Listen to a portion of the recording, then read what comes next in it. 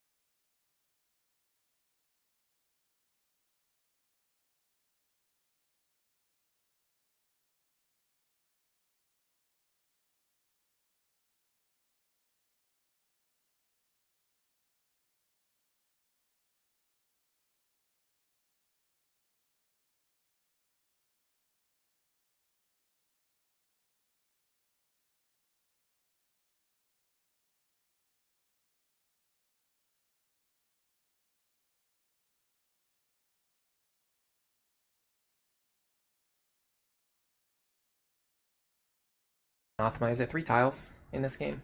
I'm pretty sure it is.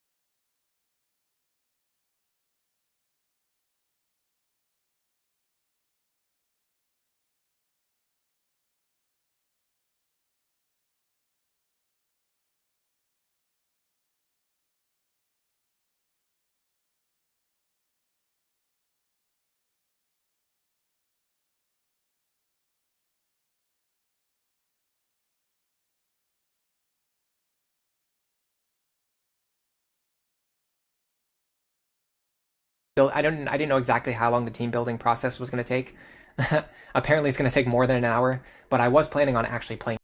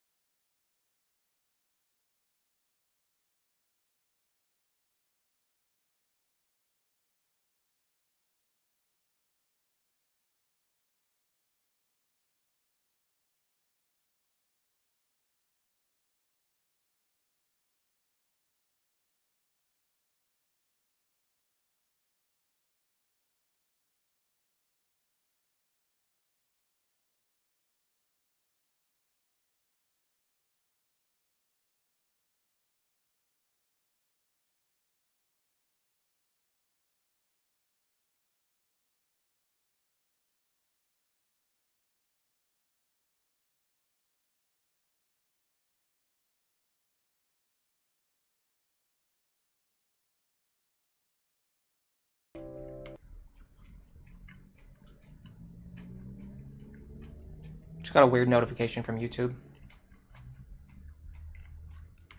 I'm just going to turn off the music. Supposedly it says they got audio from someone else. Audio from someone else. Hold on a second.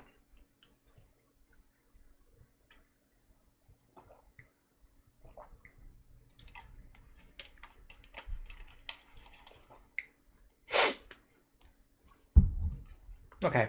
They said that they detected audio from someone else on my stream and they blocked it. Or my stream might be temporarily blocked, which you guys are going to have to know. Okay. I'm still getting that notification, which makes no sense at all.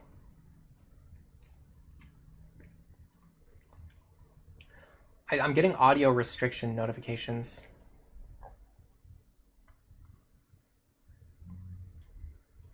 You guys are going to have to let me know in the chat if the stream is blocked or not. I don't think it is, because I'm seeing people still chatting. Nobody's saying, like, hey, the stream went down. What audio would they be detecting other than my own voice? Nothing. Nothing has happened yet. I just got a notification saying that they were detecting audio on my stream that might cause the stream to be blocked, which makes no sense at all. Because there's just no audio on the stream. It's probably just a bug.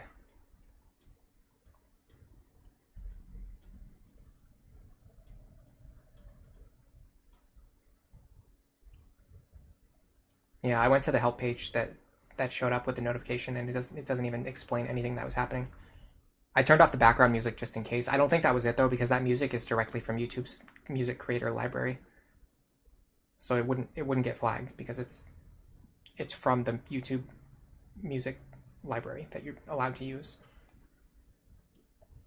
Okay, the pop-up is it just keeps popping up over and over again. I don't know why it's doing that. It's just complete nonsense.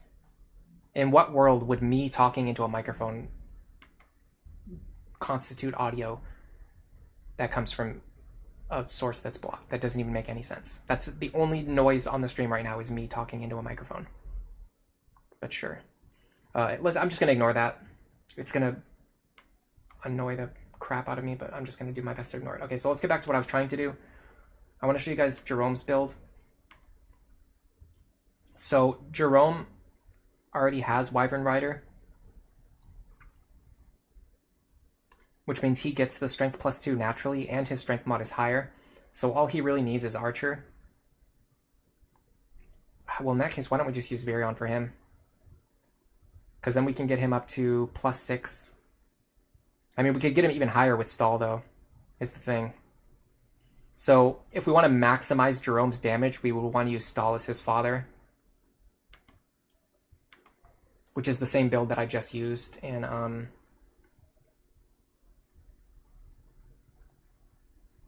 the video that I released this morning. But if we do that, then we have to send Virion over to Inigo, which means that our strength goes down by 2. We lose access to the Astra Luna combo, but we get the strength +2 skill to make up for the strength that we lost.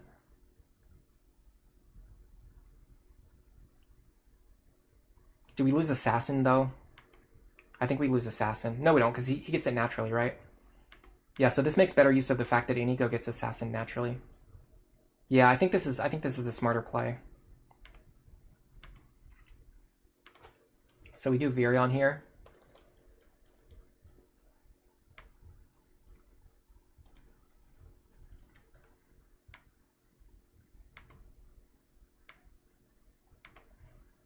Give up on this Axe Fair idea. He's going to have Gale Force. Strength +2.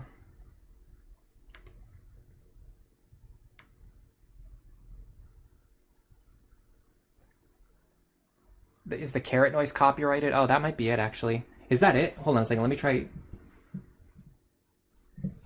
If I get another notification once I start chewing on this carrot, I'm going to see. Is Jerome strong enough to carry Rickon Dad instead?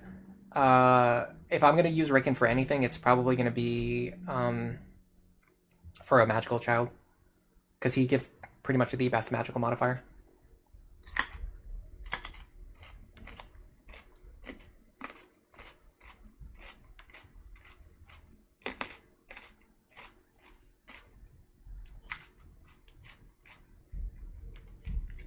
We can get Gamble. Bowfair.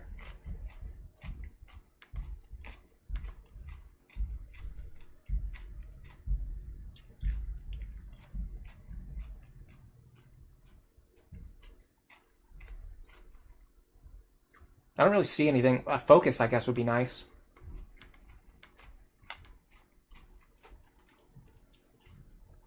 It's plus 10 crit. Combined with Anathema.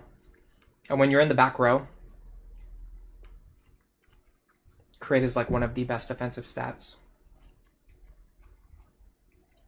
Because none of your, like, you can't do Astra or Luna in the front row.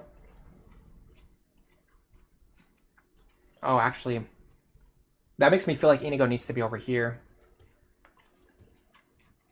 And this needs to be a female sniper. Because... okay, so here's my logic. No, I think this is fine. This is fine. Crit will help us proc Gale Force, and it will also help with our dual strikes. Yeah, so over here, just switch this into a random partner. We want a sniper over here. It's going to be Jerome. And then we want a partner who's going to boost his strength, so it's probably going to be Kiel, maybe? Hello, Sugmail. Welcome to the stream.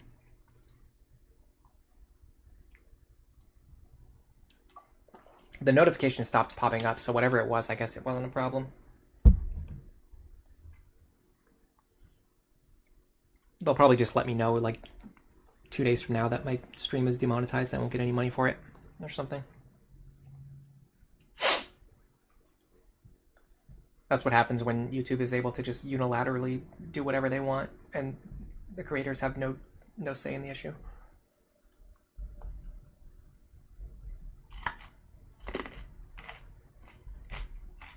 I think we were thinking of using Inigo here, though. But maybe we just use Yarn here.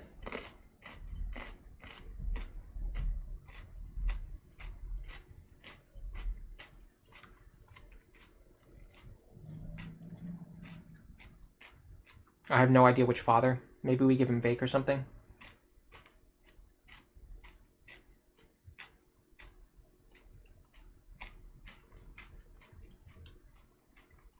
Does anyone else love carrots as much as I do, by the way?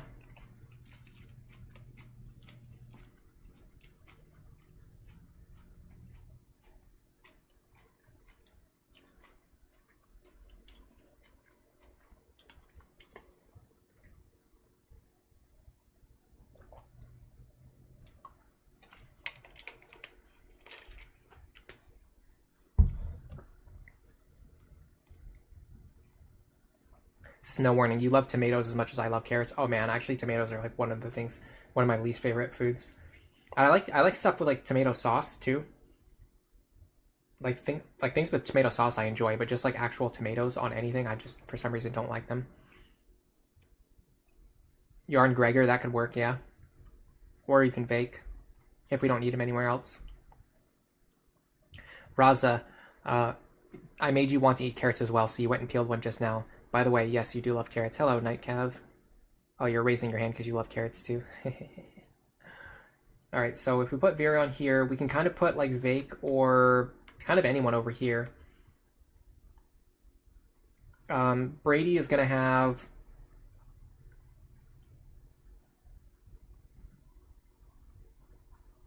Crom as the father.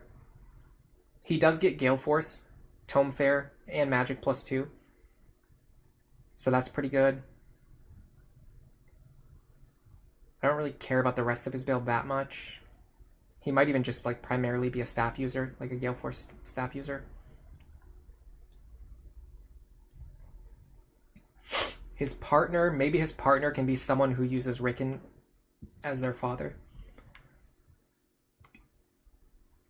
Like I could reuse the Kiel Rickon build from the Sully install Cavalier video. You don't like fresh tomatoes either, Sugmail? I don't know what it is. I just don't like... You know what? I know what it is. It's the texture. For some reason, I'm really sensitive to texture. Like certain foods, it doesn't really matter what the flavor is. If I don't like the texture, like the way it feels in my mouth, I just can't eat it. I just can't enjoy it at all. Rickon with Na. Oh, that's true. Yeah, we have to use Na for something. We could pair her up with Brady. Donald building when? I don't know. Probably never. It's on someone else's channel. Rickon's child is probably going to be slow. Well, the thing is, we can just have them in the back row. So their speed won't matter. In that sense, actually, Na is a pretty good option, because her speed is pretty bad, too. Let me see what her magic mod is. I mean, it's the same as her strength mod, but the thing is that magic mod on the Gen 2 is generally higher. We could probably use Noir for this. So yeah, that's not going to be our Rickon partner then. Honestly, though, at a certain point, who is left to pair up with our Rickon?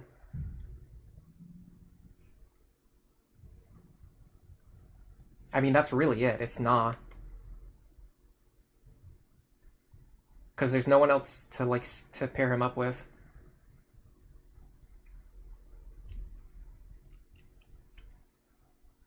We kind of already know where everyone else is going. Owain actually would work. If we're not using Owain for anything else, we could use Rickon Owain.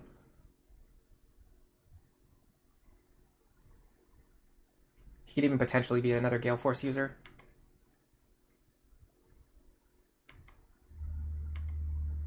Oh, but the problem is we were looking for a partner for Brady.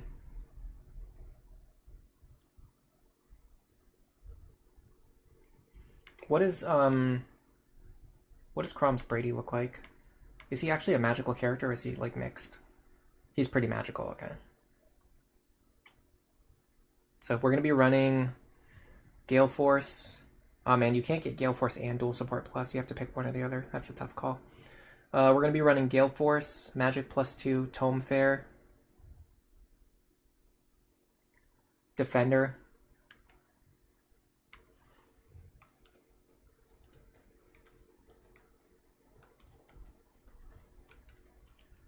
And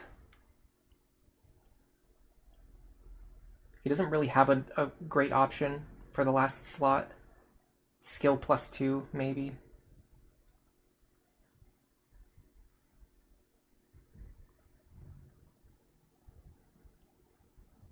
Luna.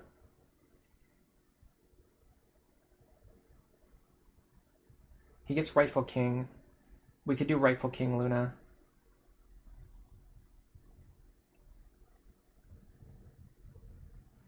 Is Magical Na better than Manakite Na? I mean, anything's better than Manakite Na, but I think she's better as a... I mean, it's not even necessarily that she's better as a physical character. It's just that we want her to have Gale Force, which means probably Gaius as her father. Actually, you know, Na's not really that important as a Gale Force user. So let's save Na for later. Let's just figure out what we're doing with Kiel first. I already know who my rally characters are. I'm not wasting Generation 2 slots on rallies. So if you're trying to beat the game, if your goal is just to beat the game, Generation 2 characters are great for rallies. If you're trying to plan for post-game performance, Generation 2 is better as your main characters because they're going to have the highest stat caps in the game. And then you just use leftover Generation 1 characters like Maribel and Robin as your rallies because they're going to have lower stat caps than your Generation 2 characters. So these are my rally characters. I'm using Robin. Rally Spectrum, Rally Strength, Rally Skill. I'll even get Rally Defense on if I want to later. And then Maribel is going to have Rally Speed, Rally Res, Rally Magic, Rally Movement, and then she can also even get Rally Hard on top of that. So you can get all of the rallies on just 2 characters. Yeah, Crom Brady.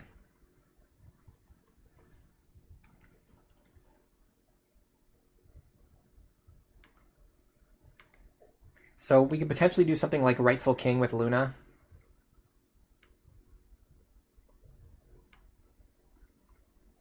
Or we could do just like Defender and then like Luna or Defender and Skill +2. It doesn't really matter. We could even like this is like a good case for like maybe we start thinking about who to give the DLC skills to. Because if we give the DLC skills to everyone, then it kind of removes like you just take the worst skill out of everyone's skill slot and you just replace it with like at least one of the DLC skills instead.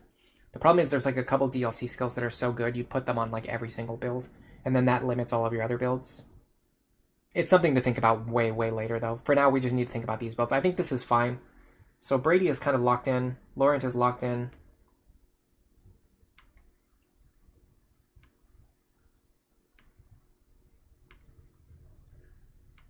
I'm pretty sure Inigo is locked in.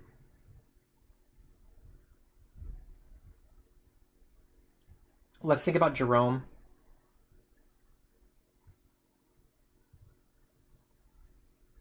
With Stahl as the father.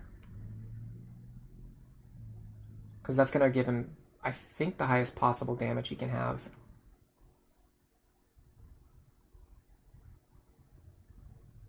Keep in mind we want him to be a sniper. So we can't use Vake. So I'm pretty sure we're using Stahl for this. Oh, hold on a sec. We're using Stahl for Severa. And we're using Virion for Inigo. Oh, hold on a second. Well, then how does Jerome get access to Archer? Yeah, I see the issue. We don't have enough archers for what we're trying to do here. We'd have to use Rickon on Jerome. I mean, he'd still have okay strength, but not like that fantastic. So let's try to untangle this problem over here, because I think we need to untangle the Jerome, Severa, Inigo problem. I'm thinking we get Inigo back out of Sniper, and we put him back into maybe Berserker.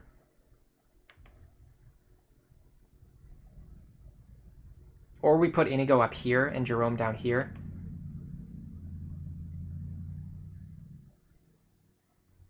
Yeah, that works, that works, that works. So, in fact, I can just do this.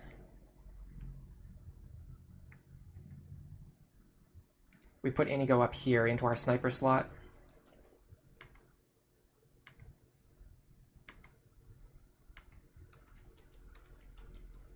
Then we need him to get a female partner. And then Jerome can go down here.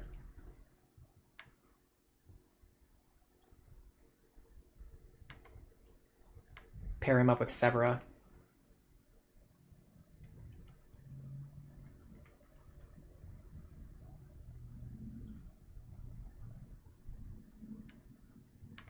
So Jerome's going to be running Strength +2. He wants Axe Fair and a high strength mod, which pretty much means Vake. Vake gives him +12.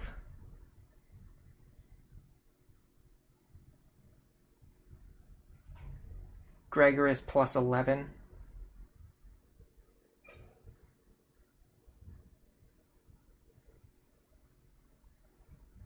Vake gives better speed, though.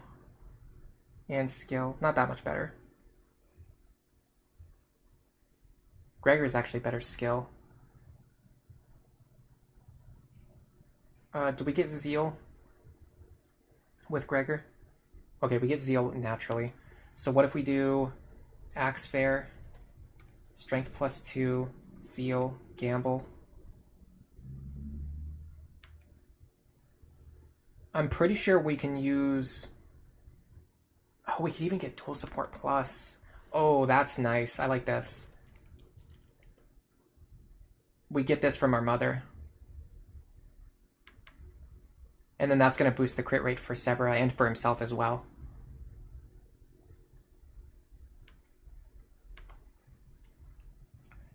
So the question is whether we go with Vake for higher damage, keeping in mind our damage is going to be tripled. So it's not just like an extra 2 points of damage, it's like an extra 6 points of damage. Or we go with Gregor for a higher skill, so it's easier to reach a higher crit rate. I think honestly either one is fine. I think what we do is we figure out where else Vake or Gregor are needed. We assign them first, and then we just give the leftover one to Jerome.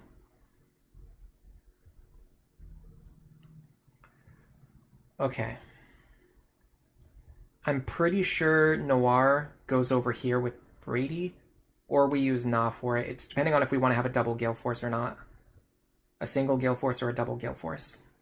Here.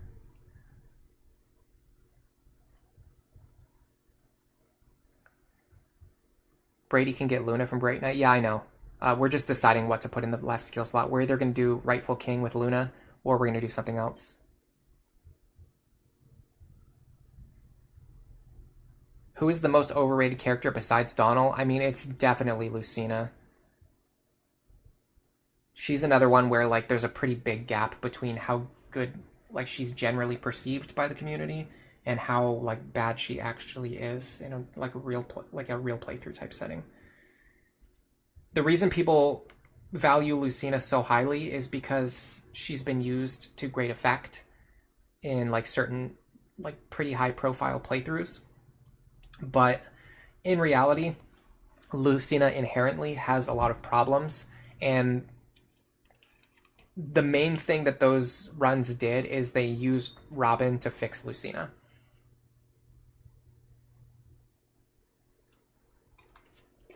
And then give credit to Lucina for being good when it's really not the case. What really happened is that Robin is being used to fix Lucina's weaknesses.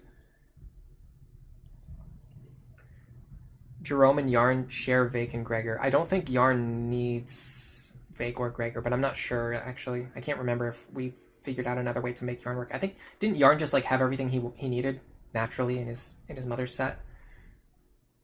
He has Gamble. He has Trickster. We want Zeal. We want Swordfair. Oh, I think he needed, I think he needs Gregor. Good call. I forgot to check that. I'm pretty sure he needs Gregor. Yeah, for Swordfair. Is there anyone else who can give it to him?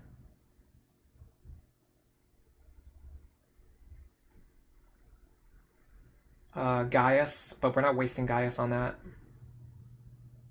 Stall, we're not wasting Stall on that. Yeah, okay. So we put Gregor here and Vake over here, which I actually like because I want to maximize Jerome's damage, and Vake will maximize the damage.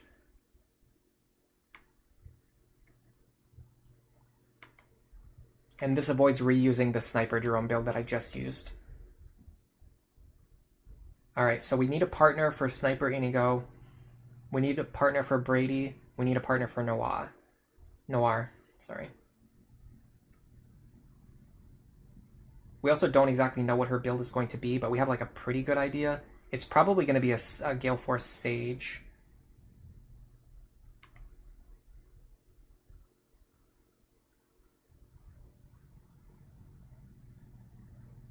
We can get, like, Gamble. Focus. Magic +2. Something like that. Or even just, like, another crit skill. If she can get one. I'm not sure. We're probably going to do Sage here, though. Sage is just really good. Maybe Sorcerer. I'm not sure. It's either Sorcerer or Sage. I don't think it matters which one we pick.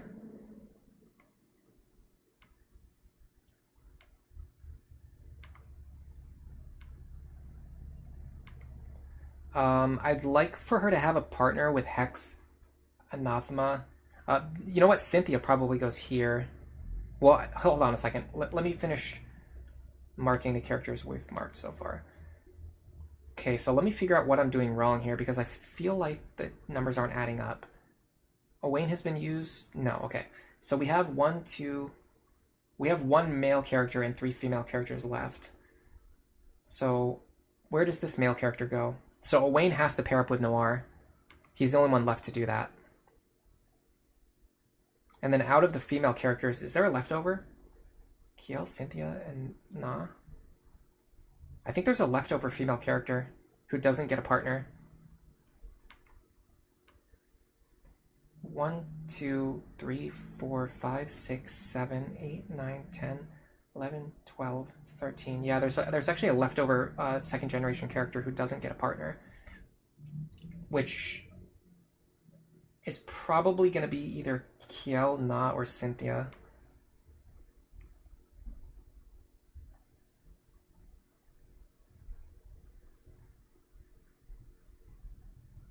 I'm pretty sure Cynthia Henry is going to be pretty strong.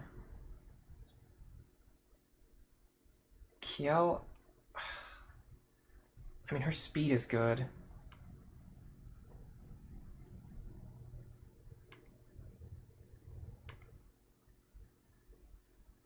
Yarn needs Swordfair.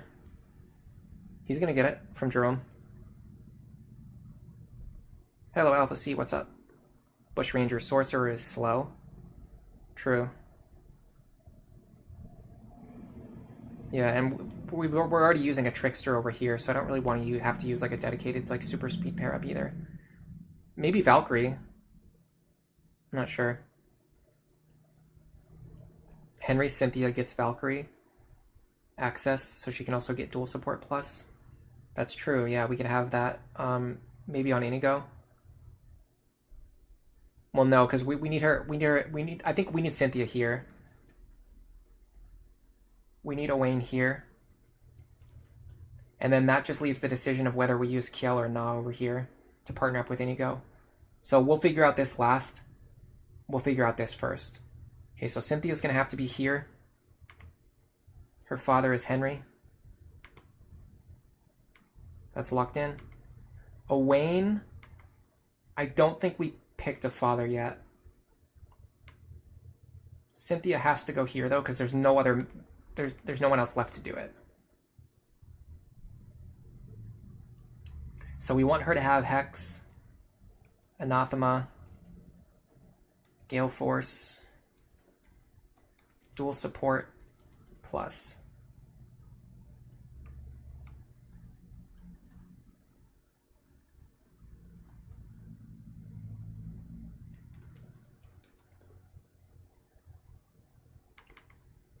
And then, I mean, in the last spot, I'm pretty sure she can still get Tome Fair. Let me double check that, but I'm pretty sure she gets it from her mother. Yeah, she gets Tome Fair. So we can just use Tome Fair. Or we can give her Luna or something later if we want to. So that's pretty much locked in. And then we need to figure out what to do with Owain. So we've used up a lot of fathers already, so let's look at who's actually left from the fathers list, because there's not that many. I'm pretty sure we use Rickon for this because we want him to be magical. We want him to be as magical as possible. So we put Rickon over here. Lowering his speed won't matter too much.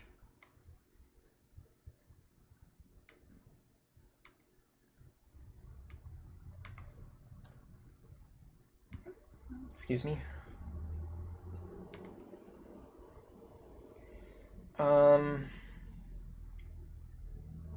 Okay, we get Tome Fair. We're gonna get Magic +2 from Rickon. Na seems like she's gonna get left out. It's either gonna be Na or Kiel, yeah, which those are the two characters that I don't really have a super high opinion of. Libra is an option too. Oh, Libra would actually give access to Dark Mage, which I think we want, because we want him to bring Hex and Anathema.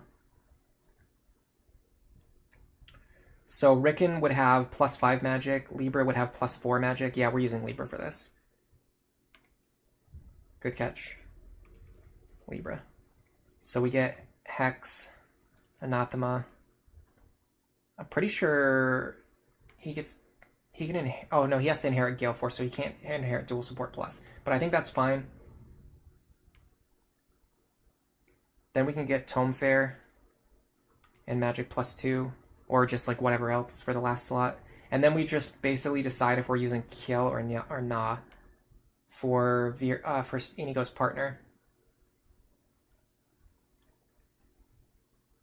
Henry can pass down Wrath to Cynthia. I don't think she's going to be using Wrath. It's nice to know, but it's just probably not what she's going to be doing. I could see a better argument for dropping Hex and taking Gamble.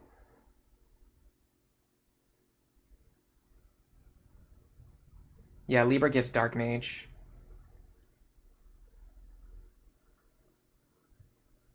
Beep, welcome to the stream. You love making plans like these, but the planning is sometimes more fun than the game itself. I would probably say that's, and this is just, of course, you know, when I talk when I say an opinion, I'm giving my own opinion. I don't know why people have to preface this, but when I'm speaking, I'm not channeling the voice of an eldritch god from another dimension. I'm just giving my own opinion here, so keep that in mind. But in my opinion, I think that statement really applies to Fates. I think the division between like planning out builds in Fates and actually playing the game of Fates is pretty wide. But for me personally, when I'm thinking of Awakening, I have a lot of fun planning and I have a lot of fun playing the game. They're both extremely fun for me. So let's look at Kiel and let's look at Na, and we're thinking about what kind of partner does Sniper Inigo want? What kind of partner does Sniper Inigo want? I would love for him to have an assassin partner, but it's very unlikely that we're going to be able to get Beaufair on there. We can get strength +2 naturally on Na, so keep that in mind. That's a little bit of extra damage. Kiel doesn't get archer naturally either, and I think we used up all of our archers already. Oh no, actually we didn't use Rickon yet, technically, but I mean, are we really going to use Rickon for this? Because then we're going to lose damage. So we'd get Beaufair, but we'd lose strength mod, which actually might even itself out, weirdly enough. I mean, we haven't used Gaius yet, have we? We actually haven't used Gaius yet. Gaius gives not that amazing strength. Is it really worth you? I mean, honestly, like, what do we really get out of using Gaius for this? You get Gale Force access.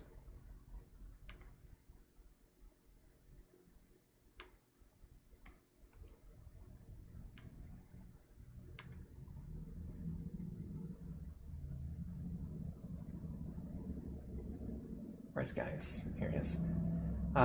So we couldn't do Beaufair Assassin, but we could do Swordfair Assassin.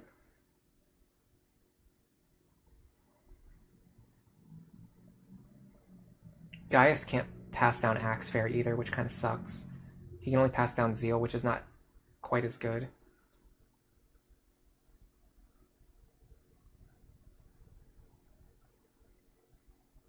I think Gaius Na was going to have higher damage between Wyvern Rider, the higher strength mod. She can also get Gale Force.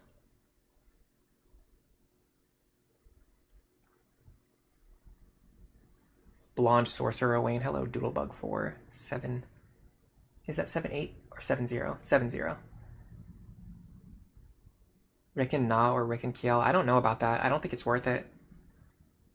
Granted, Beaufair is an extra 5 damage, but you're giving up Gale Force. Henry can pass down Axefair to Cynthia. That is true. If we wanted her in like a Wyvern class or something. But she won't have access to Wyvern, unfortunately. In fact, we actually don't have any Wyverns on the field, which is pretty surprising. I think Wyvern is one of those classes that's really good for playing through the game, but it's not as important once you get to the end game, because flight is actually not that important in post-game content. As long as your movement is high enough. I'm very strongly considering Gaius Na for this.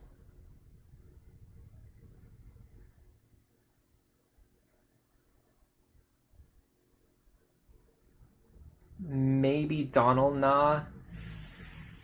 I don't want to say it, but we would get dual support plus. Gale Force. We'd lose access to Assassin, which is a pretty big deal, actually.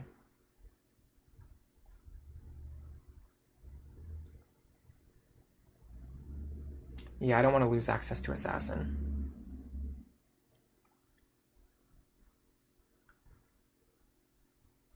I'm pretty sure Gaius Na is the way to go. Let me look at what Gaius Na would look like. She would have strength +2. Swordfair. Assassin. Oops, Assassin's not a skill. She really wouldn't have that many great skills. Focus, I guess. She'd have Gale Force.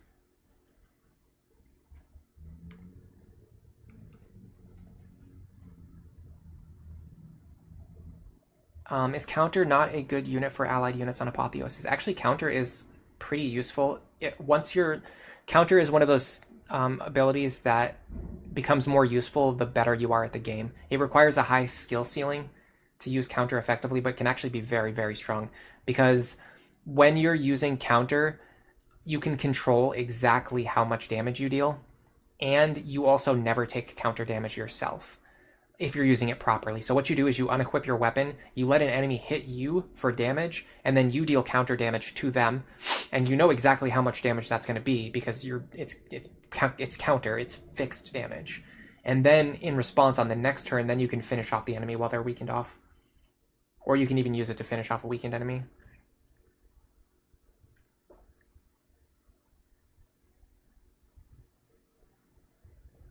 Dual support plus or competent dual strikes. We have to choose between them. I mean, dual support plus helps both partners, but I just don't think it's worth using Donald as a father.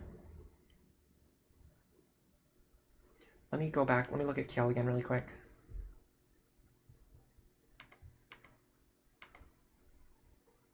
Because she has Luna, Astra, Swordfair, Gale Force, and Dual Support Plus. We might actually have a reason to use Donald, guys. I may have found the reason to use Donald. In fact, we can do both of these. Yeah, we can do both of these. We can do Kiel, Donald, and Na with Gaius. Because we can get this pair can have Dual Support Plus.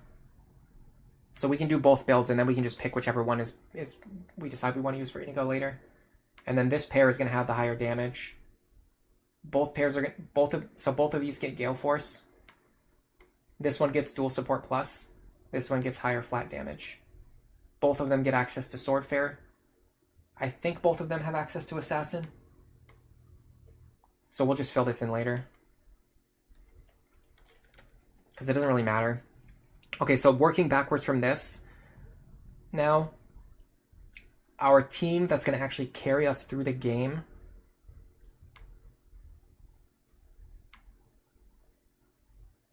we need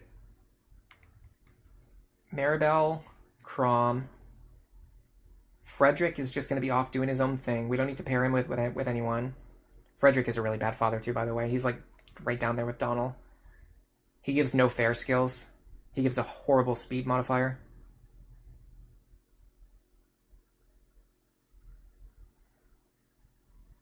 Seems like Frederick and Kellum both got left out. That means that we have to actually recruit Donald too, which is fine. I've gotten to the point where I can beat that chapter without sacrificing Donald pretty consistently. Okay, so yeah, so we're going to be using Maribel Crom, we're going to be using Yarn Robin, we're going to be using Robin Saria, which is good because Robin Saria can just like kind of carry the game.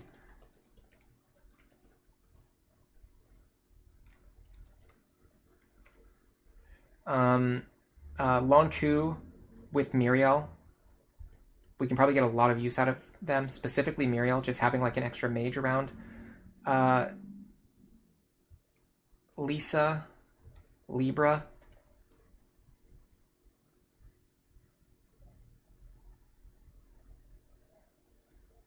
So we're not really going to be using Sumia. Sumia Henry is going to be on our list of characters that we're like not really using while playing through the game. Vague Church as well. That's like not really an option because she just joins way too late. I mean, maybe we can add her to the team later if we feel like we need more firepower.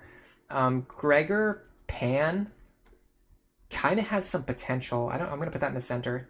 Let me do this.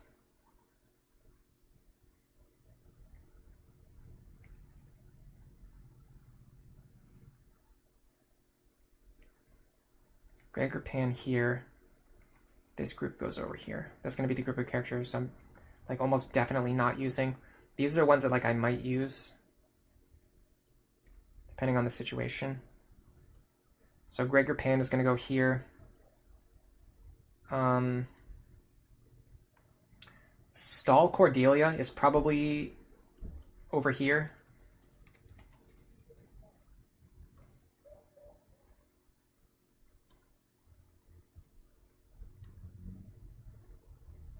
And then Virion Olivia is like here. If I'm using what I've kind of learned is that if you're using Muriel, you're probably not using Virion. You have to pick one or the other and train them. So what we're going to be doing early on is using Robin, Muriel, Chrom, and Frederick with Lisa as our backup. We'll do a little bit of stall training, and then we'll kind of transition into like this. Our full team is going to look something like this later on. I do see a lack of Gale Force on this team, but potentially we can pick up a second generation character to help with that later. We just need to focus on getting started with this build.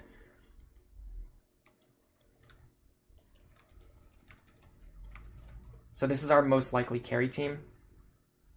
And then we'll figure out where to go from there. Hello, Zenraz. Welcome to the stream. We are planning our teams right now. In fact, let me scroll up so you can see. These are the full teams right now. Or this is kind of like the full endgame plan team. I will be right back. I have to use the bathroom again. I had to use the bathroom like 5 times last night, by the way. I woke up like 5 times last night to use the bathroom. I don't know what's going on. Anyway, I'll be right back. And when I get back, we'll actually start playing the game.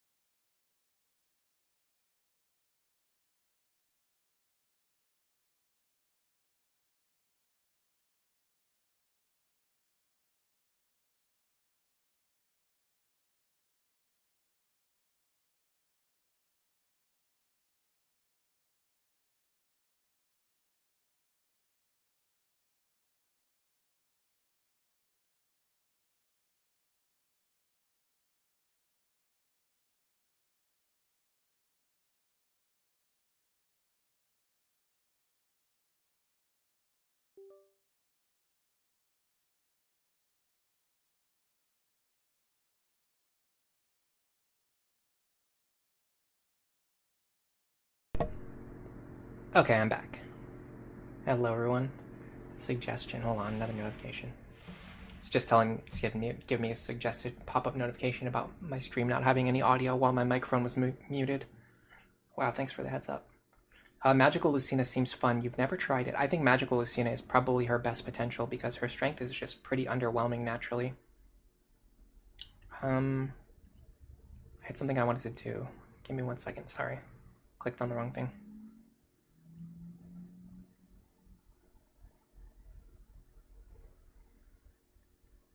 There you go. I'm sending some more gift memberships.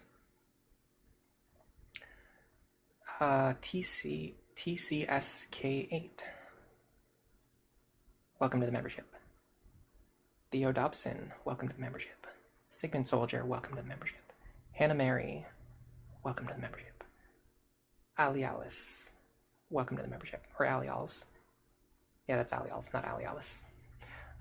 So we should be ready to actually start playing the game now. Let me get rid of this. I'm just going to... I need to move the chat overlay down a few layers so it doesn't block the game screen. And let's see about playing some Fire Emblem Awakening for today.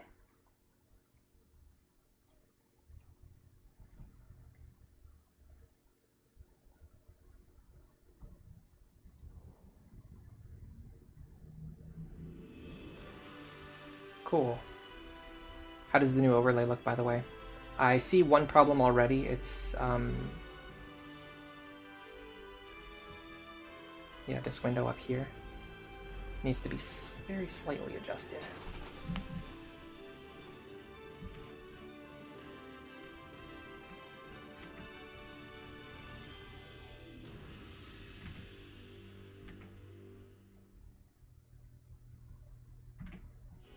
There you go.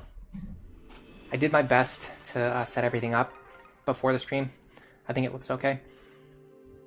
Is Na being benched? We're basically going to decide later. We're either going to use Na or Kiel as Inigo's partner, and I have not decided which one yet. So here is the file that I just used recently for the video I released this morning. Here's the file for the other challenge run that I'm working on that I have not announced yet. Here's our endgame Lunatic Plus file that we're basically done with. We're not really, I think I'm probably not going to be using this file anymore, but I will keep this one just in case I need to use it for something else, like gathering footage of stuff that happens like only at endgame or something. So what I'll probably do is delete this slot since I'm done with it. I already published the video, just not going to use it for anything else. And we are finally 1 hour and 45 minutes into the stream, going to start our game. Lunatic Plus, we're playing on Lunatic Plus, obviously, classic mode, of course. And here we go. Robin. I think I'm going to use Mini Robin today. Mostly because I like the one with the bandage on his face. Which hair color do we want Noir to have?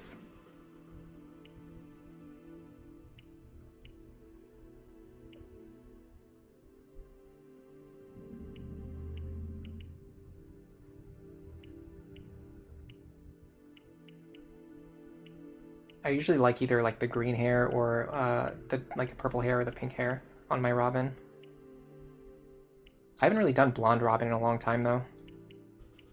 Maybe I'll pick one of the shades of blonde.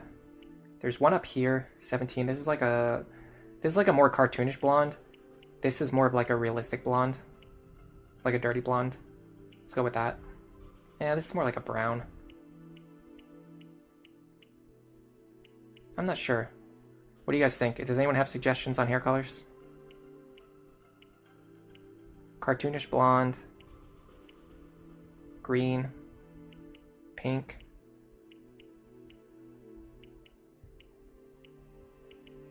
Purple, dirty blonde. I feel like the dirty blonde is probably just gonna cause her hair to turn brown.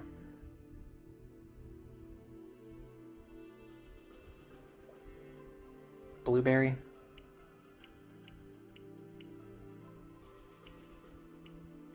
Probably like one of these.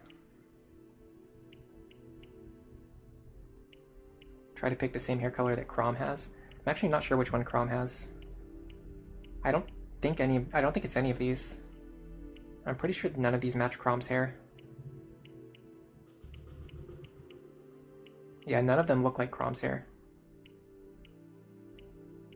They're either too dark or too bright.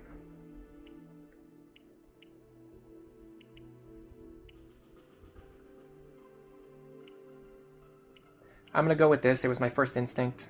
I don't know how it will look on Noir, but we'll find out later. You think number 3 is Crom's hair? I guess so, yeah. It's a little darker than Crom's hair, but sometimes it doesn't always match up. I'm gonna go with this, though. This was my first instinct.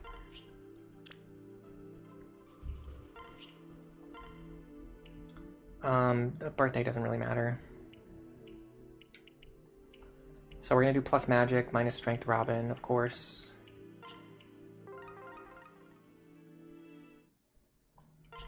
And we're finally gonna start a new game. So this is going to be kind of like the stepstone between a more casual playthrough, like the first one we did, and me getting ready to start making Iron Man attempts again. What I want to do is just like one full playthrough where I actually do like try hard and like try to optimize the game. And that will kind of give me a little bit more familiarity that I think I'm going to need when I'm planning my my like super optimized strategies. I've also lately been doing turning the view of the grid up because it's just not really that visible by default, and it's weird that they make it so transparent. On my mark. Alright, so let's see how fast we can kind of blitz through the early game when we're actually just like try-harding. And not like just using crappy suboptimal builds without planning anything out. One thing I noticed recently is whenever we attempted to do... So part of the testing that I did before, remember I was testing to see if I could play through the early game without Robin. And what I really found is that if you don't use Robin, Frederick can still absolutely just like hard carry the early game. And that is a really strong consideration.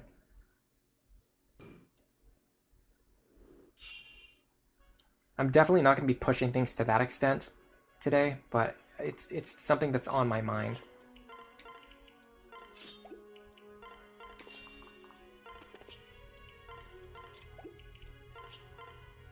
Like, if I need to or if I want to, I can just kind of use Frederick to carry the early game. The problem is you really have to plan for Chapter 5. There's no getting around that. You have to plan for Chapter 5.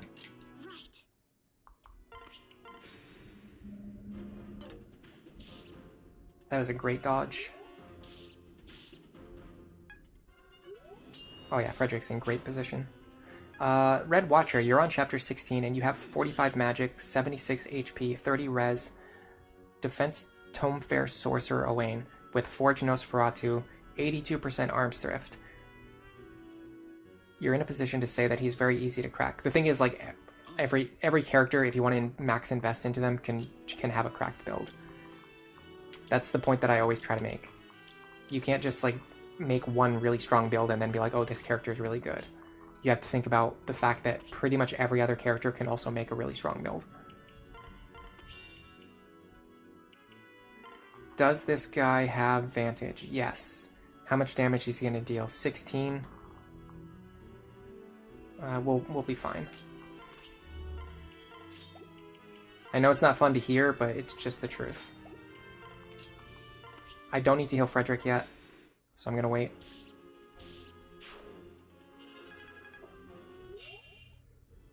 We want Robin.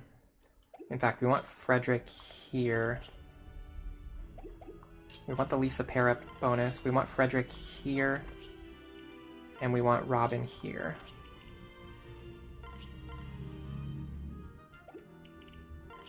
And we want the Rapier equipped. That increases our odds of getting through this turn.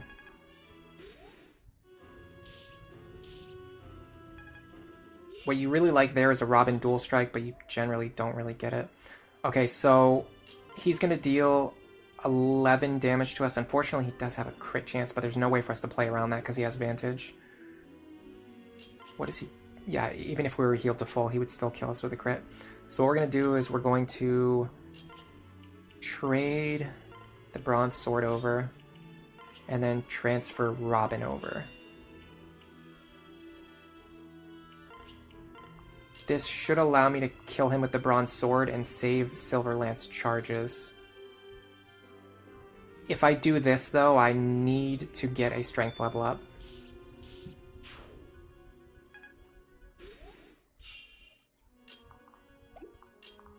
Now I grab Robin, and I use the boosted magic to heal Frederick up. Now I give the shiny spot to Frederick because the plus experience is way more valuable to him if he gets it. And if he picks up an item, it's just the same item that anyone else would have picked up. We've got a Finn's Lance. I think that's D rank. Yeah, luck and defense. That's actually pretty good. That's actually really good. We can use Finn's Lance in the next couple chapters to great effect.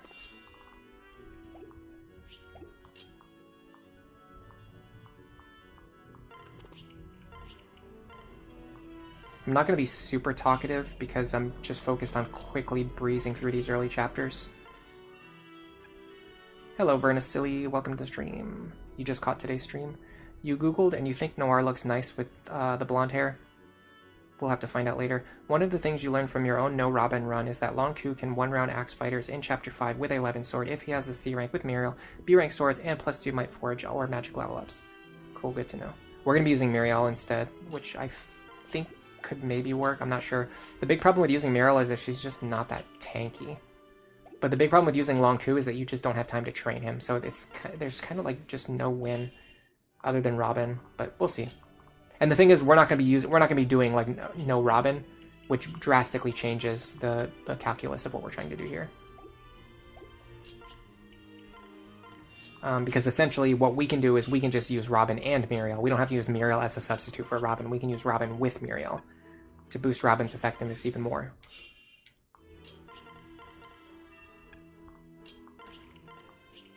Time to find out what skills this mage has. Luna, that's pretty bad, but not the worst. He doesn't have Vantage, and he doesn't have Hawkeye. Which means with RNG in our favor, we can actually kind of get away with this. It's actually not that different from just fighting him without any skills. So Robin here.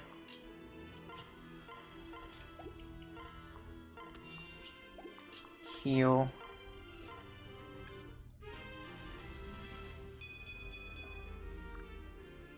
Frederick here, Bronze Sword, Chrom here.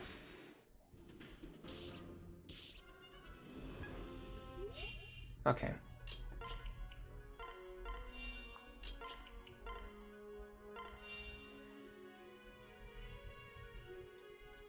trying to remember how much he actually deals to us. 18 minus 3 is 15. We need to heal.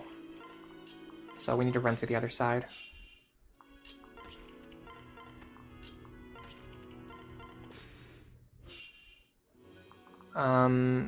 This guy is going to have a crit rate against Frederick. Do I want to deal with that? Not really. I'd rather just get out of here. I have to heal Robin to full.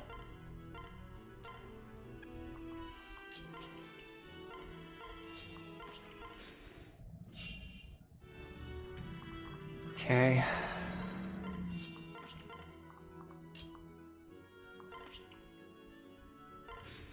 That was a mistake. I needed to leave a Chrom on the water. I think I can salvage it, sort of. You here. Okay, I'm gonna have to make a risky shot next turn. So I'm gonna have to move forward and try to kill this guy now, because he doesn't have Vantage. Okay. We should be fine now. Magic and defense, that's fine. I would have liked speed, but we're not going to get speed every level. Okay, if I do this, I should be able to pull the enemies back over to the top. And then that's going to allow me to set up for another round of healing on Robin. In fact, I don't think I even need the healing. I'll wait. I'm going to chip down the enemies first and then heal later if I have to, but I don't think I have to. They're actually in a great position for me to just snipe them. Because this guy has a crit chance, so I'm not going to risk fighting him in melee. No reason to risk it. You really like min-maxing? Yeah, I really... what I found is I really like doing these kind of min-max type playthroughs. This guy, I could have Chrom and Frederick fight him, potentially. I don't know if I want to spread the experience around so much, though. I'm probably just going to be using Chrom as a Muriel backpack. Okay, we got another really good level up, but again, no speed. That's a little bit of an issue. Let me focus. Let me think about not training Chrom except where absolutely needed. Let me see if I can do something with that idea.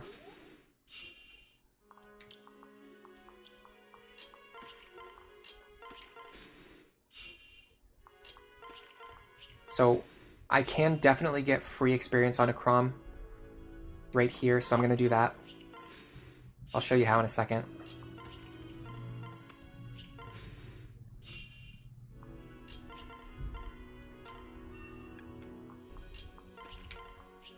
Move these guys back down here. And then we're going to pull them back up to the top.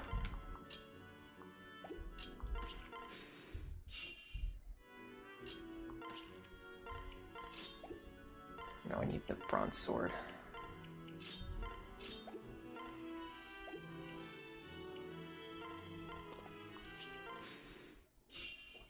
Okay, now Frederick unequips. Pair up with Chrom. Now, this square can only be targeted by the Barbarian. So what we're going to do is we're going to creep our way over there.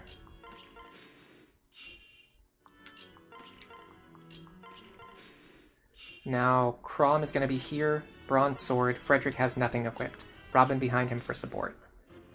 No crit chance. We deal chip damage. We don't kill.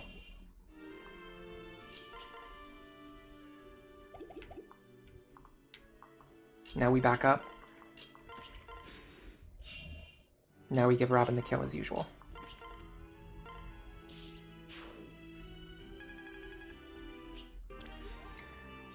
Because we didn't get any experience from the shiny spot, I'm thinking of giving some experience to Frederick here now. Because Robin is already looking good. Robin is going to meet their benchmarks. Frederick, with the Bronze Sword, can get some chip experience here.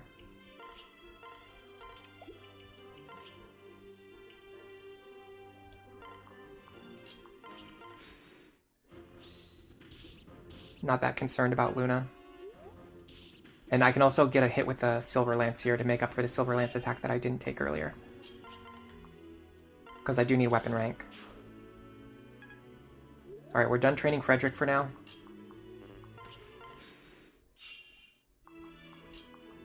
Grab the shiny spot. Experience, please. No. Sweet Tincture is pretty useless. I'm very disappointed in that.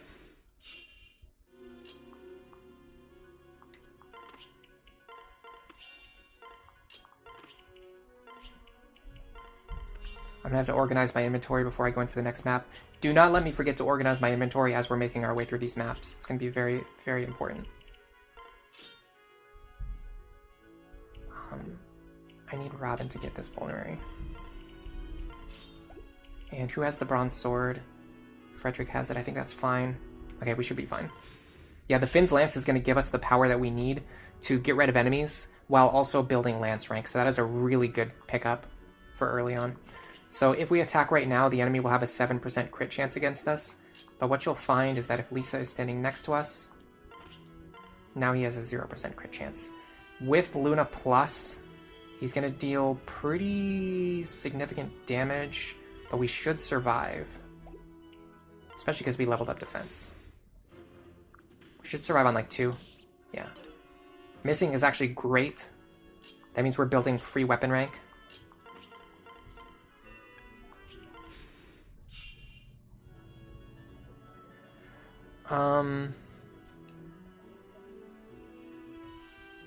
Having Vantage at base is a real blessing for Owain. You plan to do a Berserker, Robin, and marry Lisa to make the perfect Owain Vantage Wrath Sorcerer.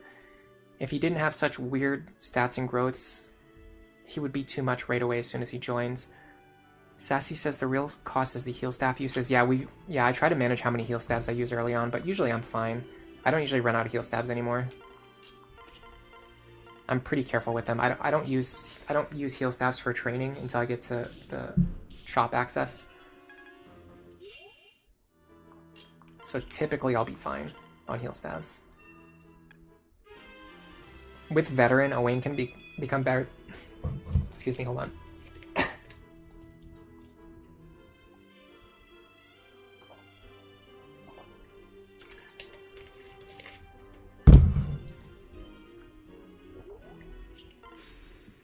With Owain, you think Owain can become better than Robin in like 2 chapters? I don't know. That feels like a little bit of an oversell.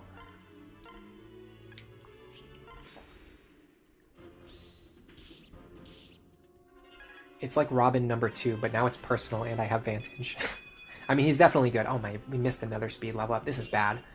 We are extremely speed cursed on this Robin. This is one of the worst like speed stats I've seen on a Robin in a very long time.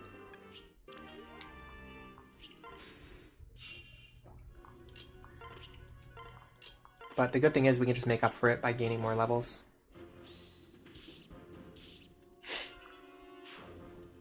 And we're going to be staying in the Tactician class for a little longer anyway. So it's not as bad as my old route. In my old route, I used to change to Sorcerer as soon as possible, which made the speed benchmarks a lot more important. But now I just stay in Tactician for as long as I need to. In effect, it puts the horse back behind the carrot and makes it so that we always get the speed stat that we need before class changing, rather than hoping to get a speed stat before like a class changing. Yeah, this Robin's speed is horrible right now. Alright, let me see what I can do with the Finn's Lance.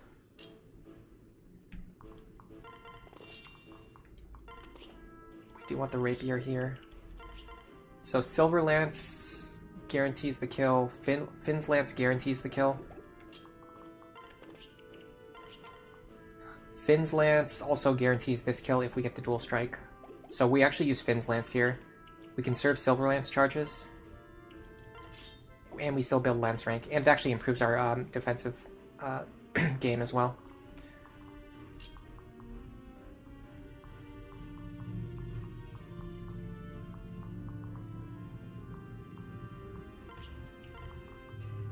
Pretty sure Robin and Lisa here and here are fine.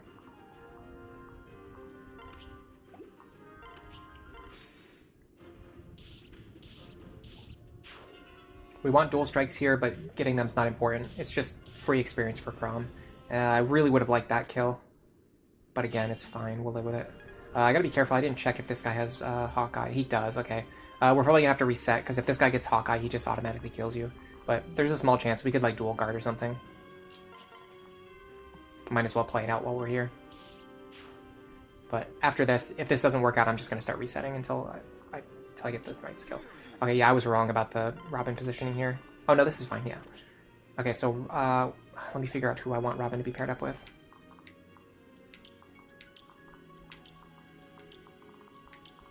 What does this guy have? I'd rather fight the Archer. Okay, we can fight the Archer. So I want Robin to be here, and I want probably 6. I'll go with the Virion pair up.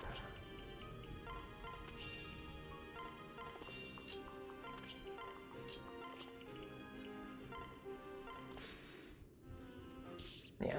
Okay, let's reset until that guy doesn't have Hawkeye. I was just hoping I'd get lucky on the first attempt, but I did not.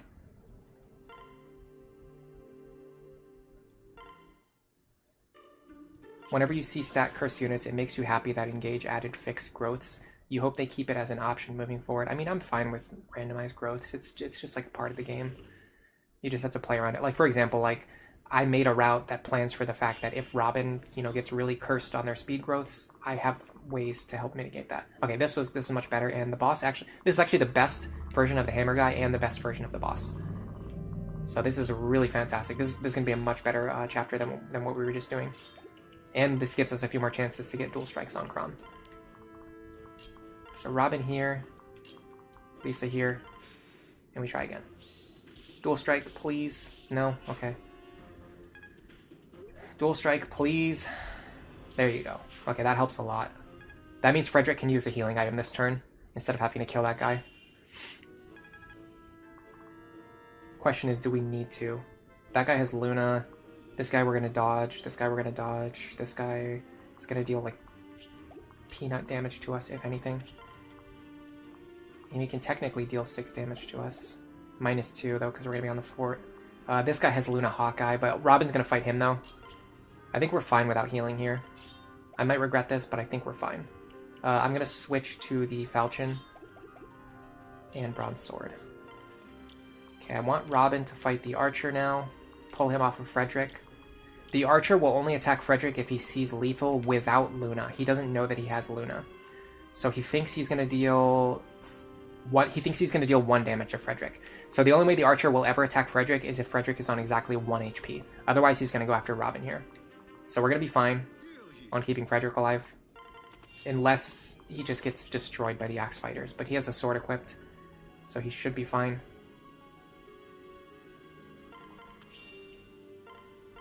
I kind of want the Lisa pair up, but I might need the Viren pair up to survive. 17. Oh no, we'll be fine. This helps with my skill stat though. And I really need to hit this guy. I'll do this. I can pair up with Lisa next turn. Ooh, nice crit. I'm actually fine with that. If you draw that guy out and fight him over a few turns, you would get, like, more experience. Oh my god, we missed another speed level up. This is crazy, guys. This might officially be the lowest speed Robin I've ever had. Oh, that miss hurt us a lot. Okay, that helped a lot. That means the guy with the hammer is gone. We got speed on Frederick and strength. That's fantastic. This guy's gone. Crom can pick up some free experience here. Or we can train our Lance rank. Which do I value more?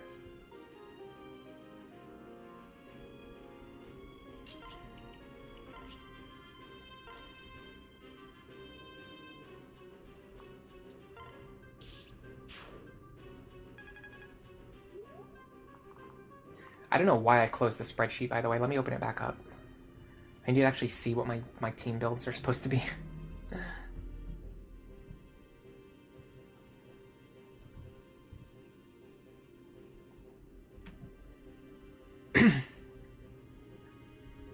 You love the early Finn's Lance? Oh yeah, me too. It's one of my favorite early pickups. Honestly, it might be my favorite early pickup.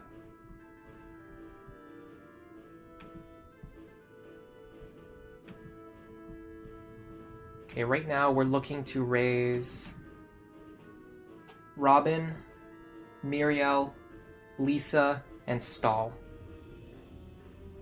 Out of those characters, Robin is the only one on the map right now. Is it possible for Robin to fight this guy? I seriously doubt it. Even because we got screwed so many times on our speed level ups, we actually can't fight this guy, even with the Sully pair up. Because she only gives +2 speed. If we can heal to full, maybe we can do it.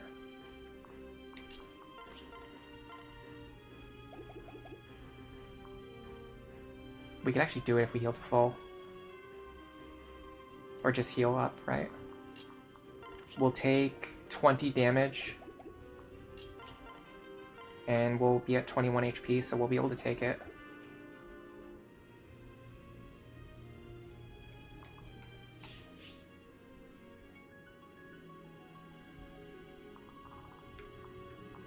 I have to make sure I can heal and I can actually get out afterwards.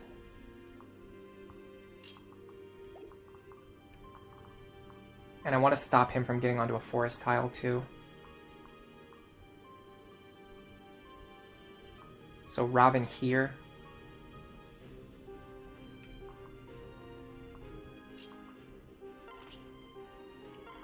This is absolutely wild. I've never used this as part of my opener before on this map.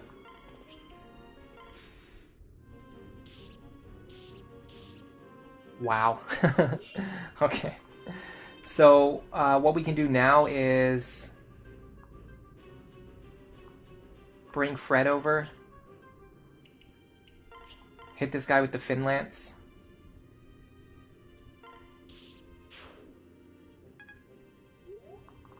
Now I just need to get my other units out of here.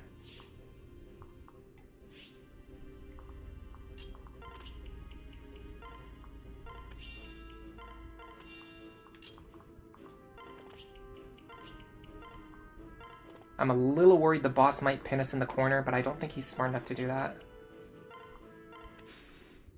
Yeah, no.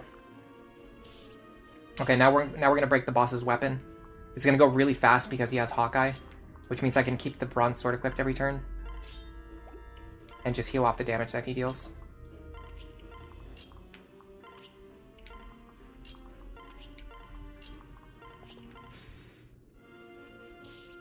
He deals 6, we heal 6. So yeah, we'll be fine.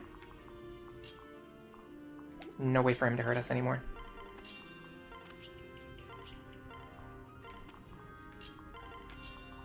It feels a little weird not using Virion because I've been using him so much lately, but I think we're not going to be using Virion very much or at all for this run. Let me just make sure these characters are out of reach of the boss. Alright, we need to pass 21 turns. You think the Volant axe is better? Volant axe is pretty good too, especially because you don't have that many 1-2 range axes early on. We get a 2 HP level up. I actually missed that. I wasn't looking at the screen. You like random batter for the first story run. You like fixed growth ready later. Remember to trade the elixir. Yeah, don't worry. I'm not going to be killing the boss for a while, but thank you for the reminder. Sometimes I do forget to manage my inventory at the end of each chapter. It's just annoying because I wish they would just give you access to the convoy at the start. You guess the first run is the only time in which fixed or random growths make no difference. It's not like you know what the units are supposed to look like anyway. Hello, shiny Korak. You always look up the unit growth rates for your first round of any Fire Emblem game. We talked about this before, but and maybe I'm weird for doing this, but like when I played for the game for the first time, if I know that it has ambush spawns, I'll always look them up the first time I play it. I just don't really see any value in getting surprised by ambush spawns. They're actually a lot more fun to play around if you know where they're coming from and what's coming.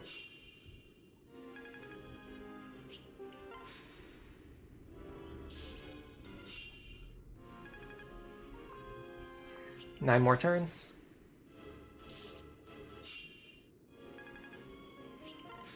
Yeah, this is like the fastest possible version of this map that you can do. If this guy has Hawkeye, he'll never miss his attacks, so he breaks his weapon really fast. And if the hammer guy doesn't have Hawkeye, then Frederick will usually dodge his attack. Plus, because this guy doesn't have Luna, we can just heal off the damage for free by standing on the fort. So we don't have to worry about healing or switching parrot partners or anything like that. We just hit and turn a bunch of times and move on to the next. And we should be set for chapter 2 because I think as long as Frederick levels up his strength, I think he's guaranteed to get the kill. Even without A rank lances. I hope that's true, but I think it's true. Okay, we have to be very careful now because we need the boss to move on to the fort. So this turn he's going to break his weapon, so we are going to stand here so that he moves onto the fort and then breaks his weapon. He won't move onto the fort for healing, so after his weapon breaks, his AI completely turns off. He won't move back onto the fort for healing if his health gets low. So we have to do this.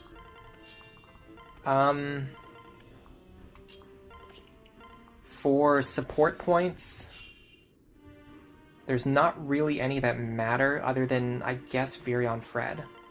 So we'll do this. In fact, it's actually, no, it's better to just give Frederick raw experience and weapon rank. Nice, 29 experience. That's almost the best you can possibly get. I need to trade some things with Virion. I need the elixir, and I think this is fine. I can give the rest of my items to Vake, so it's not going to matter. It's not going to matter if my inventory is quote-unquote full. Although I have to be careful, because I don't have the convoy yet, I have to make sure that Frederick's inventory is empty when I grab this shiny spot. So let me do this first. I've done this before a couple times where I accidentally stand on the shiny spot and then I have to throw an item away. There you go. Ooh, guys, Confect. That's really good. That's another really good early pickup.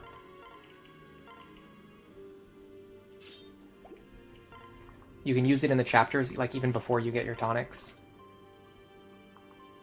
Like we could use this guy as Confect at the start of next chapter in order to guarantee the one shot on the mercenaries. Okay, so gosh, what do we really need to do here?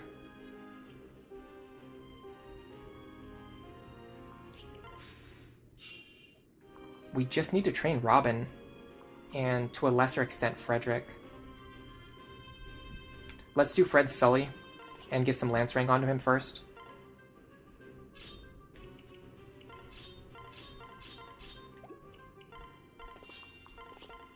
So we'll do this 5 times. 1.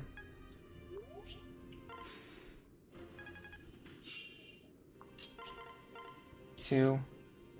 We also need Rob and Lisa, so let's just do that while we're here. We can also get some tome rank for this. 3. We need to make sure we fight him at least 5 times.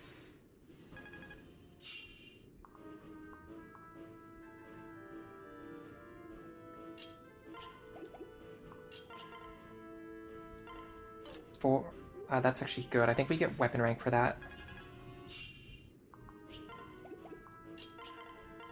5.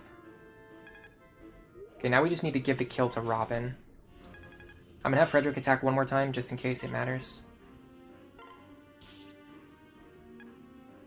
Now, in theory, Robin should be able to pick up this kill. As long as we don't miss. Then we get the boss kill boosted veteran experience. Or veteran boosted boss kill experience, that's a better way to say it. Another missed speed level up. We just missed speed 5 times in a row. You love the item that allows you to summon Anna. Yeah, that's another good one. Finn's Lance, Gaia's Confect are good. This run would be really cracked if not for the slow Robin. I totally agree. I don't know what's going on with this Robin. Let me check Robin's growth rate here. Because I'm pretty sure this is, like, statistically extremely unlikely. This might be one of the most unlikely Robins I've ever seen in terms of speed.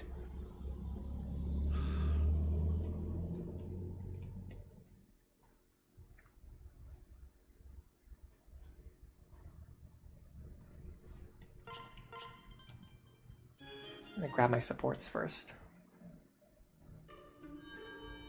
So we should have a 55 speed growth.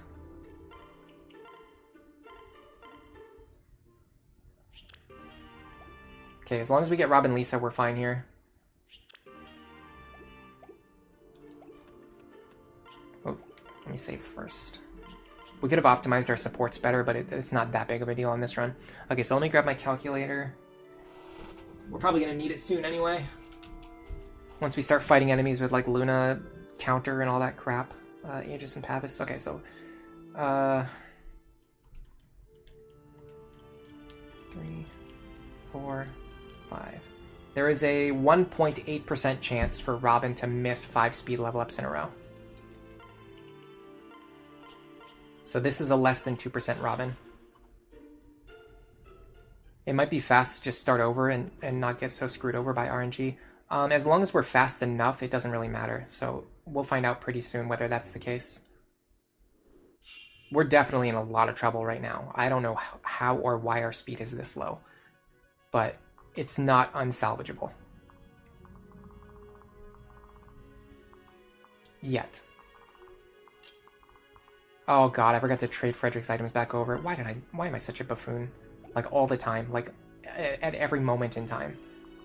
And who has them, too? It's Sully, too. It's one of the hardest ones to get the items back onto him. I don't think there's any way for me to get the items back into Frederick's hands. If I was going to restart, it would actually be for inventory management. It wouldn't be for Robin's stats. Oh man, I got a really good opening skill configuration, too. This could be so good. This would be so good if Frederick had his items in his hands.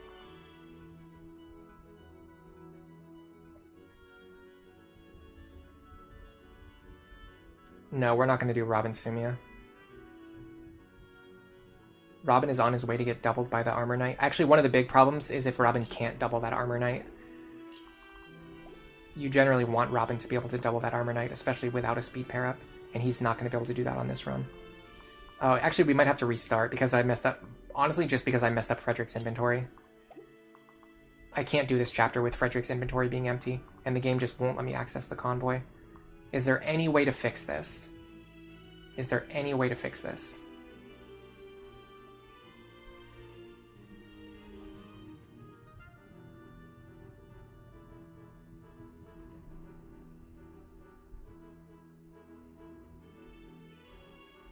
I don't think there's any way to fix this. If the items were in someone else's hands, it might be possible, but not with Sully. She's in this weird position up here in the corner. The only way to access her is to have a character standing, like, around here. But then that character can't end their turn in that position. I've got one idea for how I could make this opener work.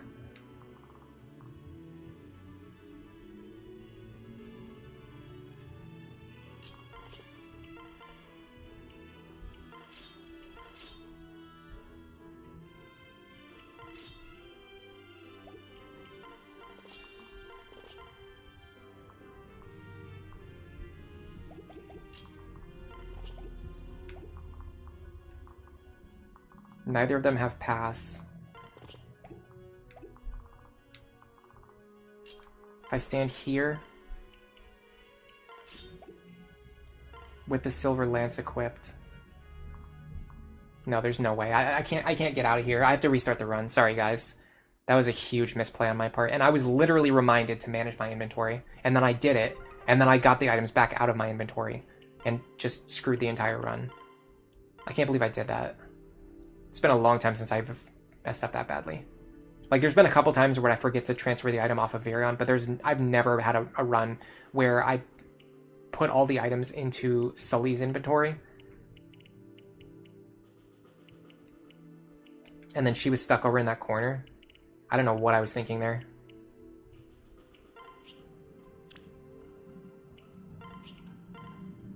That could have been such a good run too. We were on a really good pace there. But on the other hand, our Robin was extremely screwed over, so maybe it's better to just restart anyway.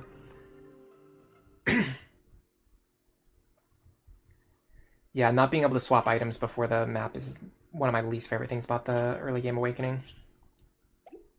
There's a bunch of other tutorials too that prevent you from accessing like core game mechanics on every difficulty mode below Lunatic, I think, or at least on normal mode. I'm pretty sure it's every difficulty other than Lunatic, but either way, you can actually you can change a setting that allows you to do it, but it's weird that like by default it's turned off, where like you're not allowed to pair up your characters and you're not allowed to do a bunch of other things. I think you're not even allowed to trade items until you get a tutorial message about it.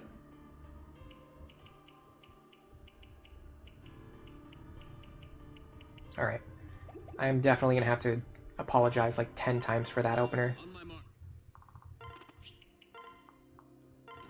But this was worth restarting anyway because our Robin was beyond cursed. Beat Bop, it's fun to watch and learn regardless of small delays. Yeah, but it's just one of those things where like I've done it over and over again enough times now where I'm sure people will eventually get sick of watching me replay Chapter 1 and Chapter 2. You can count with the number of fingers on a penguin's hand the number of times I've used female Robin. Yeah, I just don't really like female Robin in a team building sense. Awakening is a weird Fire Emblem game with how many features they lock away from you at the beginning. You don't remember any other Fire Emblem games that do that. The only thing I will say is that a lot of other games, or at least a couple of other games, lock away their hard mode, and they just don't let you play hard mode at all until you beat the game at least one time. That's an even dumber decision. This is a pretty bad set of opening enemies, but I'll run with it. Might as well at least take the chance.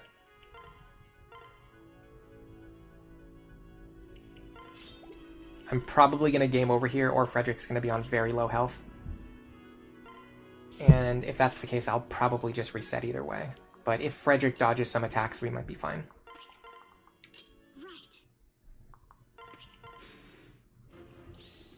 Yeah. Okay, we're pretty much done here. That's like one of the few ways you can lose on turn 1 with this opener. If every single enemy has to have Luna. And they have to all hit you. You played Lunatic on your first run. It was so weird when Robin starts telling you to pair up on Chapter 3 like it's a novel idea.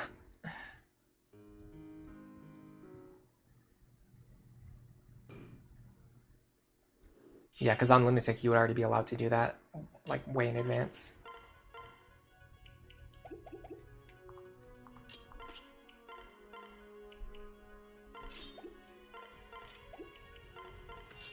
Okay, we want Frederick to not dual strike here. This is fine. That guy having Luna doesn't really matter as long as he doesn't have Vantage. The other ones, okay, these look a lot cleaner now. The Swordmaster has Luna, but he's actually, I think, the least likely one to hit us. And even if he does, it's not that big of a deal. Those guys moved into a difficult position. Yeah, this isn't great.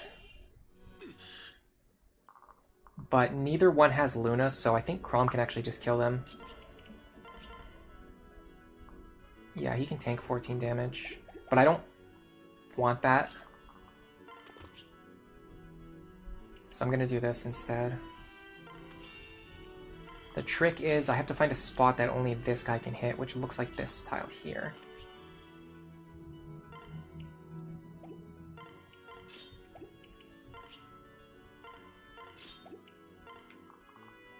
And I do have to heal Frederick here.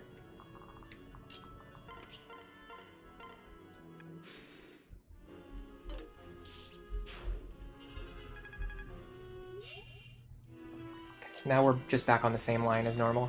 We just had to kind of move into a weird position because of the barbarians moving into a strange spot that they generally don't move into, but every once in a while they do. Okay, we're looking for Chrom dual strikes here.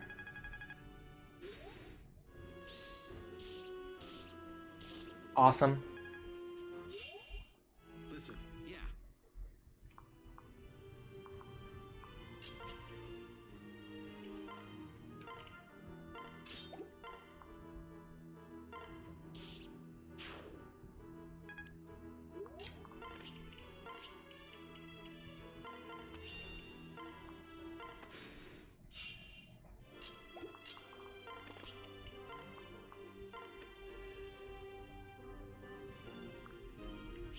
Underdog bow. That's unfortunately one of the worst early pickups. It's a good bow, but you don't have the level or the weapon rank to use it on any of your archers for a long time, like until after it's like it just doesn't matter anymore by the time you're able to equip it.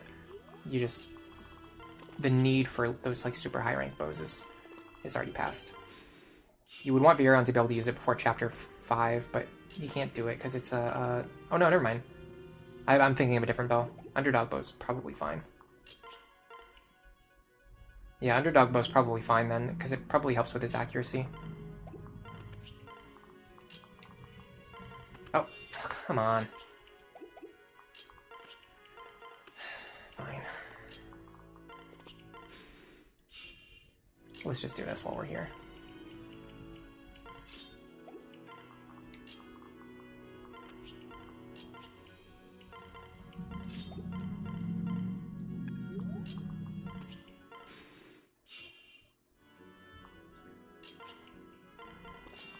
Early Luna is a nuisance. It's a waste of time. It just makes you reroll on the game. I mean, it's something that you have to play around. I don't really have any problems with Luna. It's a skill generally that makes you have to think about how to play around it. And typically there's almost always a way to play around it. I'm fine with skills like that. I don't like how Aegis and Pavis force you into situations where you have to play around them, but sometimes you just have no possible way to do that. To me, that's a much worse design.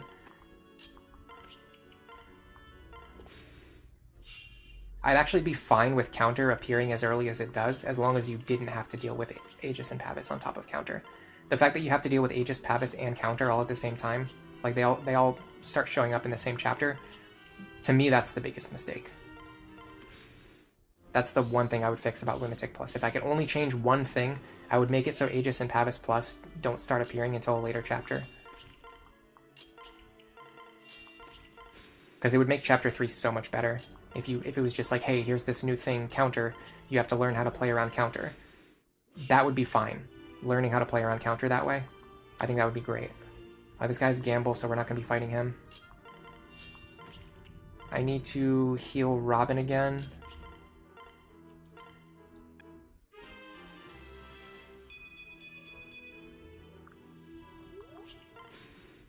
And then I need to... Oh, this is tough. Unfortunately, he came this way, so I have to fight him without the Chrom support. Okay, no Vantage again.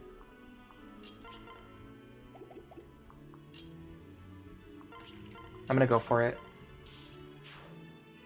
It's gonna allow us to more quickly figure out whether we've got a completely speed screwed Robin or not. Okay, we just missed speed for the 6th level in a row. Technically, I mean across multiple playthroughs, but still. Definitely worth taking note of. Okay, this one we have to kill with Robin. Because I'm not playing around a 7% crit chance, it's just too high. Underdog Bow is like Armor Slayer or Worm Slayer. It's a high might D rank weapon with an optional upside. Good point. Yeah. Yeah, I was thinking of a different one. I was thinking of a B rank bow that you can get early on. I can't remember which one it is. Okay, finally, magic speed. Okay, we're looking fine here. Honestly, just like one good magic level up is enough to not be completely... Or one good speed level up is good enough to just not be completely screwed.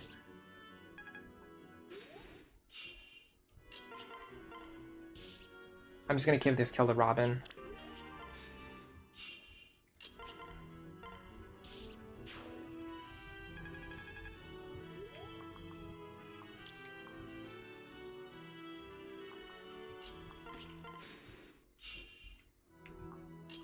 I want to raise Frederick's lance rank anyway.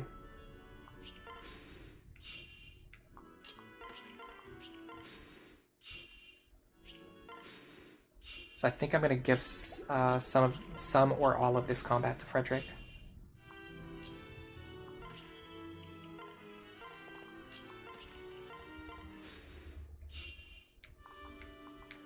This guy can hit me for 17 damage at most. I have 18 HP.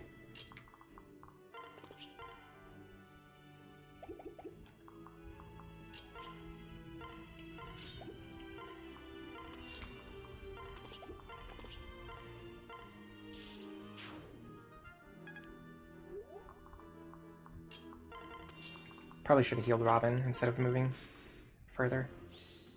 Yeah, we'll be fine.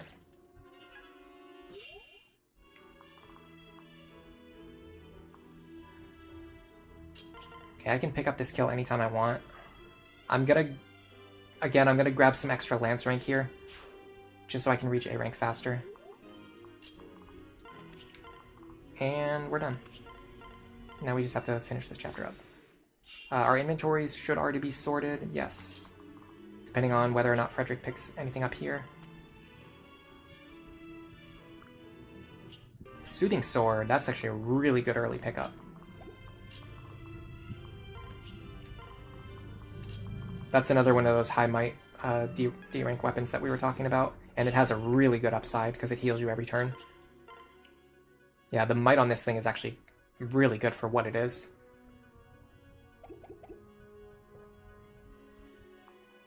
I can use this in the next chapter for sure. On the second turn. Alright, Crom here. Lisa here. Robin here. He doesn't have Luna this time. 12, okay. We really want magic here. Or sorry, speed here. Again, we missed it. We got 1 speed out of the last 8 level ups.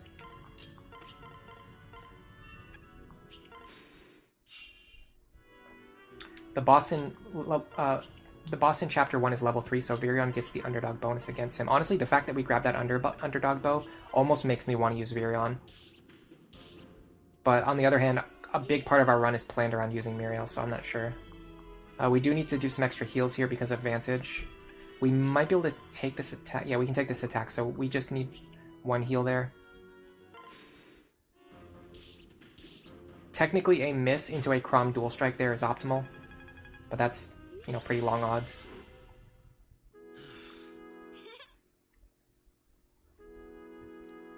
Chapter 3 is normally very easy relative to Chapter 2. I find it's just as hard, if not harder, than Chapter 2, personally. But it might just have to do with how I build my teams. Viren can survive 1 hit against the boss. What are you talking about? Go watch my Lunatic Plus guide video on the chapter.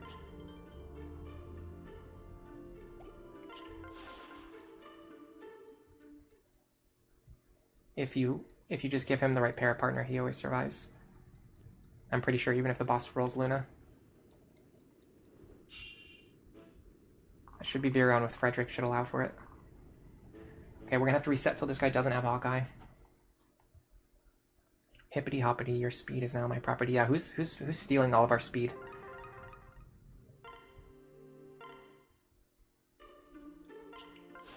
Honestly, the underdog skill is actually pretty relevant. Is the thing. I was just thinking it was a B rank bow. Once I realized it was D rank, that completely changed it.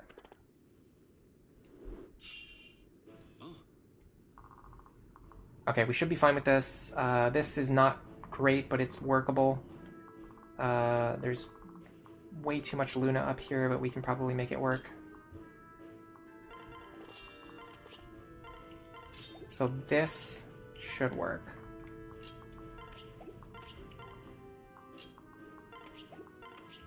And then next turn I'll use the Soothing Sword. That will guarantee the kills on the barbarians, even if Crom doesn't dual strike. And it will allow me to heal Frederick back up a little bit more on the following turn, which is, I guess, kind of useful. I don't know, is this worth my Soothing Sword charges? Let me check if... Yeah, I need it because otherwise these guys survive on 1 HP, which I can't have that happening. So Soothing Sword kind of to the rescue here. That could have been bad. But there wasn't really anything else I could do there either, so it's like whatever. I'd like to pull the archer away if I can. Honestly, pulling this guy off might be better because he has Luna, but I don't know. We'll pull the archer.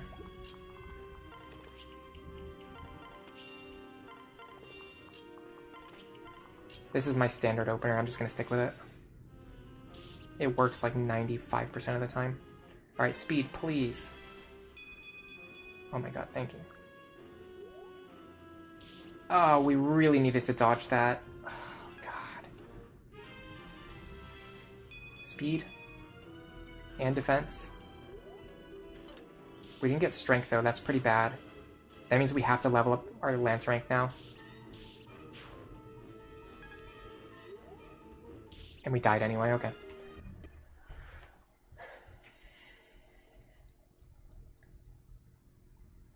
Honestly, I'd rather get a strength level up on Frederick anyway. I'm not going to reset for it, but I'm not mad about that reset. Yeah, it does only give 10... The worst thing about the Soothing Sword is that it only has 10 uses, for sure.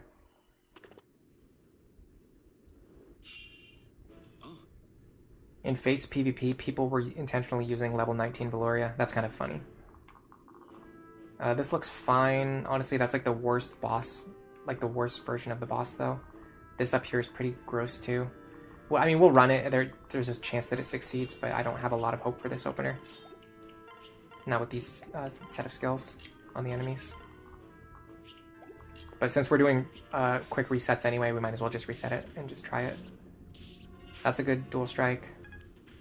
This would be a fantastic dual strike. Didn't get it.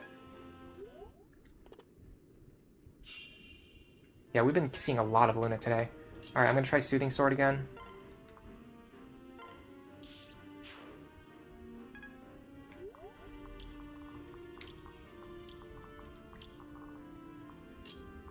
I think the Soothing Sword actually technically makes Frederick more likely to die because he clears out the enemies, which creates space for the mercenary to reach him and then also attack him. But that's only a problem if like all of the enemies roll Luna. It's just the fact, it's just like the weird outcome that we've been getting every single enemy rolling Luna.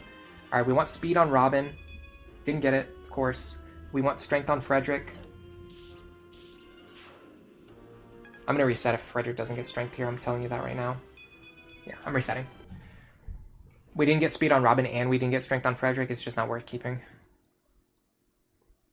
You got Luna.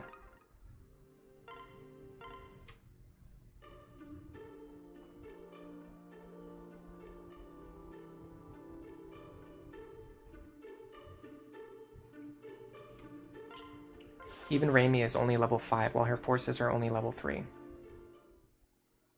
Enemy levels are pretty low early on. I mean, you're right, but still. It's still nicer to have rather than not have it. Especially when your archer isn't your main focused like leveled unit.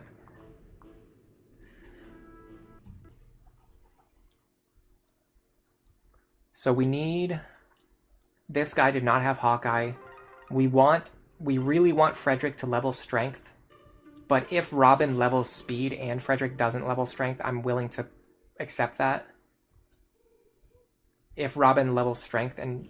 if Frederick levels strength and Robin doesn't level speed, that's even better. And then if we get both of those levels, that's like the best. So we're kind of in like reset territory here. That's... And the boss has been rolling really obnoxious skills too. Luna's like the worst thing for this boss to roll. Because it just makes breaking his weapon take longer.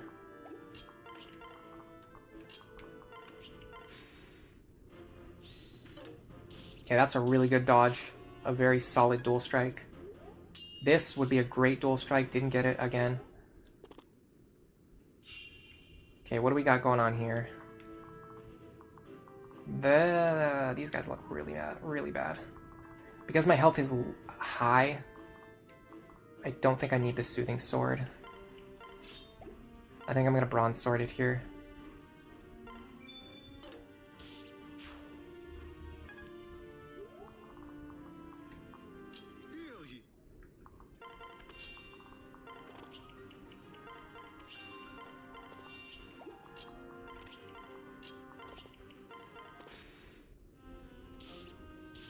That's fine.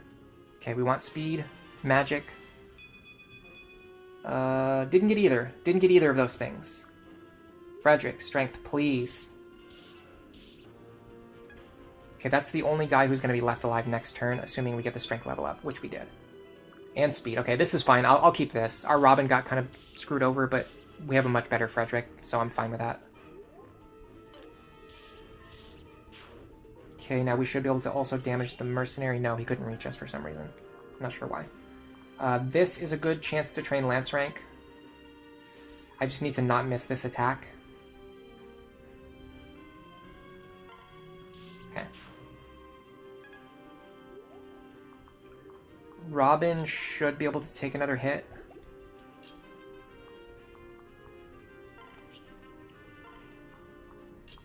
Lisa for the heal. I should have traded the underdog bow over. No reason not to. No one other than Virion's going to use it.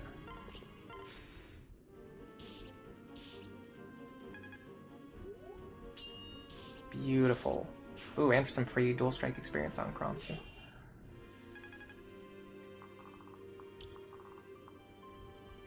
Alright, I really want to pair up with Lisa if I can. Yes, she can reach the tile that I want. Okay, I'm going to do something a little wonky. I'm going to go like this, this, this, and then I really need Robin to hit.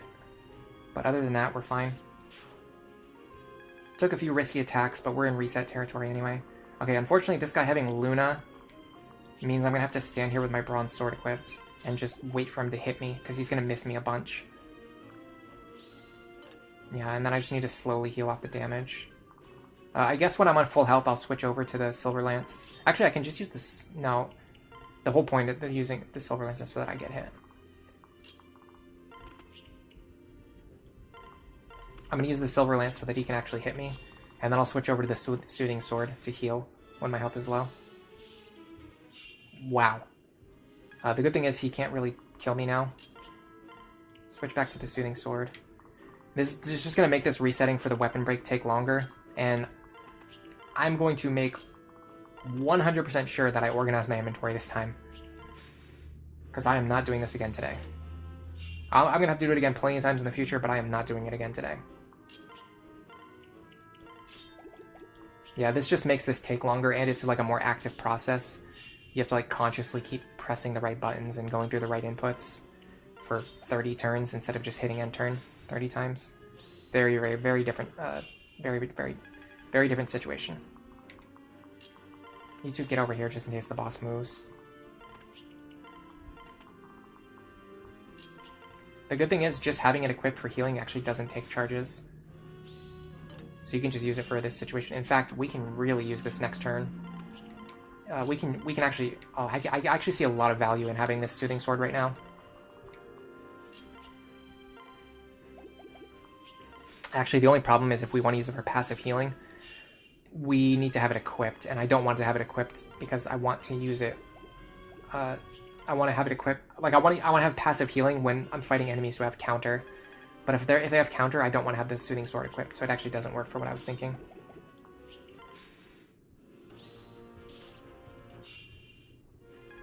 Yeah, strength and speed is really good. This Frederick's gonna carry us. Just need to break this guy's weapon and get into the next chapter.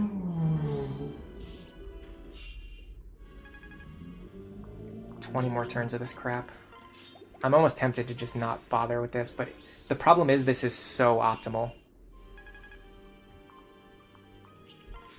Like, breaking this guy's weapon helps you so much in the long term. You get so much out of doing this.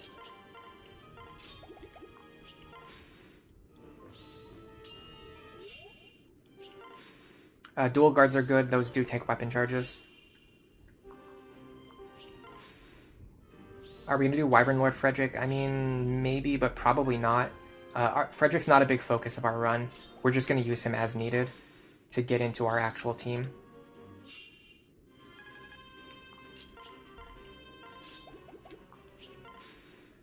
I will say this is saving me a lot on vulnerary charges, so I'm very happy with this.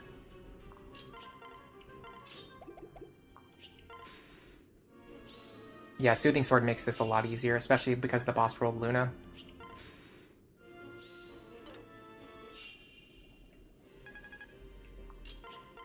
It's just switching back and forth between the Silver Lance so that he can actually hit me, and the Soothing Sword so that I can heal is just causing this to take longer than it needs to.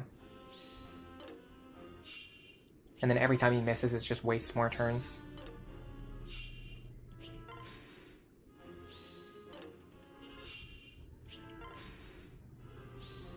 I could switch partners so that he deals more damage to me and I have a smaller evasion chance, which is really starting to look very appealing right now because this is getting on my nerves.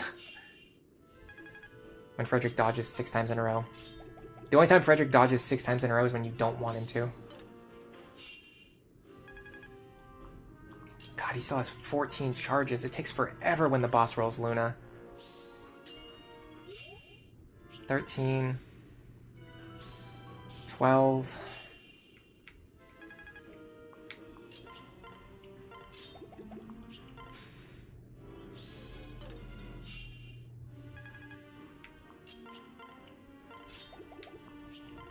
Someone said that Indoor-Outdoor Fighter is based on the map that you're fighting on. It's actually not based on the terrain that you're standing on.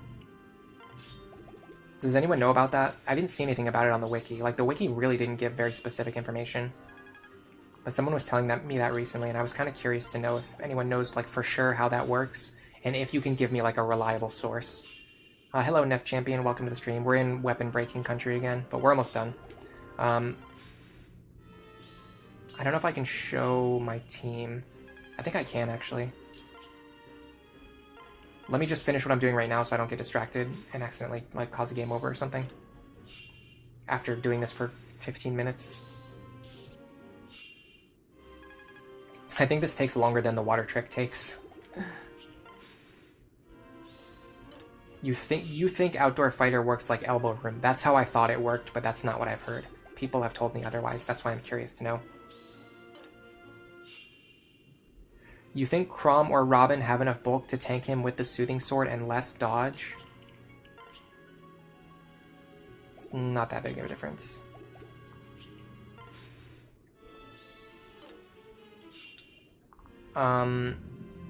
As long as there's no terrain it activates, an Indoor Fighter includes floor tiles. That's how I think it works, but like I said, people have told me it's not like that. People have said that it's based on the map that you're on. So like this is an outdoor map, so you would get Outdoor Fighter on every tile on this map. Whereas like certain chapters that take place like indoors, those just count as indoor maps, and you just get Indoor Fighter on all of the tiles on those maps. I don't know if that's true or not, I'm just saying that's what I've heard. And I couldn't find a good source that actually proves either way. So if I can't find a good source, I'm just going to test it myself one day. Maybe I'll make a video about it. There's something else I really wanted to test as well and make a video about. It has to do with arms thrift. Somebody made a post about it on Reddit, and it didn't work. Supposedly, they said that it didn't work in a certain situation where everyone says that it should work. And nobody really knew, like you could tell from the comments that nobody really knew for sure, one way or the other.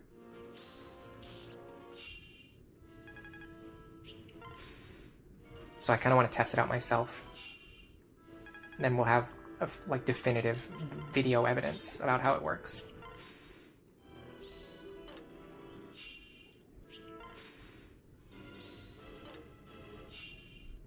Guy, come on, man.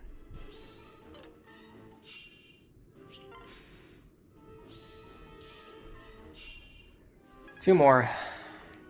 If he hits me right now, this would be fantastic.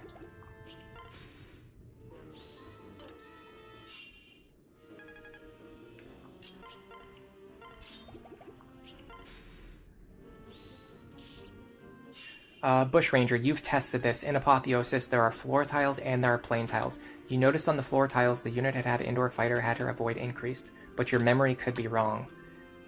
Yeah, that's the thing. Like, just saying I tested this like a long time ago, but not having video evidence or like not being 100% sure. That's not really what I'm looking for. I'm basically looking for video evidence is the thing. And it has nothing to do with me like not believing any specific person. It's just oh, come on, Frederick. Just get hit. All I need you to do is just not dodge. It's just because I have come from a scientific background, so I have very high standards for proof. Like when somebody tells me that something works a certain way, I want to see that there's actual proof that you know that it works that way.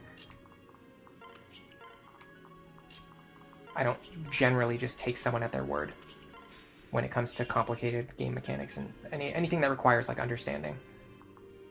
All right, so yeah, Lance.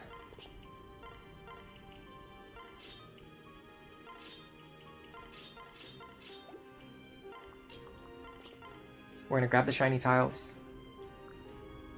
Weapon rank, that's fantastic. Hello, Olarin, welcome to the stream.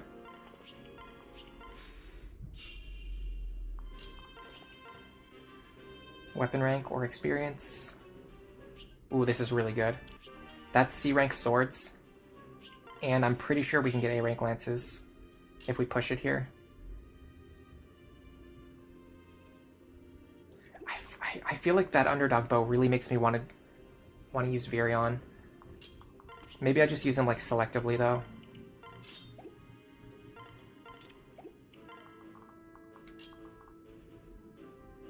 Sully's probably the better op. Actually, no, because we're using Stall, we're definitely not going to be using Sully.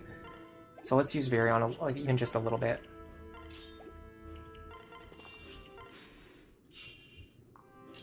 We want to unequip him. We don't want dual strikes here. We're just going to attack until our Lance rank goes up. Oh, actually, we don't really need to because we got the strength level up anyway. So maybe we just do Robin and Lisa here. Be careful. Let me get Frederick's items back into his inventory now. So he wants Bronze Sword, Elixir, Vulnerary, Silver Lance. He wants the Bronze Lance and the Bronze Sword, too. He kind of wants the Soothing Sword as well, though.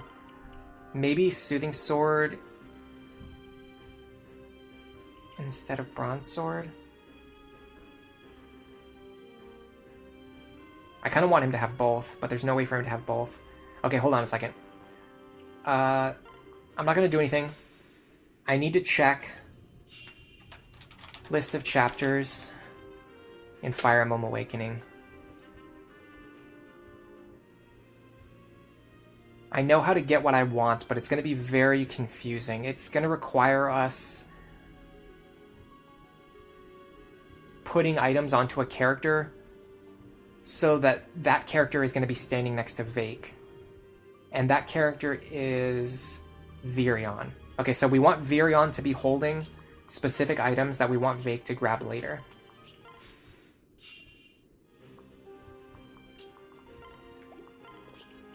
So give him the Soothing Sword. You are going to have the Vulnerary and the Soothing Sword. You're going to have these items. This should be fine. I can grab the Vulnerary from Virion with Vake before I pair him up with Frederick.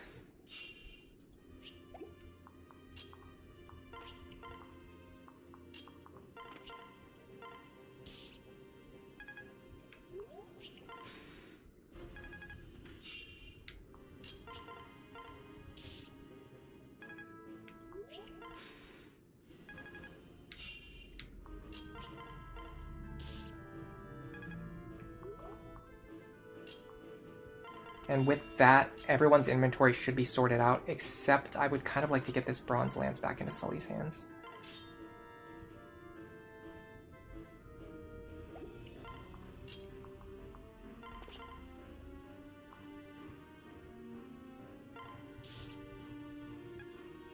This should keep his health low enough that Robin can finish him off next turn. If he hits. Actually, it's not anyway.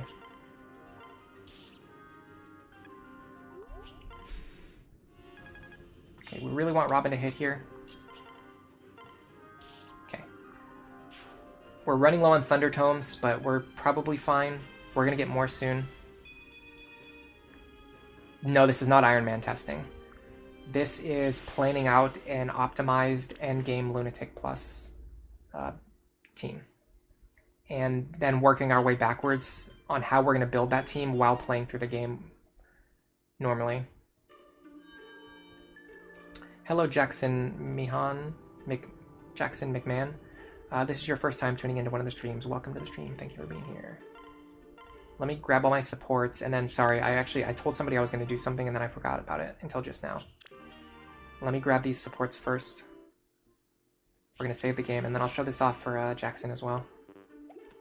So, this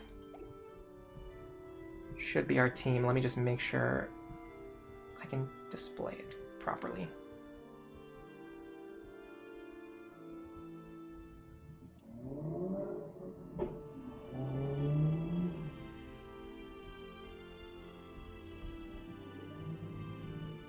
This is the team we're going to be using to carry us through the game.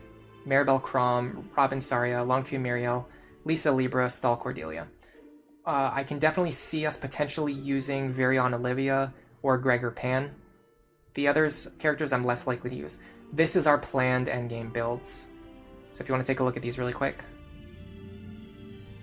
I'm actually going to take another bathroom break. Sorry, I'll be right back.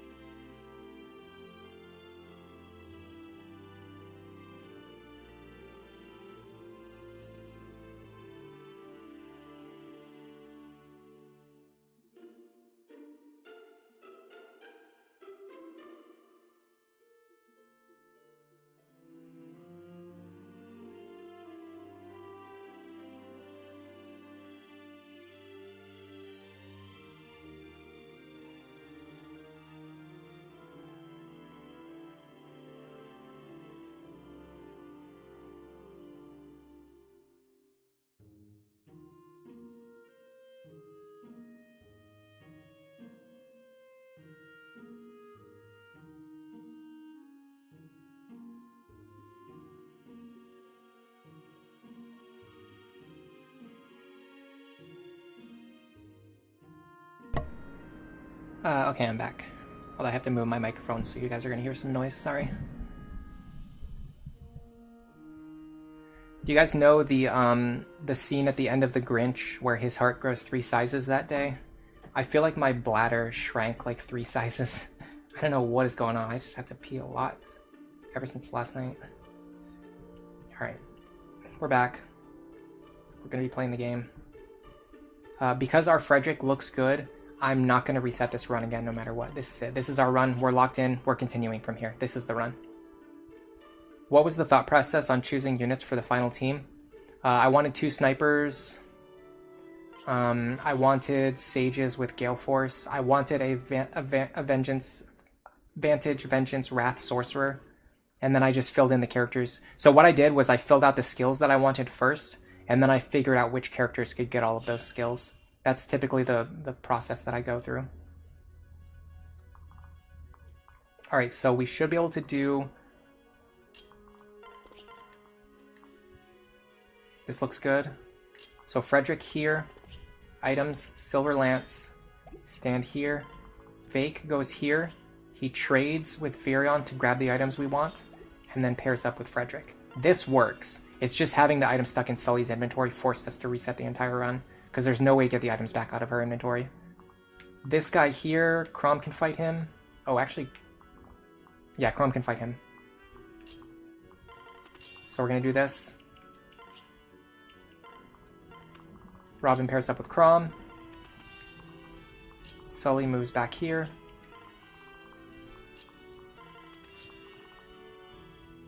I messed something up. I think we're fine, but he might go after Stall instead of Chrom. Why would he go after Stall instead of Chrom? That's probably fine. We're trying to train Stall anyway. That was such a bizarre decision, though. We got crit? That's funny. Survive on 1. Okay. Well, survive on 1. That's better than dying.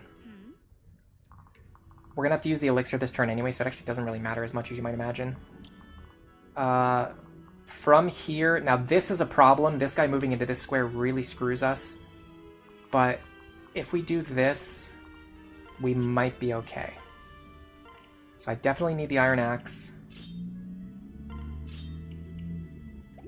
Equipped this turn, and I need to use my elixir.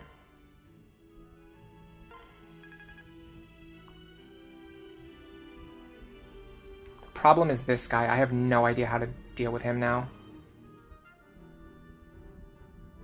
Maybe Stall.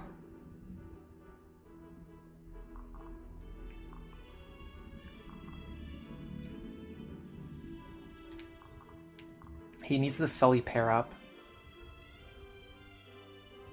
He also needs to get healed, and Robin has to kill this character. Can we do all of those things? This guy doesn't have Vantage. I think I can do everything I want to do. I start... hold on, I need to figure out what to do with Virion. Okay, hold on. I start with this. Dual Strike here would be epic, but it's fine. Now... How much is he going to deal to me? 22 minus 10. He's going to deal 12 damage. I think I can heal to 12. I can. Okay, hold on a second. This is... we might be onto something here. Stall picks up this kill.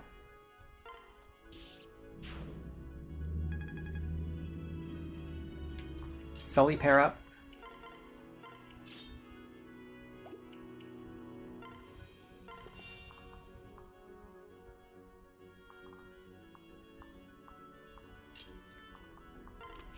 Krabin here.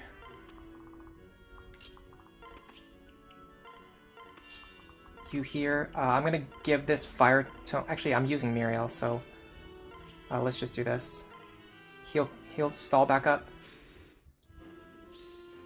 That's the worst hit we're gonna take this turn, and it's really bad. But if we can weather the rest, if we can just dodge the other attacks, or just not take, like, too much from them, I think we'll be okay. This is actually not looking too bad. Our scrub squad just needs to clean up this guy here, which we can do this way.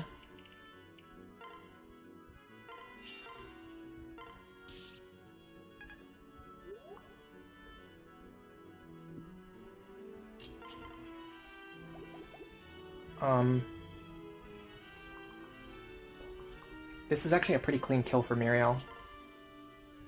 If I could get it. I'd have to get the Thunder Tome though, I think. Thunder Tome is 3 might. Fire Tome is 2 might. That's actually not enough. She doesn't have enough damage no matter what I do. Maybe I just chip here. I'd like to use Lisa though.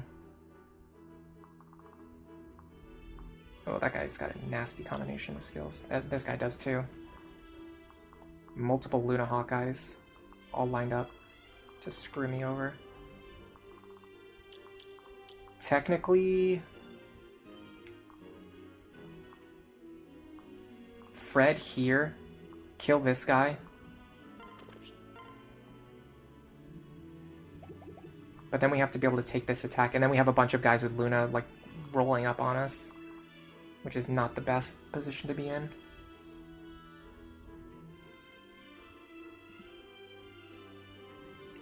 Neff, you think the builds look good? I'll show them off again in a minute. We spent like the first hour and a half of the stream just looking at the spreadsheet though, so I wanted to kind of get into actual gameplay. Alright, let's just have Muriel grab some chip damage.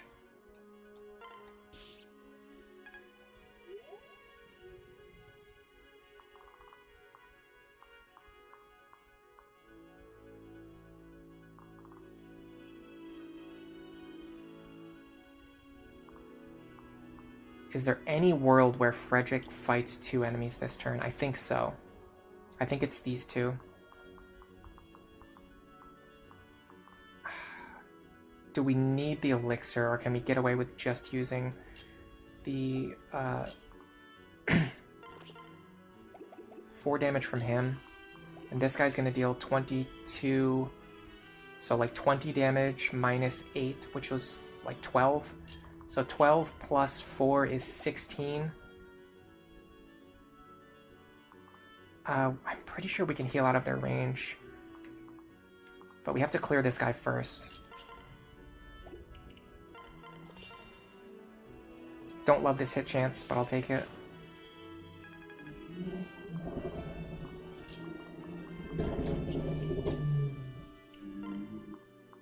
I don't know if my math actually pans out here, but it's fine. We'll reset if we have to. I think Fred tanks this.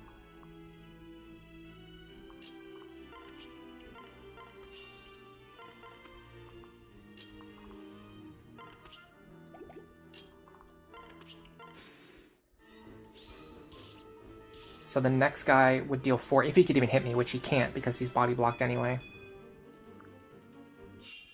They attacked in a very strange order. Don't know why they chose to do that. Honestly, I'd be happier if I could have gotten rid of this guy, because then I'd be on 1 HP. I could just use the elixir again. This isn't too bad, though. If I back up exactly 4 spaces,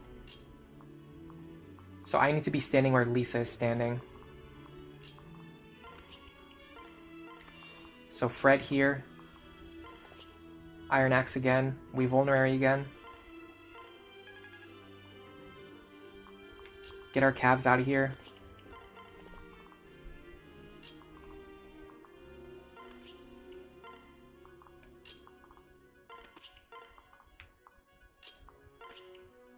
Now Lisa goes here and heals Fred.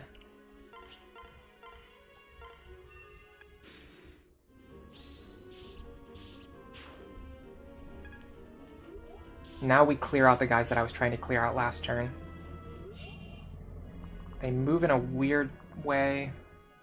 This guy doesn't have pass though. The problem is he can get onto the mountain, so I can't use the mountain as a buffer.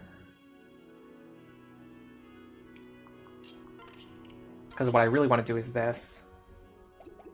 Can I get two characters onto the mountain to block him? I actually think I can.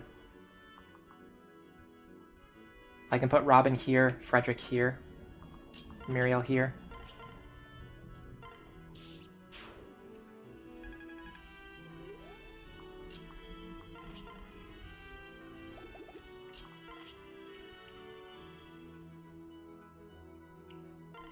Give me that fire tome. Okay, what pair up does Robin want? Probably Virion. I might even be able to block with Stall. No, I can't heal him for as much as I need to. We'll just body block with Frederick. He won't attack Frederick, but we can just block the space with Fred.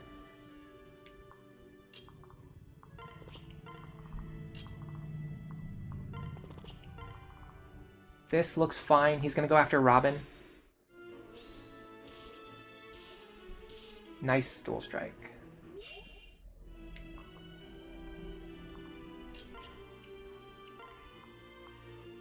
Give me back the fire tome.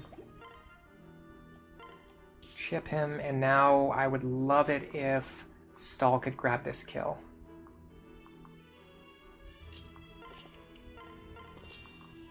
I need to move Fred first. That's very risky because it means I can't have Fred bail me out later. Okay, we have to take another 93. Got it. And that's a free level up on stall. And a horrible level up on stall. Perfect. Great start to the run. I guess plus defense isn't the worst thing.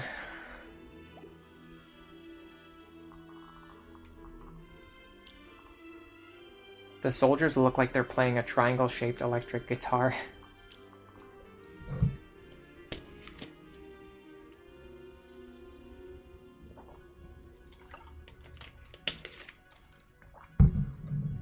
Jackson, you're wondering where I got the underdog bow from? One of these shiny spots right here. I'm about to grab another one. Let me just empty Frederick's inventory first. I need to make sure he's not holding anything.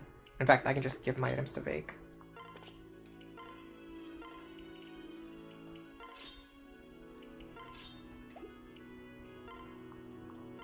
So he'll either get experience, weapon rank, or an item. He got weapon rank, which is actually useful because it's going to allow us to start building our axe rank, so I'm not mad about that. Okay, we're going to use the forts to heal. It takes longer, but it saves vulneraries and heal stabs. Absolutely worth it. Stall, HP, and defense. That's what he's tuned for. Yeah, but he really wants speed. He really wanted speed more than... He has enough HP and defense already. What he really needs is speed. And his speed growth isn't, like, terrible, so he'll get it eventually. You just need to get a little bit lucky.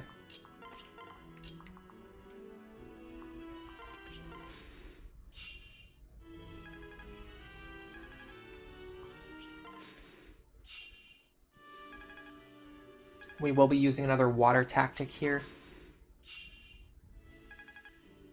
I'm starting to move away from the term water trick because it sounds kind of derogatory as opposed to water, like it's not really a trick. Somebody mentioned to me the other day, they said it seems like an exploit, and I'm like, how is that an exploit?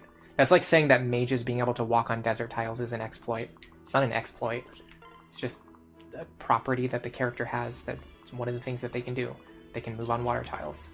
If you're for some reason, if you're the kind of like person who plays video games and you feel the need to not use the tools that the game has given to you, I mean, that's kind of your own business, but that doesn't make it an exploit. It kind of reminds me of people who play like Dark Souls or Bloodborne or Elden Ring, and they don't use consumable items. They'll be like, well, I don't want to use any consumables because it's not fair. It's like not exploit, but I don't know. They just feel like being able to beat the game without using any consumables somehow like means something, but in reality, like the game is giving you those consumables for a reason. I'm getting off topic though. All right, let me see what we can do to this guy with and without the Vake pair up, because that can determine what we're going to do next. I need +3 strength. I don't think I can get it from anyone else. Yeah, I still need Vake anyway, so I'll just use Vake. We're going to stand here, Silver Lance equipped. When this guy runs over, we're going to one-shot him. We want somebody to fight him. I would prefer to use Stall, because we're trying to train him. What pair-up does he want? Honestly, Muriel would be a pretty good one.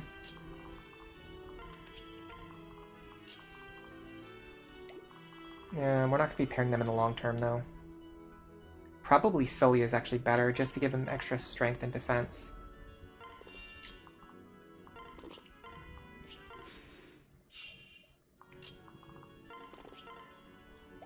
We're going to get hit for 14 damage. He does have a crit chance against us, but we can mitigate that. I'm not worried about the crit chance. Unfortunately, we 3-shot him, and he 2-shots us. Is there any way I can either give him a vulnerary or bring Lisa over? I think I can give him the vulnerary if I really absolutely need to. Will the vulnerary help me? We'll take 14 damage. I really need to do something about this microphone. It's in the worst possible spot. I keep moving it, and then I have to move it back. Okay. 23 minus 14. We'll be on 9 HP. We heal back up to 19. Then we'll take another 14 damage, and then we'll kill him. I think the Vulnerary will allow us to win this fight. We do need someone standing behind us. I'll use Muriel for that. We want Chrom and Robin up here. Virion's position doesn't matter too much right now.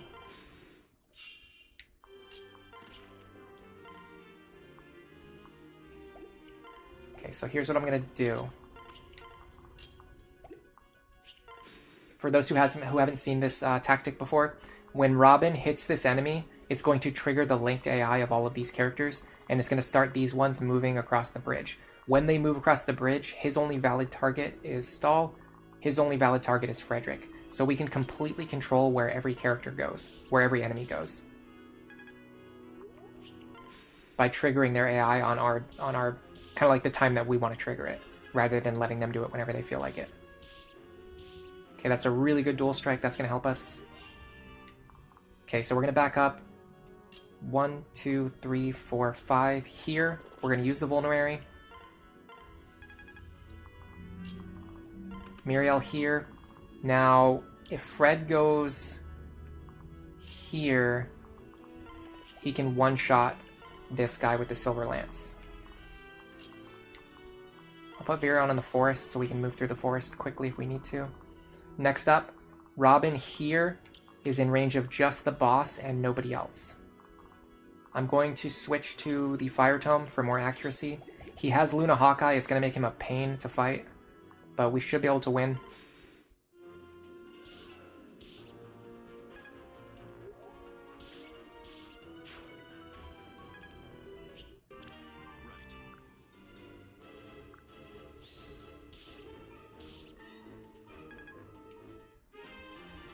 This might be bad. Ooh, fantastic level up though. Alright, let me see what we can take here. He's going to deal 25 minus 3. He's going to deal another 22 damage. Can we get up to 22? We can get up to 12.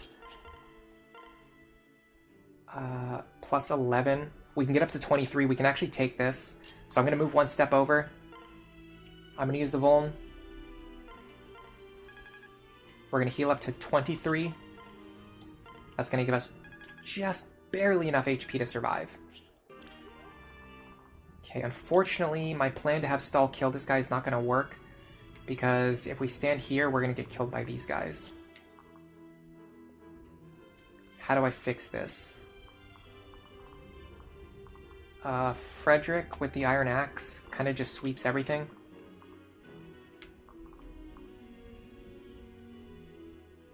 Stahl unfortunately can't stick around and fight. Not without getting some healing first. That's fine though, we got him a level already. Let's just run away.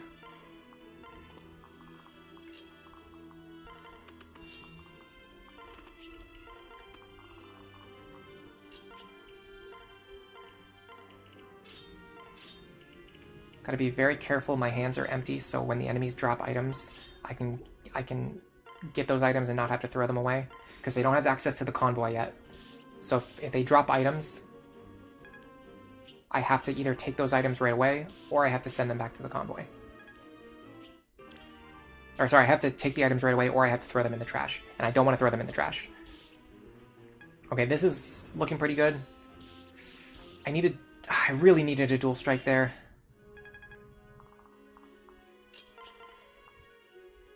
Because now even the Thunder Tome won't get the kill here.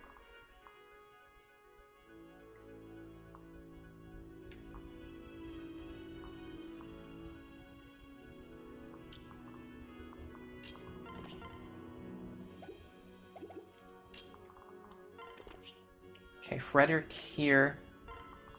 Stahl here.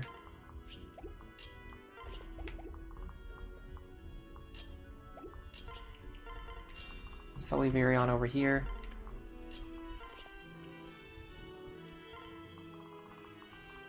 Okay, what do we do about this? I think we can heal back up. But it's going to cost us another Vulnerary, which I don't love. But I think it's what we have to do. It'll keep the boss busy for another turn. You know what? I'm going to look at the bright side here. It gives us an extra round of experience from fighting the boss. So missing there was not the worst thing.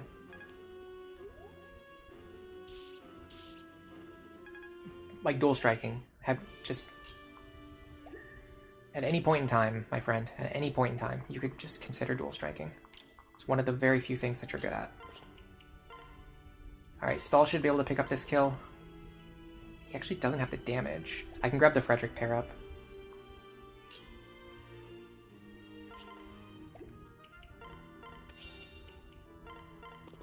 Do I still have 100 accuracy? Yes, okay.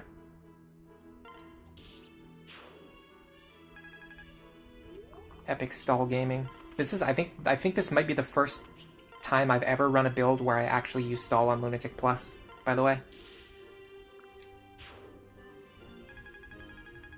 Typically, I just kind of end up not finding a way to fit him onto my team. Magic, skill, HP, it's fine. Grey Bell, you're going to sign off for a while and get some dinner. Good idea. I want to eat some dinner at some point today as well. Not yet, though. I'm kind of in the zone right now. I think I can run through a lot of chapters pretty fast today. Fire Emblem is teaching us life lessons. You often want what you don't have. That's actually true. On average, the Barbarian deals 15.12 damage to Stall. It shows that averages aren't always helpful. Stall could get the boss now too, or Crom. Robin's the best beneficiary of boss kill experience because Veteran multiplies the boss kill experience. So it's usually you want to give boss kills to Robin early on until you get to the point where like Robin is already leveled and you're trying to train other characters. Alright, so let's take a look at our team and who we're actually going to use now. I'll bring up the spreadsheet again. And I'll scroll down so we can actually see it. So we are planning to use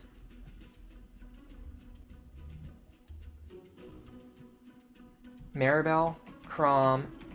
So out of the characters we have available right now, we're mostly going to use Crom, Robin, Miriel, Stall, and Lisa. So let's get them on the team first. Crom, Robin, Miriel, Stall, Lisa. Frederick is our early game carry. Virion is kind of like a secondary. And then now we just pick between Sully and Vake. Out of these two, I like bringing Vake because I want to utilize his strength pair up. On the other hand, Sully is giving better support bonuses to characters. What are her supports right now? She can give Stall +3 strength and +3 speed. Vake can only give him +4 strength and +0 speed. With that in mind, I'm actually going to do Sully. Alright, now I'm going to store all my items in the convoy, so I can just equip my characters as needed. Falchion, Rapier.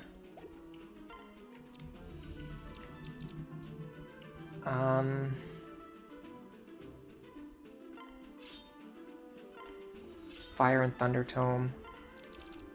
Heal Staff. Stall. Probably loves the Iron Sword here. Honestly, Soothing Sword too.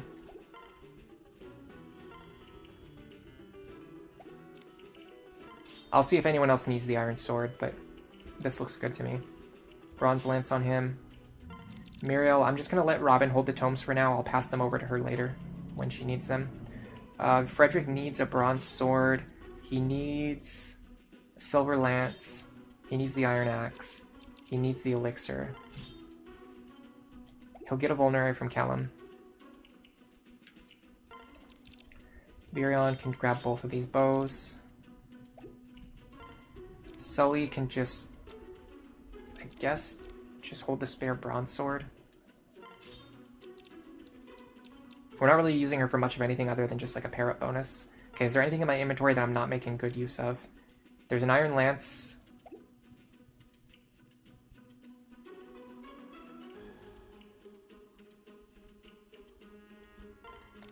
But nobody who can really use it effectively. There's a Vulnerary. I don't know who's the best beneficiary of it. Maybe Stall. Honestly, if we're trying to train him, might as well give him a way to heal himself back up if needed. Alright, we want Fred here. Robin doesn't really matter. Yeah, none of these other positions matter, other than the fact that we actually don't want Robin standing here. I'll just put, I don't know, Muriel here. It really doesn't matter.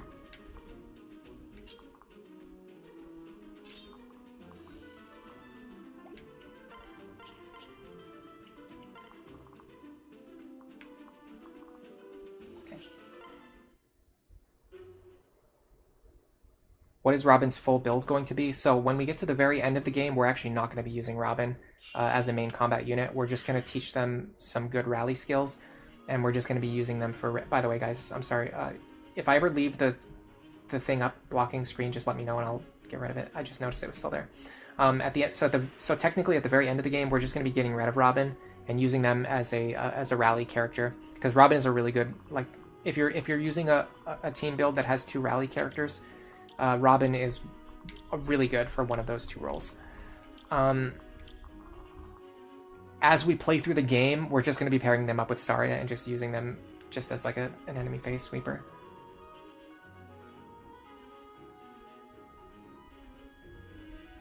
The spreadsheet is in the way. Thank you for letting me know after I already removed it.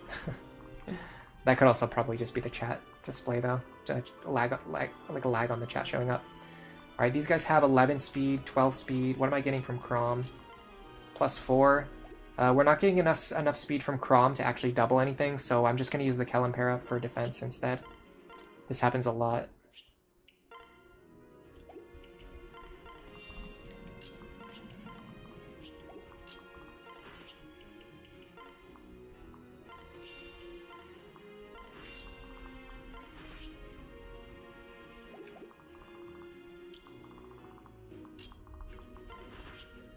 So we want the Javelin equipped this turn.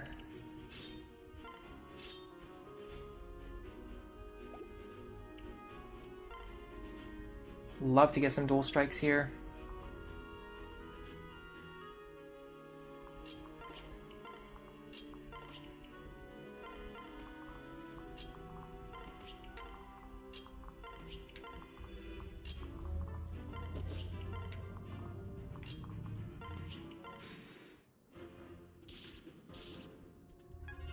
Not quite enough damage for the 2-shot either. That's a little discouraging. Any kind of dual strike, my man. Just like one. Just anything that resembles a dual strike at any point in time. Oh, like just ever. Okay, this looks good. We can handle this group over here. These guys both having Pavis kind of sucks, but it's not unreasonable.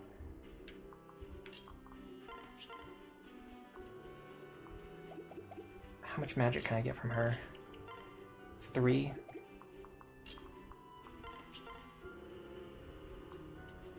Do I get any skill?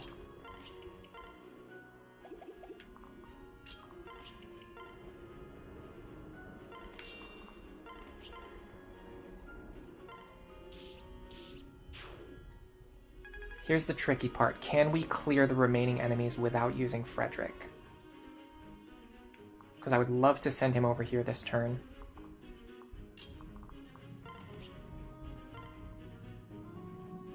I can deal 7 damage to you. Can she kill any of these guys? With a Chrom pair up, I should be able to do it, right? 16 speed. So Sumia can kill him. Virion can weaken him, but he can't kill him. How much can Stall do to these guys? With Sully's pair up and the Soothing Sword, I can get the kill, but I have to actually hit. What about this guy?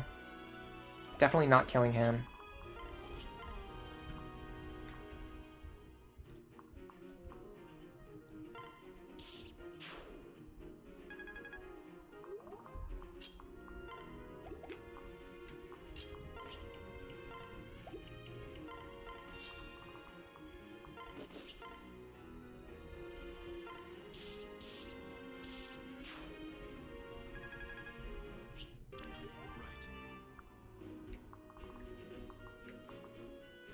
Okay.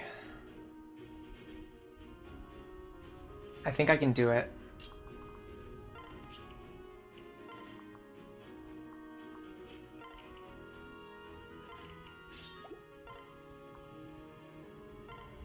It's going to depend on how much damage Muriel can do.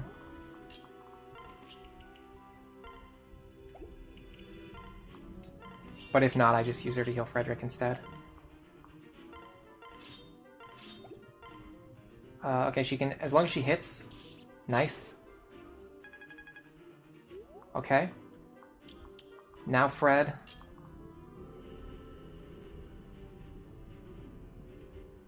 Here. Javelin. I don't think I need to heal. Let me check. They're gonna deal 45 damage minus 38.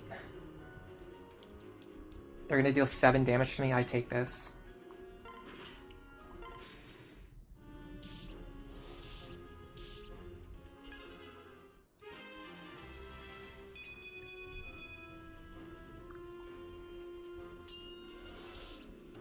Okay, that helps a lot, because I need to get rid of this archer sooner rather than later. Again, they're going to deal the same damage to me. They're going to deal 5 damage. Actually, they're going to deal even less. So go here this time. I can heal. Who has the key? Sumia has the key. That's actually great. Okay, I should be able to heal this turn. It's even better. I can grab you. Drop.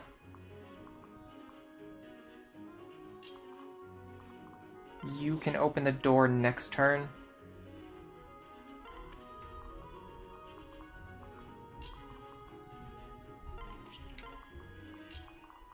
Right now, everything looks good.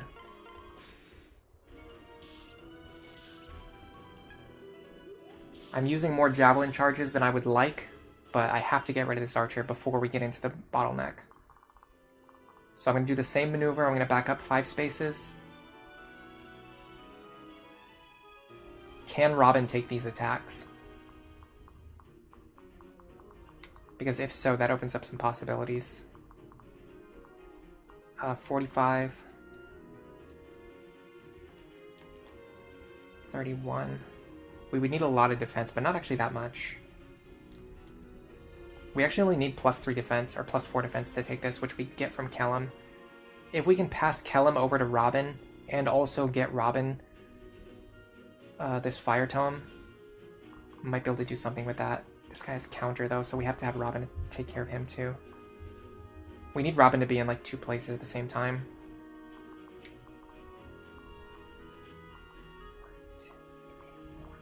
We can't get Muriel up there fast enough, either.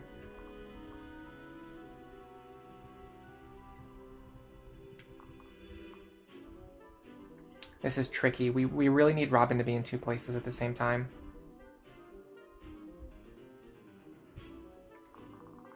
Is there anyone else who fights this guy or just like holds him in place for 1 turn?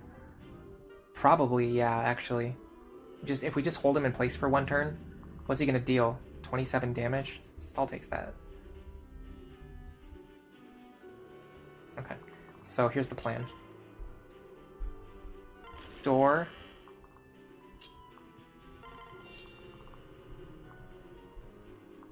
Stall. Nothing equipped so that I don't take counter damage. In fact, I can actually fight him. I can actually fight him with the Bronze Lance. So let's do that instead. Just deal 1 chip damage. Crom goes here. Okay, now Robin needs to be... Robin needs to be 1... No, sorry, 1, 2, 3, 4, 5. Robin needs to be here.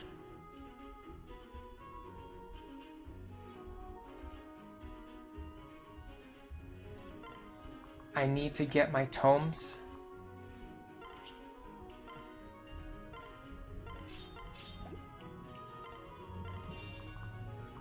I need to send Frederick over to Robin.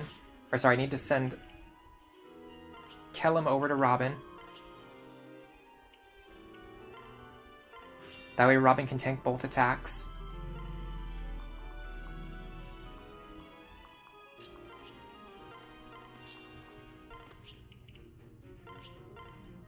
This should block all of the tiles that the enemy could otherwise access with pass.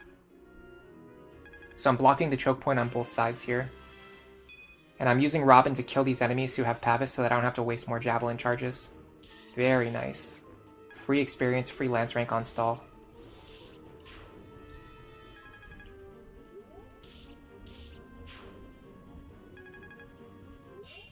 Now I grab Kellum. I equip nothing so that I can't deal counter damage to myself.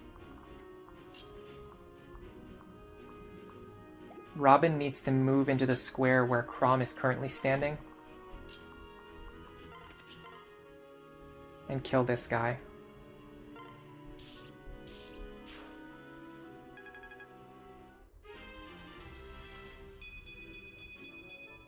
Awesome level up.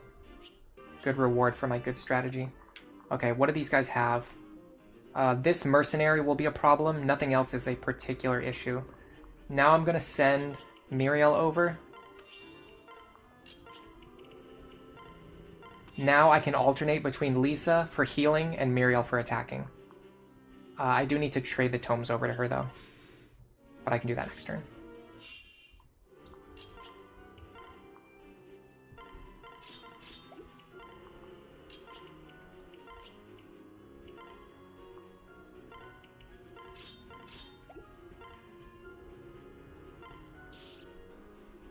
Perfect. This is a free training for Miriel. We got everything set up. This is going to get her ready to help with Chapter 5. We're taking, I think, 7 damage per turn on Fred. Oh, that magic level up actually hurt us. It caused us to get 1 less combat. Okay, we're taking 7 damage per turn. So I have to be careful about this guy. He's going to deal 24 minus 10, which is 14. Frederick will survive, so we're fine. I think the Lance fighter will actually move forward first because they don't know that they have Luna anyway. Okay, so I'm going to take a turn for healing. I got my extra heal staff. I'm going to start using that. I'm going to get Sumia out of here. She's in the way. I want to get a character with full HP standing in this spot. That way I don't accidentally heal the person standing behind me. If I get their health low enough, I should be able to have Stall run out and get 1 kill as well.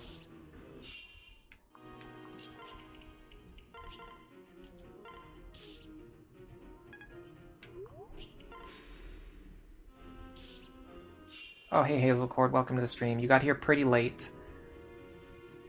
Did you miss very much? We spent about the first hour and a half just planning out our builds and stuff, and now we're actually just trying to breeze through the game while we're here. So you didn't miss too much. Just doing this normal, like, Chapter 1 weapon break strategy, Chapter 2 water trick, that kind of stuff.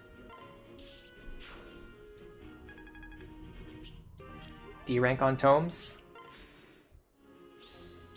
Okay, now here's the scary part. This guy can actually damage Frederick pretty significantly. We have to find a way to keep Frederick's HP high while also giving Miriel opportunities to attack. I don't know if we can do that. We might just have to kill this guy. We can hit him for 14 damage, I think. We need to get his health pretty low. Hold on, how much is he dealing? Is he dealing more than we're healing? If so, we might be in trouble here.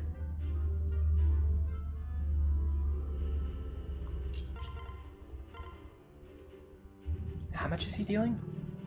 24? Minus 10. He's dealing 14. I'm only healing 13. Yeah, this doesn't work. I can't hold this position against this guy. What do I do? I need to have someone else move into this spot. It needs to be someone who has enough speed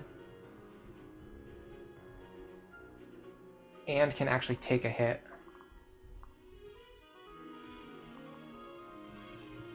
This is pretty tough. I might need to use the elixir here. I got screwed over by this guy having, like, devastating combat against me. Okay, who has a vulnerary? I've got a plan. You have them, right? Yeah, okay. I got a plan. Equip the Silver Lance. Trade you. Get the vulnerary. Items. I can use the vuln. Then I can heal. Then I can hit the enemy one time with the Silver Lance.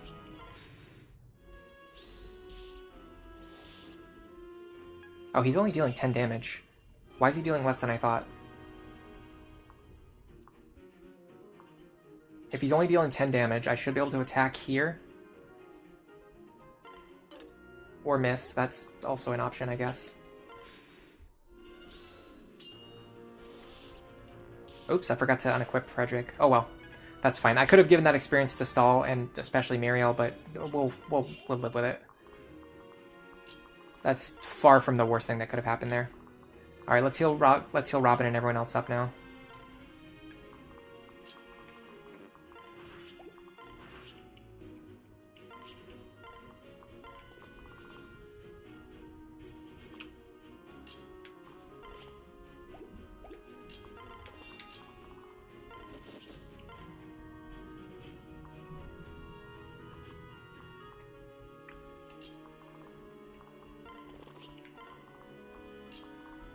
I can't believe I forgot to unequip Frederick there.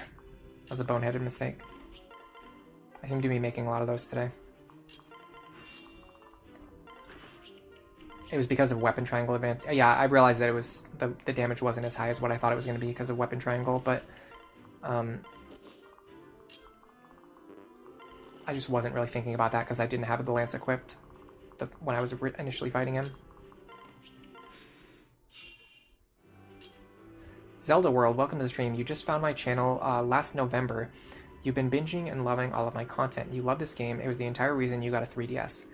I really inspired you to finish Lunatic mode. Ooh, good luck. A lot of people have been getting back into Awakening lately, which is great. It's a really fantastic game.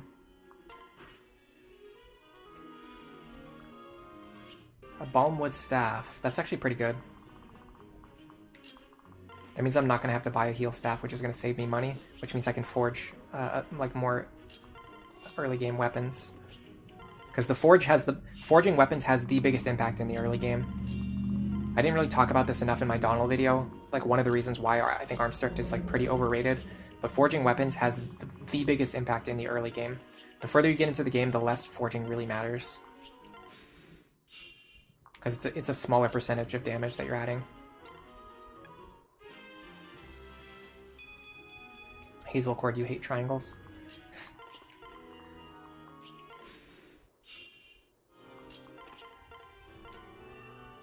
Alright, let's think about what we're doing here.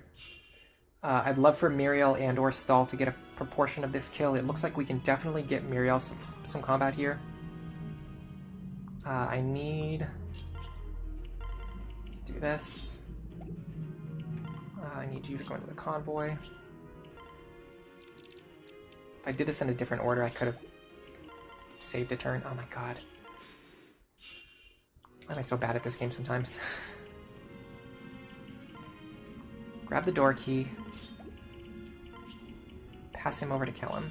Okay. So next turn, we're going to have everything unequipped. We're going to open this door. That's going to allow Muriel to just stand behind us and just attack. Robin pair up is probably better than Lisa here. Because we do need to build the Robin-Muriel support at some point. So you open up. Come over here. I would like for Stahl to fight him at some point, if I can get his health to line up just right. It's going to be tough, though, because it looks like I just kill him outright pretty handily. Good level up, though. Maybe we think about it the other way. So Muriel's going to kill him no matter what, right? So Muriel is absolutely going to kill him. So why don't we let Stahl get some chip experience before Muriel gets the kill? In fact, why don't we just let Stall get a lot of chip experience here? By going like this.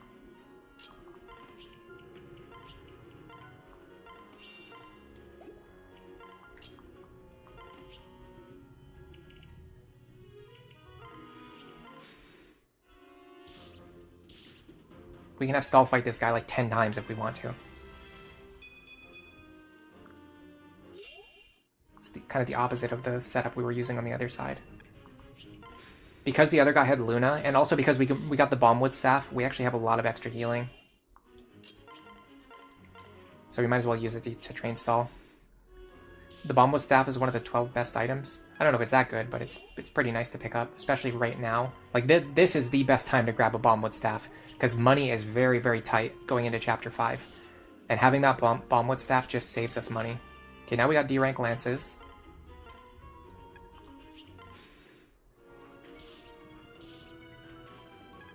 I'm still getting good experience, so I'm going to keep doing this until the experience falls off. It has a really good design. I agree with that.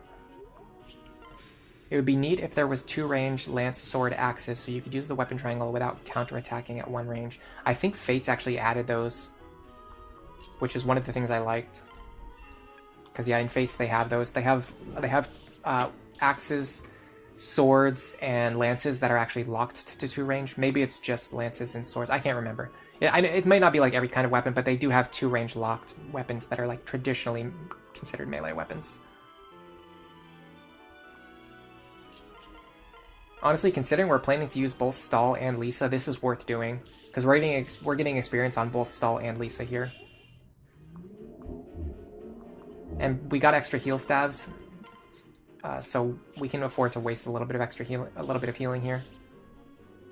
Okay, now we're getting pretty pathetic chip experience. I don't think it's worth sandbagging anymore. Excuse me. We'll give Muriel the kill.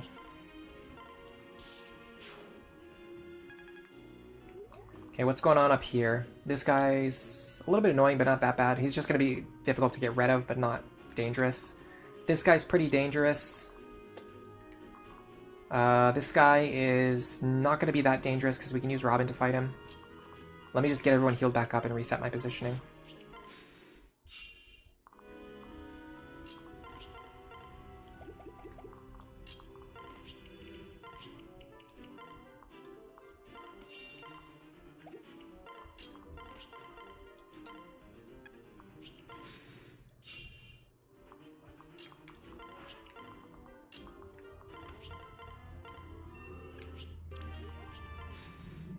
I think we need to get a little bit of experience on a Crom. I don't know if I can leave him on level 1 for too long.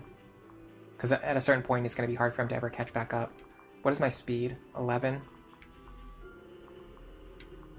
Assuming a pair-up's so much better, though.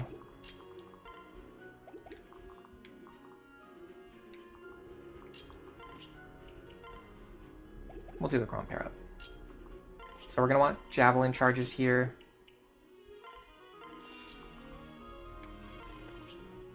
Let me bring Robin up with me.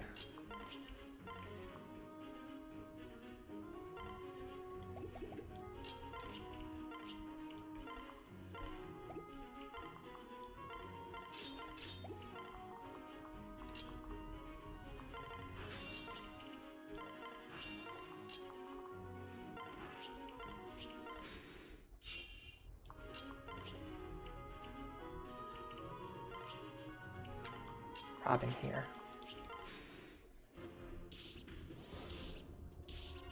Okay, that dual strike helps. That's the part I was afraid of. Okay, can Robin take both of these hits? 22 plus 24. Minus 11. Minus 5. Robin can't take it. That means we have to use Frederick again. Which means we have to waste even more Javelin charges.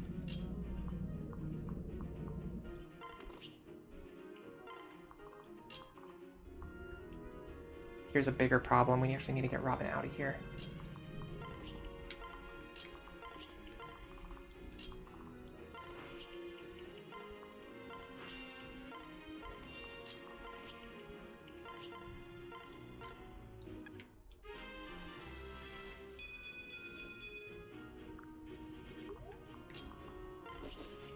This is why I think Lisa is so good. She just gets so much free experience.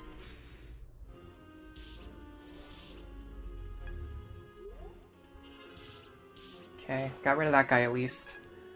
Now I would like to set up a situation where... 1, 2, 3, 4, 5, here. If Robin can attack from here and kill this guy, but of course... He has Aegis. I just hate the fact that Aegis and Pavis both get introduced in this chapter. It's such bad game design. It just ruins every strategy that you can possibly use.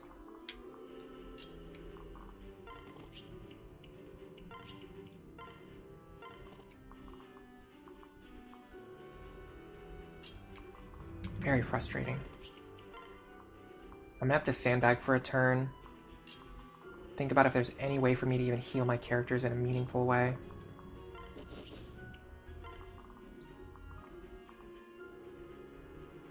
I doubt Robin can one-shot this guy. Actually, with the Muriel pair up, I think I almost could have done it. Too late now, though. Let me just get set up. I can do it. I can do it on a future turn. Alright, let's try to do it in a smarter way now. So, honestly, with Muriel's pair up, we can one-shot this guy. But it's pretty dicey. Our hit rate's not going to be fantastic. And if we miss, it's going to cause a lot of problems. It's probably better to just enemy phase this guy. With Frederick, or actually with Stahl. We need to get him enough speed.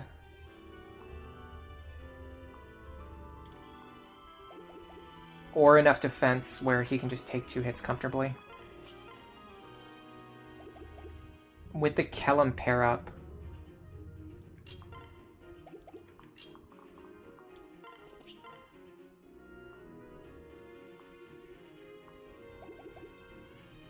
and the Iron Lance, he's in a pretty good position. That will also give me a turn to heal Frederick.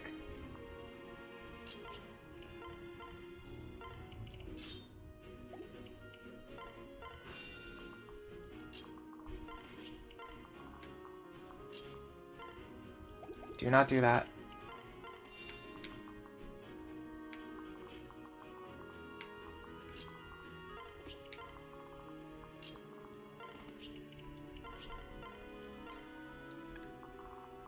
I'm definitely wasting more heal stabs than I would like to.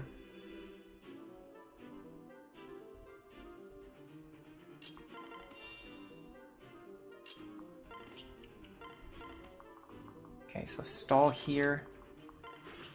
He's going to deal 6 damage. He's going to take 12 damage. With Sully standing behind him, the enemy has no crit chance.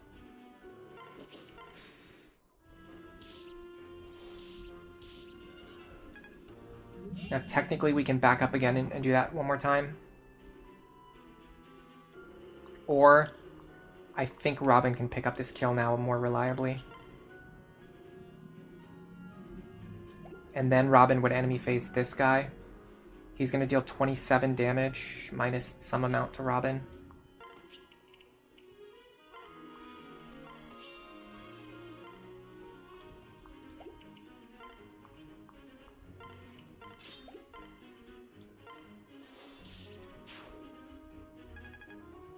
If we get his health low enough,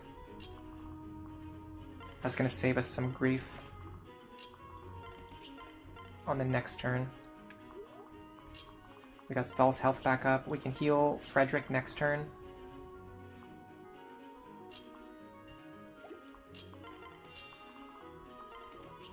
I might be able to have Crom take out the hammer guy on the next turn. Okay.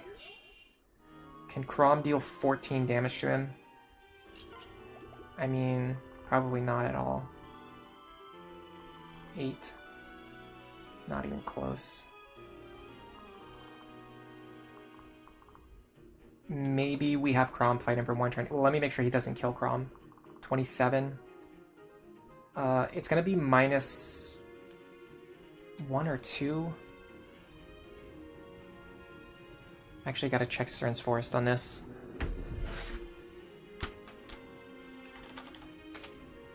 Because I forget how much damage the axes lose from weapon triangle.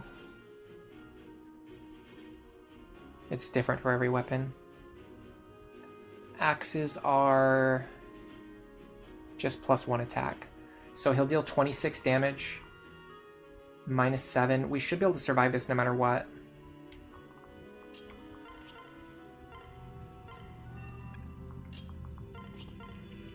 Go Bronze Sword here.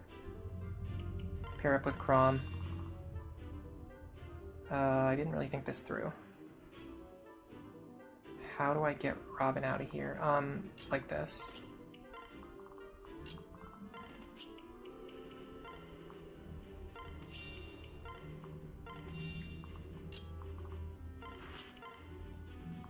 Crom here.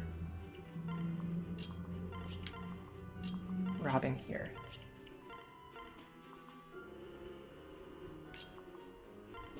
Hello, Zelda World. Thank you for the super chat. Here's to that awesome Sully and Stall. Here's to the awesome Sully and Stall video that just dropped, as well as good luck to this run. Thank you very much. I'll give you a heart and a like, and welcome to the stream. Hazel Cord, does Noe have an S support with Rickon? Because that could be funny. We're doing, let me check, I have the spreadsheet open. We're doing Noe with Gaius, this run.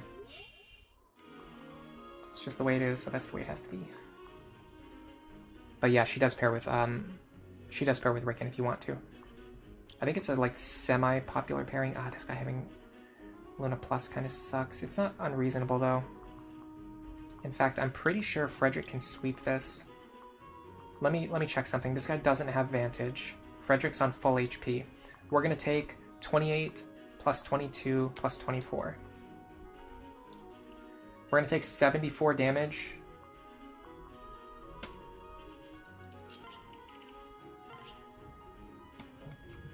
-15, -15, -7. We're going to take 37. We can't take it. We just can't quite take it. Okay, what about Stall? Stall's back on full HP.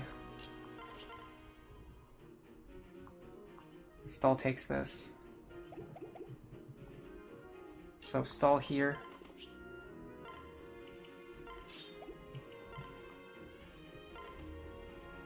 Let him get this kill too. Now we need to get everyone else out of here safely.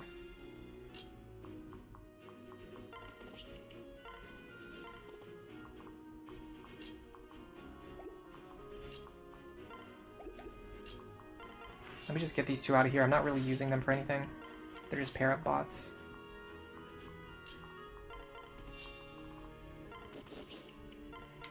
Okay. I would be happy if I could have had Lisa heal someone this turn. I probably could have if I was smarter, but it's fine. That might have been a 2% crit chance that I just dodged there. I should have thought about that. Man, another kind of underwhelming level up on Stall. It's fine. He's on our planned route. We're gonna use him. Alright, now if I do this properly, I should be able to have... This guy has pass, unfortunately, but maybe Robin kills this guy. I don't deal enough damage.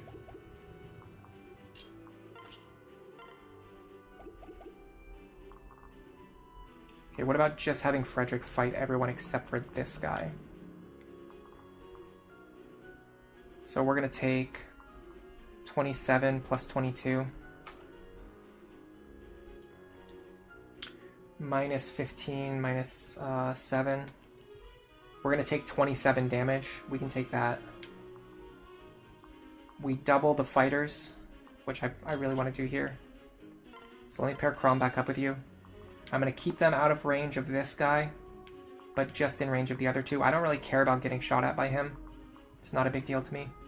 I could even potentially do something like...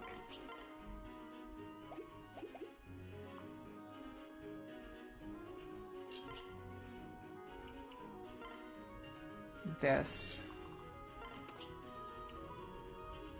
Maybe the archer shoots at Muriel.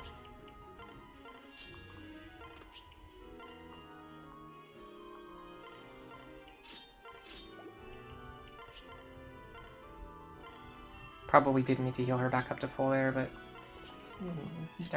no reason to risk it if you don't need to.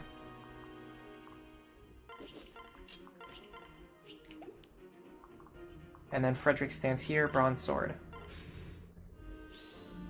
Nice guard.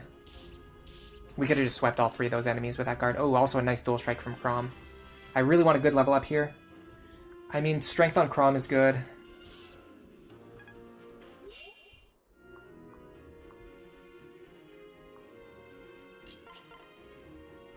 I have to be very careful here. Chrom's health is low, right? Yeah. Alright, what if Frederick kills this guy, or injures this guy? Can I get an Iron Lance from anyone? How much does she do? She only deals 9. I don't want to one-shot him, but I want to damage him enough. Oh, hold on, there's an Iron Lance in the convoy.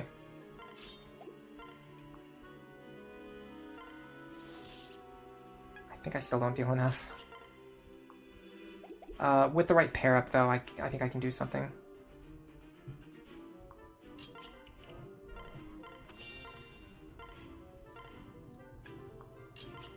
$11, $12, okay,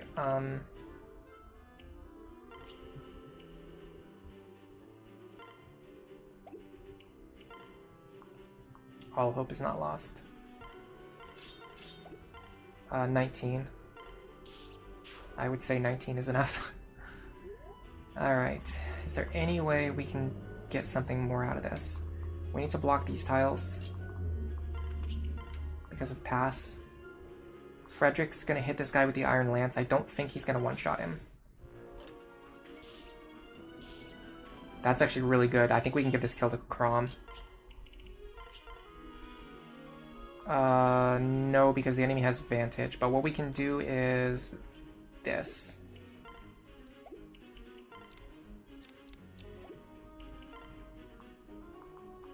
I don't know who has the vulnerary, but I can just have Lisa heal me.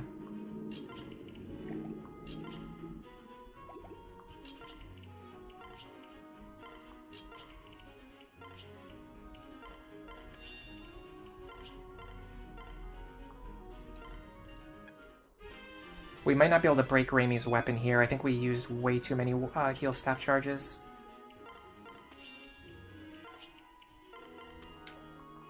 Okay, Chrom should get some more experience here.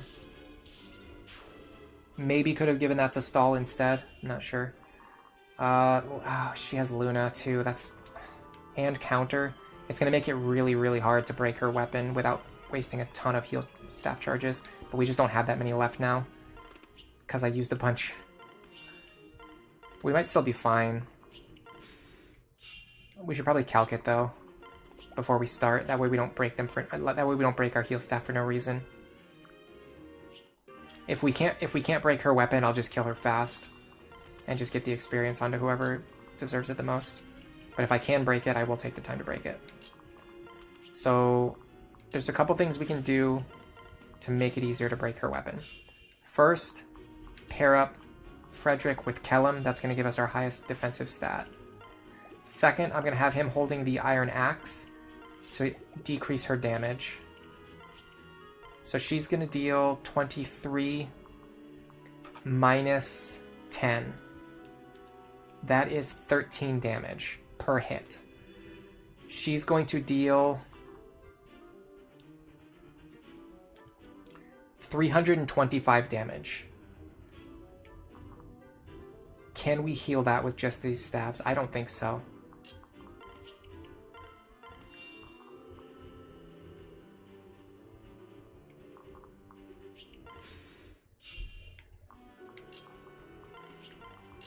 We have 15 points of healing times 18. We have 270 points of healing. She's going to deal 325 damage. We could use the Bombwood Staff.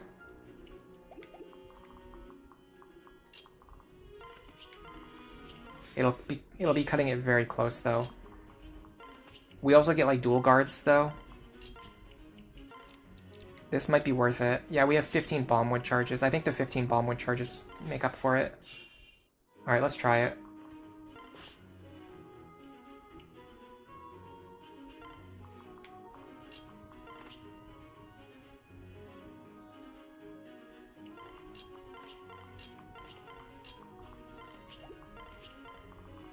This is going to be annoying though, because she's going to miss us a bunch, which is going to make it take a long time to break the weapons, which is the same problem we had in Chapter 1. 13 damage.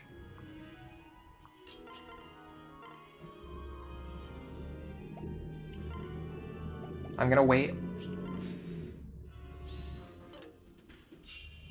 In fact, where's the Soothing Sword?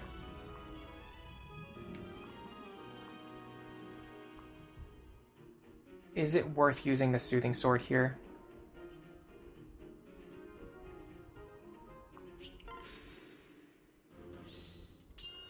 Dual guards are great. That saves us 15 points of healing. Or 13 points of healing, whatever it was. Okay, I have a very stupid idea in my head.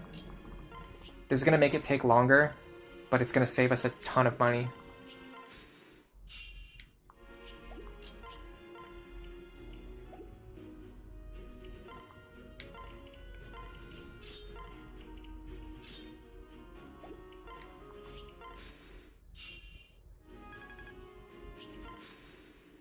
The Bombwood heals for a lot. It's more than a regular heal staff.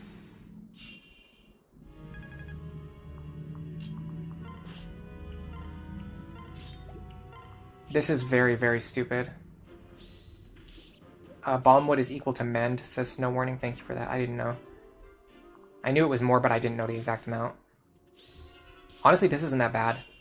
The Bombwood heal, the Soothing Sword heals pretty fast, and we're saving a ton of money here. Like, we're honestly saving like almost 1,000 gold here, if not over 1,000 gold, just by doing this. I think it's worth it. It's worth the extra 2 minutes that I'm going to take. If this took a while, I wouldn't do it, but given how fast this is, I think this is worth doing. Nice. Dual guards are perfect here, too. They save us even more time.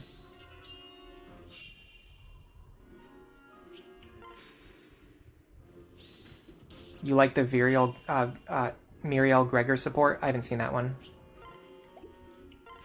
If you guys want to recommend pair-ups for me to do, leave them in the comments for the Sully stall video, because I think I'm gonna do more videos in that style. I'm not 100% sure yet. I'm gonna wait and see what the stats on the video look like, because it took a lot of effort to make that video.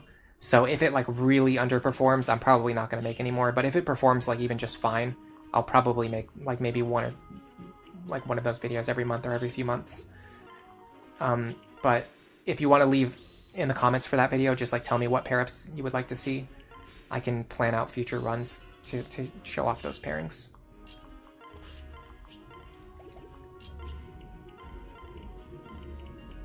The fact that you don't use Soothing Sword charges to get this free healing makes it very valuable.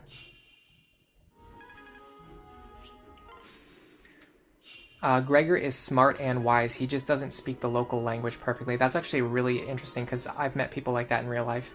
People who were very smart, but who just had who couldn't speak English very well, but they were like extremely intelligent. And it can make them seem like they're not as smart as they really are. Especially to people who aren't like as thoughtful about it. Like they might just immediately think like, oh, this person can't speak good English, so they must not be very smart. But in fact, that person was really smart. I could just keep it equipped. I want to do the Iron Axe, so that I take less damage per hit. Although now that I think about it, the Soothing Sword will make me get hit more often, which could cause the Raimi to break her weapon faster. So that might be fine too. I have to be careful though, because I'm gonna have to back up every few turns when my health starts to get too low. Because if I do it this way, I'm taking more damage than I'm healing. But this will break the weapon faster, so that's probably a good call. Yeah, okay, I'm gonna say it. This Soothing Sword pickup is probably one of the best items you can grab early on. Because being able to break Raimi's weapon without using all of your heal stabs is a huge economy boost to the early game. Which is, again, I said this a few times already, but the early game economy is the most important time. This is the most important time to be budgeting for Chapter 5. You need that Forged Wind Tome, but you also need like a bunch of other things that are also expensive.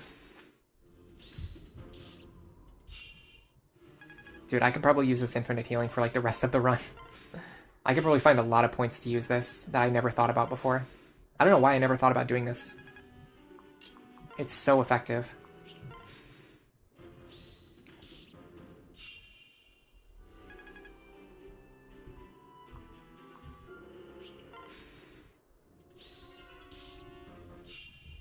You almost didn't want to know about the fact that it doesn't use charges. Yeah, I know.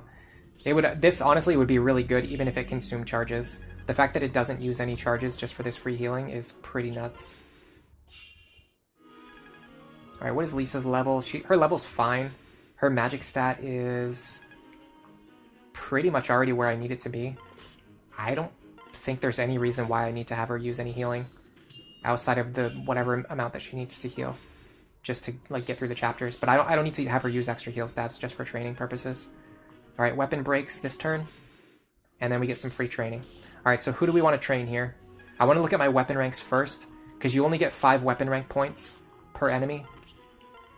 So we need to distribute these weapon rank points to the characters that, you know, we're going to be using. Virion is a good candidate. His level is still low, which means he'll get pretty good experience just for hitting the boss, and he'll also get weapon rank. He needs to be able to deal damage though. Can I get his attack high enough to deal damage? Yes. So that's one option. We could get Virion some bow rank and some experience. Miriel would be another option. Get her some tome rank and experience. Honestly, she didn't get as much experience as I was hoping for her to get. It might be a good idea to train her a little bit.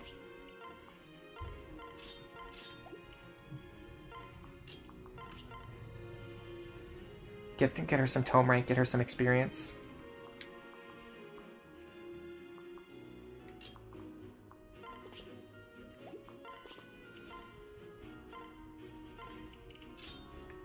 I want to give him the bronze lance. Who has it? Callum. I think I want to start training his lance rank. So I'm going to have Stahl standing here with the bronze lance equipped. Miriel here. If Stahl dual strikes, he just gets free weapon rank. If not, it's fine.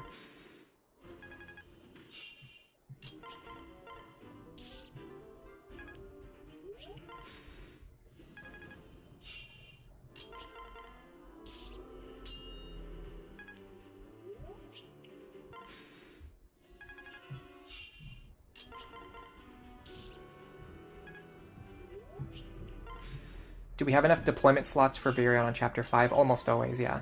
I actually typically run with one less character deployed on Chapter 5. So that's not a concern at all.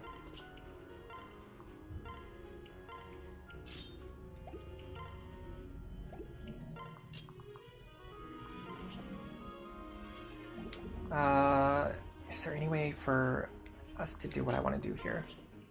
Transfer you over.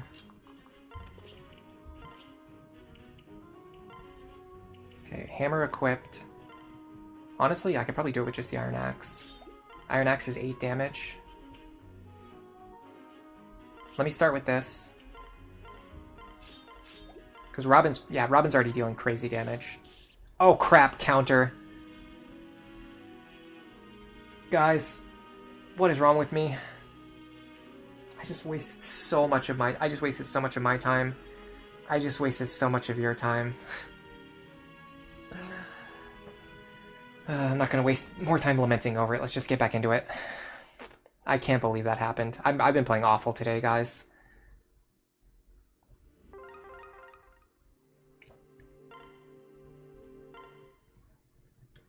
That was a boneheaded move. That's a very silly thing that I've done. Sorry, everyone. I'm getting some good reactions in chat. Thanks for your support. We're gonna get this done. We just have to do this all again. And that's a long chapter, too. This is like one of the longest chapters in the game. Because of you have to do the bottleneck over here. Then you have to lure the guys over here out slowly. Then you have to break Raimi's weapon. This is honestly, this might be the longest chapter in the game. When all is said and done. And to lose right at the very end, that was about as bad as it could be.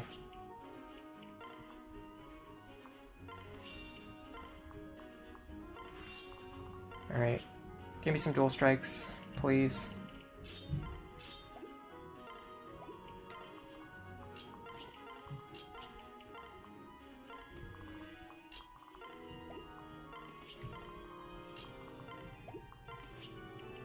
We already know those two have to pair up, so we might as well just do it now.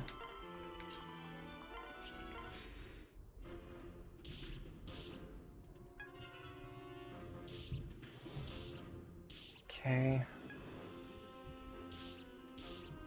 That's a good dual strike. That gives us a that frees up a lot of pressure on us.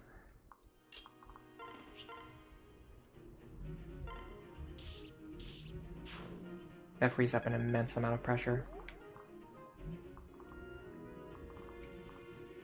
I think Stall can grab this kill for free now. Accuracy problems, though. I don't love that.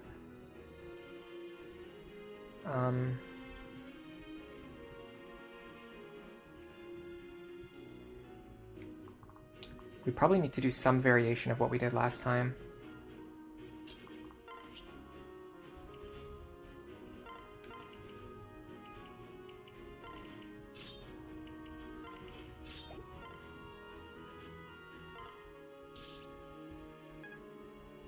So he's on 10 now.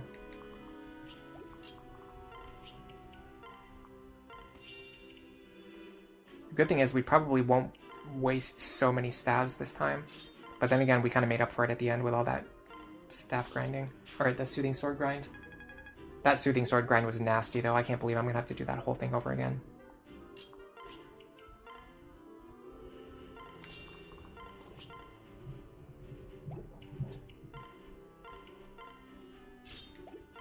Do I want Lance rank? Yeah, I want Lance rank right now.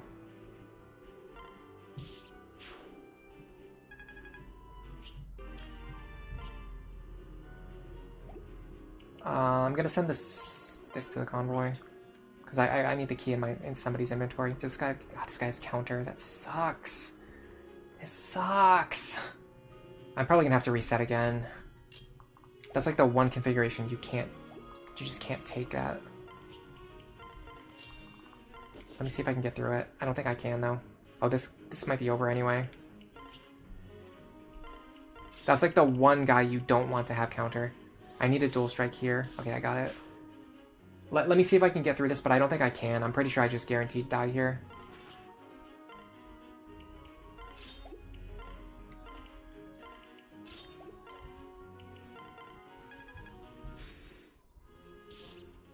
Yeah, we take 16 damage, and then the other guy has Luna, so he's going to hit us for crazy damage.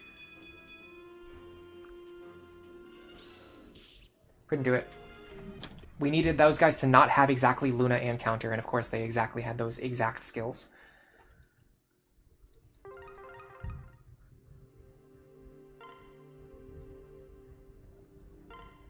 Yeah, I took counter damage.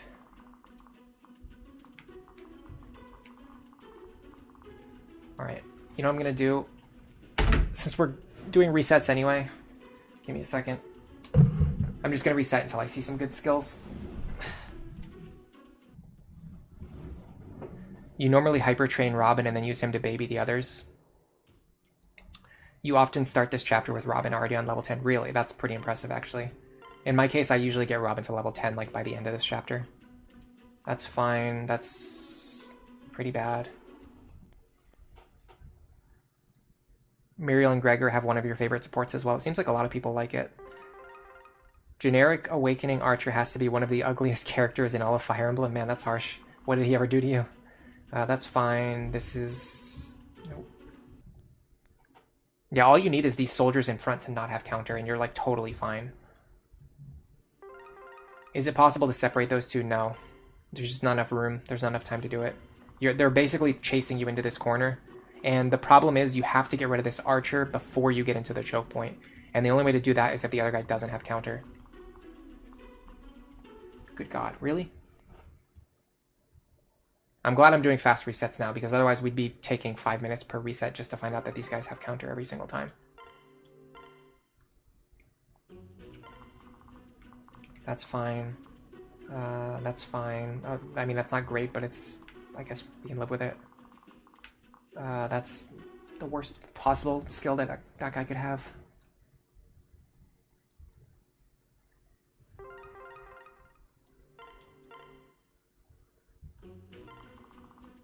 That's fine. That's unwinnable. Zelda World. Oh, how many times I've done that to myself. I'm glad I'm not the only one. I don't know why I'm playing so bad today. I got really good sleep last night too, so it's not that. Really? His favorite skill is counter, apparently. Okay, I can't get tilted, because if I get tilted, I'm just gonna play even worse. Let's think about what we're doing here. That's fine. That's fine. That's fine. Okay, let's go. Should be guaranteed to win from this position. I mean, there's some like pretty niche cases where this can go wrong, but for the most part, as long as those 3 enemies have skills that you can reckon with, you can pretty much always win this map.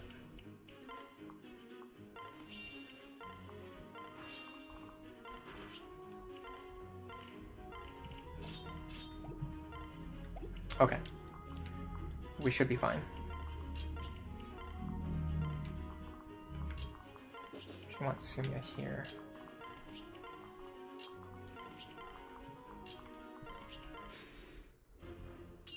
Nice guard.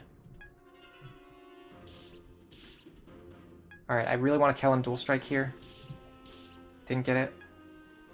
Why do I say why do I even say things out loud? It's just it's a pointless exercise. Okay, Robin kills here.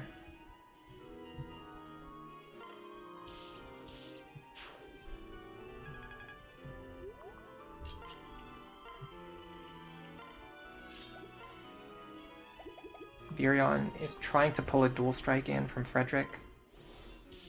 Didn't get it. In fact, this guy having Aegis kind of screws us over. We might need Stall or someone else to kill this guy this time. But then we need another problem. I think we're just gonna have to use Frederick this time. Because I don't think Muriel can get this done. I can try. But I seriously doubt it. Yeah, it's not happening. Alright, so if we know we're not going to kill that guy anyway, then we can just kind of relax and take it easy.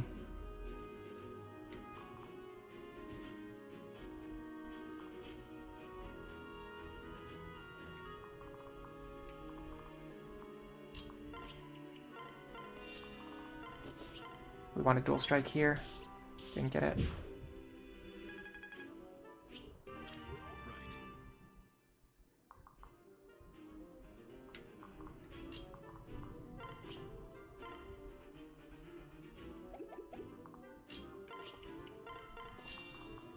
Honestly, the most annoying part is how many characters are paired up right now.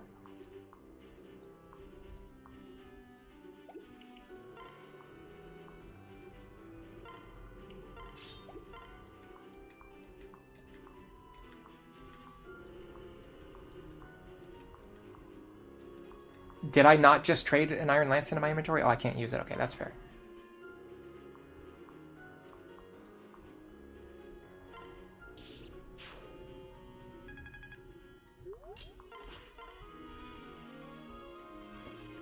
We'll just do this. It's fine. A speed level up here I would love to see, and I got it. And a strength level up too. Okay, hold on a second. 12 speed, 11. With the Crom pair up, I can double this guy.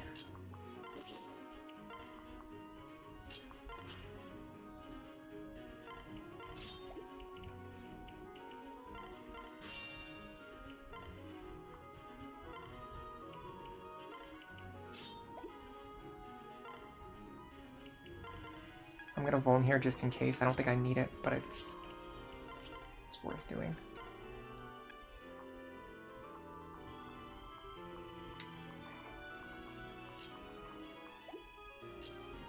I don't like Robin being stuck here. Hold on, I can use Virion to get myself further away.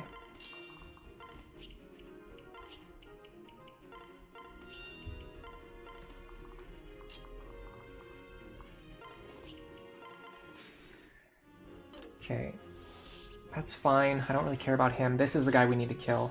And we double him, and we got the dual strike. Okay, now we're totally fine. We're just not in any danger at all. I mean, I wouldn't say that, but we're pretty fine. None of these guys have Luna. That's fantastic.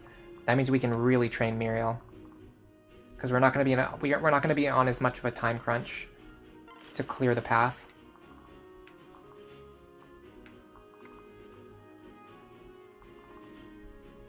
I'm just going to give this kill to Robin.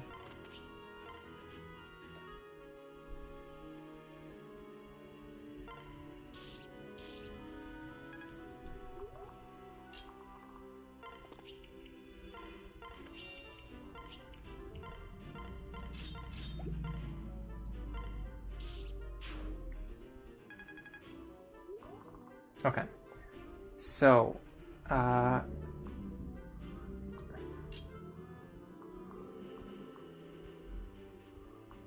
me make sure everyone can get to safety from here. This is the one I'm worried about, yeah. Where is he gonna go? I probably need to do this for one turn, and I can back up next turn. I'm also gonna train my Lance rank here. And give Frederick a chance to dual... sorry, my Axe rank, and give Frederick a chance to dual strike. Sorry, give Crom a chance to dual strike. What is wrong with me? Nice level up.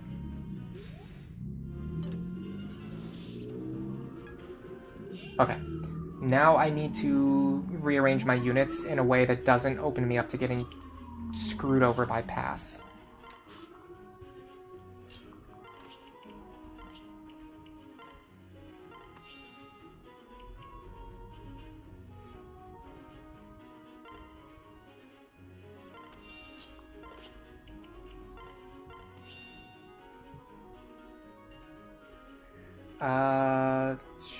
This might have been a mistake. Let me see if Stall can take any of these guys' hits. 9 speed. Pretty sure Stall takes any of these attacks. The problem is next turn is going to be more annoying to have Frederick move around. You know what? Let's just do this. We're going to have to let Frederick get attacked a couple times this turn. It's fine.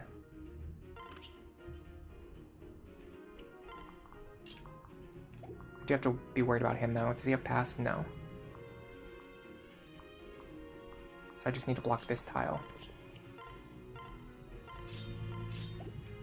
And in fact, I can just do this anyway. So yeah, we're just gonna have to let Frederick get attacked 3 times this turn.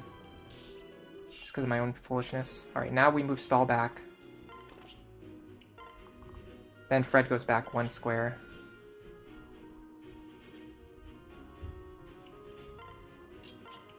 Then we heal Fred. Kellum pair up here would be better, but it's not the end of the world.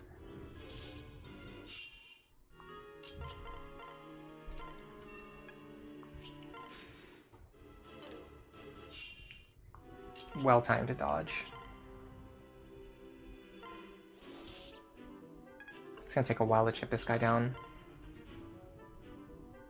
Let me hit him with my axe one time.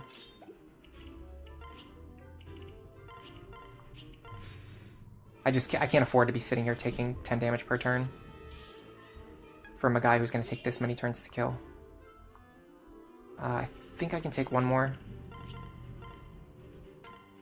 without any problems.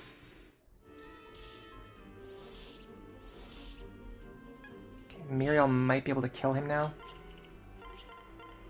I didn't check. I pressed the button too fast, but I got lucky. Alright, we have to start training Muriel now, though. She's a little bit behind where she needs to be. If I'm going to be using her, she needs to start training now. And the good thing is we can train against all these guys. None of these enemies here are particularly a threat to me. There is one thing I would like to do, though. I want to get Kellum over there. Okay, or do that. That's fine, too. Just...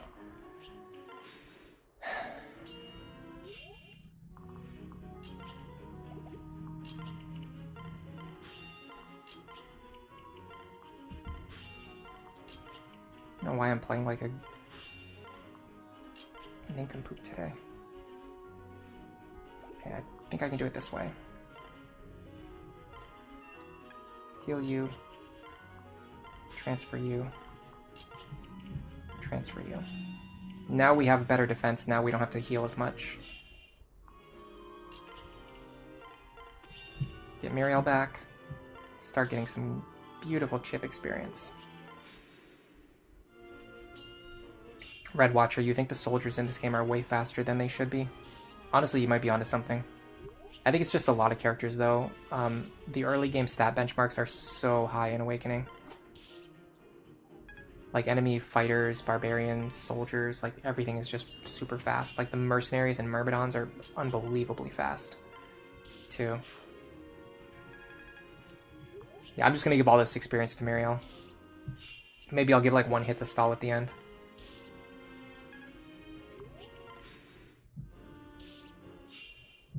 In fact, there's probably going to be a situation where Muriel has a guaranteed kill on something. And I could potentially have Stall chip that enemy before Muriel kills them, just for like free extra experience. Alright, the good thing is this is going much faster this time because we didn't get a guy with Luna on this side. Yeah, so like right here, maybe if Stall deals less than 8 damage, we can get him some experience. With the Bronze Lance, he's going to deal 11. 6. Yeah, he won't kill this guy. Only problem is I don't know how to get over there. We probably need speed, though. Yeah, we need a lot of speed, in fact.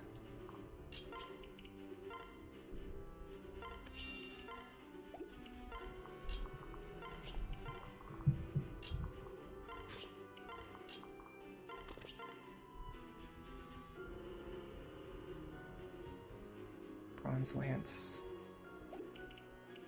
I actually don't want Chrom to dual strike here.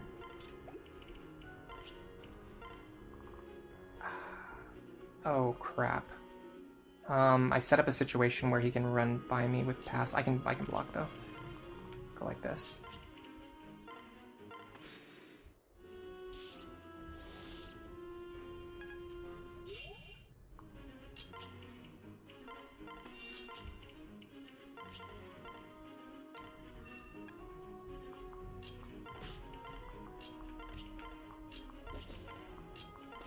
Okay, this should be fine. We can fight him one more time. Just free experience that would otherwise go to waste. Better level up than last time. And go for this kill, and we got it. If we didn't get it, we would just switch positions and put Frederick back in front. Alright, we're good. Now we gotta hope that we don't have nightmare skills on the top side. Typically I don't bother checking because even if you get like the worst possible skills up top, it's still possible to win, it just takes longer. And I really feel like this run has been slow enough already. I don't want this to take any longer than it's already taken. So let's hope for the best. I don't want to make the same mistakes that we made last time.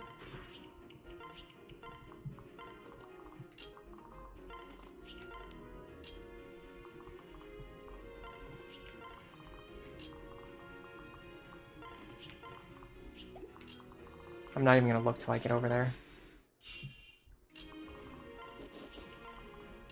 I think we did a better job of training Muriel and Stall this time, though. So, that's one thing. Makes the reset not a complete waste of time.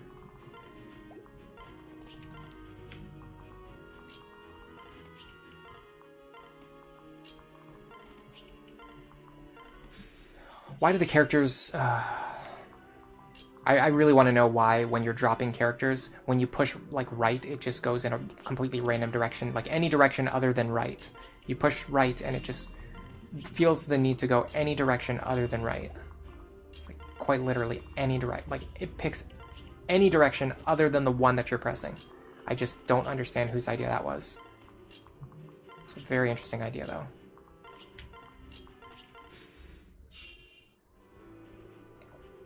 Slay World Soldier, welcome to the stream. You always see me playing Awakening. What makes this my favorite game? It's Lunatic Plus mode. Yeah, there's no other Fire Emblem game, or really any other game that has the same experience as playing through Lunatic Plus. All right, what does this guy have? Like the game design of having randomized skills in a strategy RPG is just so genius. But it's not like to the extent of like a roguelike. It's just like everything fits within the rules of how the game is played, but you can't just always make the same exact moves every single time you play the map.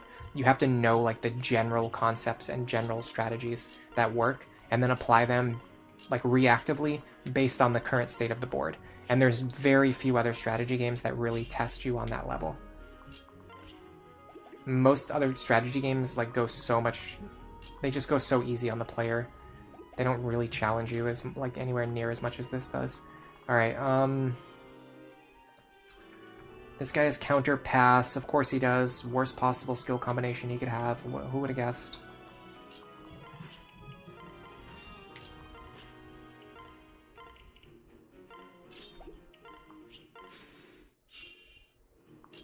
That means we're not really going to be able to use him for training unless we block all of the tiles behind Frederick, which maybe we can do.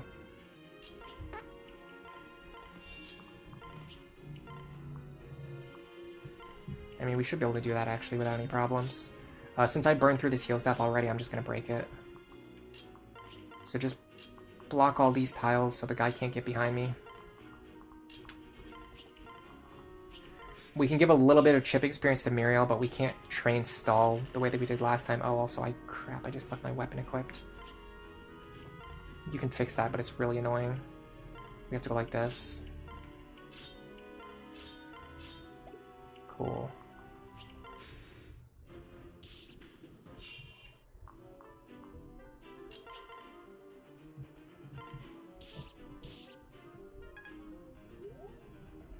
I think Stall might be able to fight here. Let me try something out here. Yeah, Stall can actually fight here, so let's do that. I don't want Kellum dual striking though. Genius. So we're taking 15 per turn.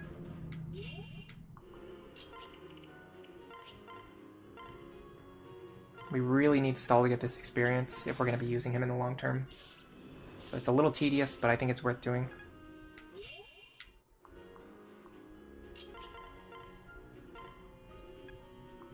And then next turn we'll give the kill to Muriel. That gets us our D rank in lances that we need. So the only difference there is that if Muriel had just instantly killed the enemy without letting Stall fight them 3 times, Stall would not have gained the experience and the levels that he did. So I do think it's worth it to do stuff like this. It's a little tedious, but you get what you put in.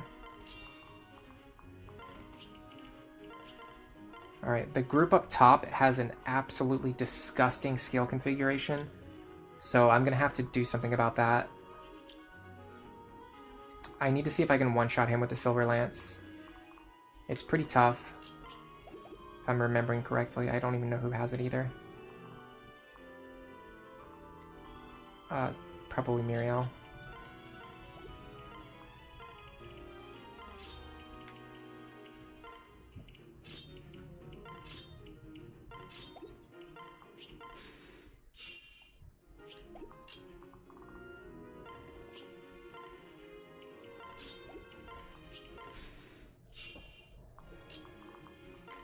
We can deal 26 damage. That's pretty bad. We're not getting +5 from anywhere. We have Gaia's Confects in the convoy. No, we don't. Why don't we have them? Oh, was that on the last run that we lost? That is unfortunate. I don't think there's any way for us to deal with this guy safely. Other than moving the enemies into the choke point and chipping them down over time. But if we do that, the guy with the hammer is going to jump out and kill Frederick, so we can't do that either.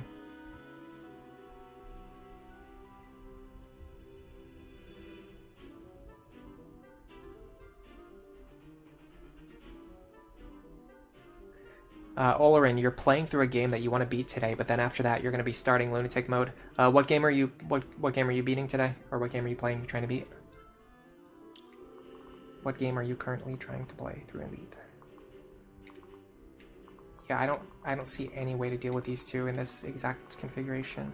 I have to think about it. I know it's possible. You just have to think about it. That's the annoying part. Is it just takes so much extra time when the enemies get annoying skills. I could start on this side, but they actually have pretty much the same annoying skills on this side, so it doesn't really work. It doesn't help me in any way. Okay, what about Kellum? I think maybe the Kellum pair will do it for me. The problem is the guy in the back also has Luna Plus, so I also have to deal. I have to deal counter damage to myself, and then I also have to take damage from Luna Plus. So I'm gonna deal 18. Jesus Christ! I'm gonna deal 18 damage to myself, and I'm gonna take 12 damage from him. I'm pretty sure 18 plus 12 kills me. Actually, I survive on 1. That's funny.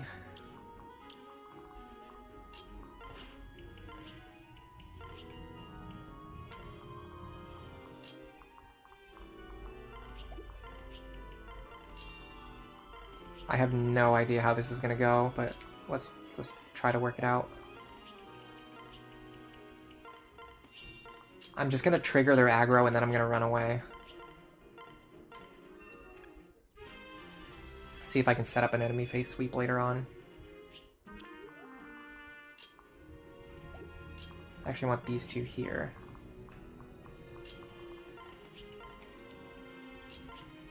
Alright, so we should survive on 1.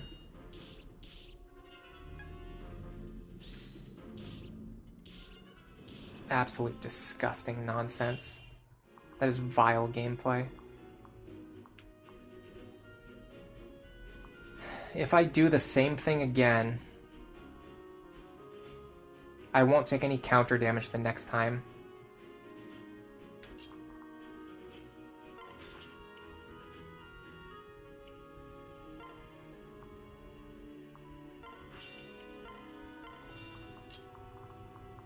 So give me a second to set up over here.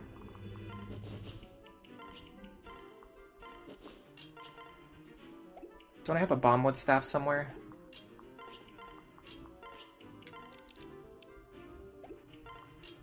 I guess not, apparently. Where did all my, like, secret items that I picked up earlier go? I know I had a bombwood staff.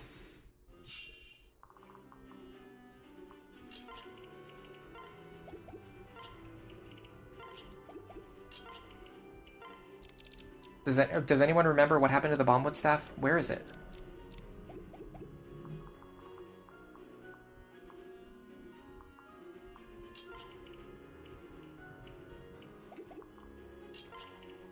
Seemingly nobody has it. I'm pretty sure I picked it up in the last chapter. I don't think I don't know. Red Watcher, you're obsessed with Etrian Odyssey 2 right now. That is a fantastic game. Oh crap, they did this thing. Oh, I hate when they do this. They switch positions. Now the guy with the hammer is in front. Now I have to have somebody who's capable of fighting the guy with the hammer and fighting the archer on the same... with Luna Plus, of course, on the same turn. That's fantastic. The only good thing is that now Frederick can just one-shot this guy and just be done with it.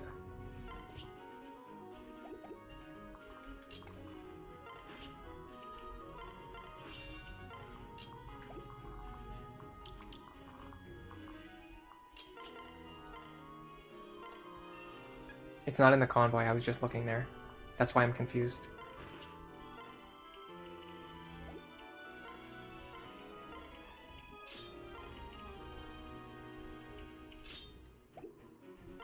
I should probably check if I can actually one-shot him with the Iron Lance. We have 26 attack. Oh yeah, we're fine. Alright, so what we probably need to do is set up something like Robin... Maybe stall. Probably not stall. So probably Robin fighting the archer and the hammer guy on the next turn. So I'm going to pass Kellum over.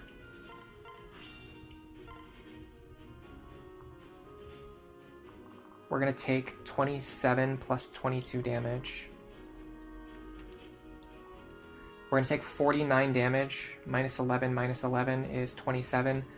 We cannot take this. Not even with the Kellum pair up.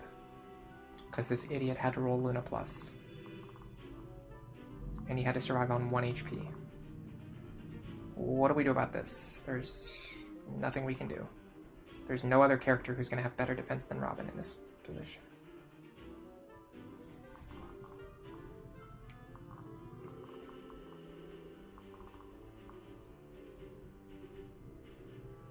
We could not have possibly loaded the wrong save, no.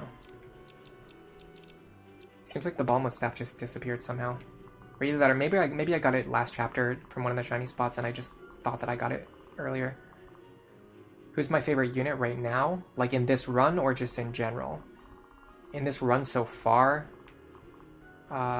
pretty impressed with Muriel, honestly. I don't really use Muriel that often, but every time I do, I'm always impressed with her. In general, my favorite units are like... honestly, I don't even know. The list is too long. I really like Virion.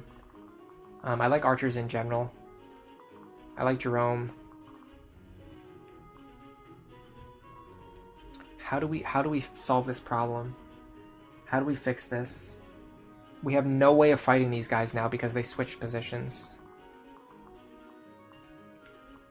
I could do the thing where I try to run around and get them to turn around and fight them on the other side, but this guy's not going to be that easy to fight either. He has Pavis and counter. And he's got an archer pretty close to him too. Anyone who attacks this guy is going to be in range of this archer.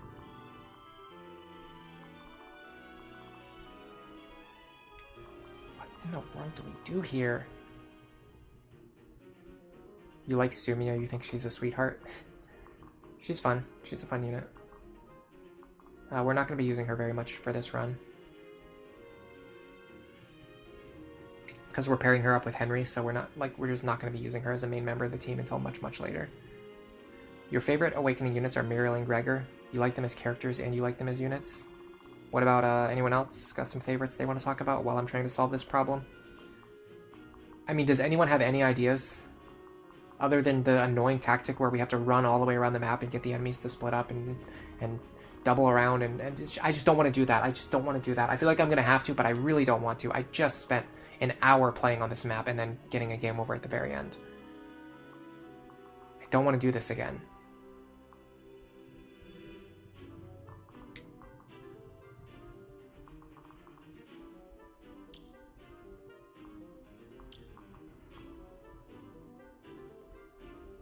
Slay World says Gregor's the GOAT. Red Watcher is the #1 Sumia hater. I don't know. I don't understand why anyone hates characters in games. It's just pointless to me. I mean, if they're like a disgusting, like despicable human being who commits like horrible actions, like sure. But I don't understand like being a hater of characters. But then again, a lot of people would call me a Donald hater, so what do I know? I just don't see it. I don't see how I get through this without taking the most annoying, slow, obnoxious, tedious path to the victory.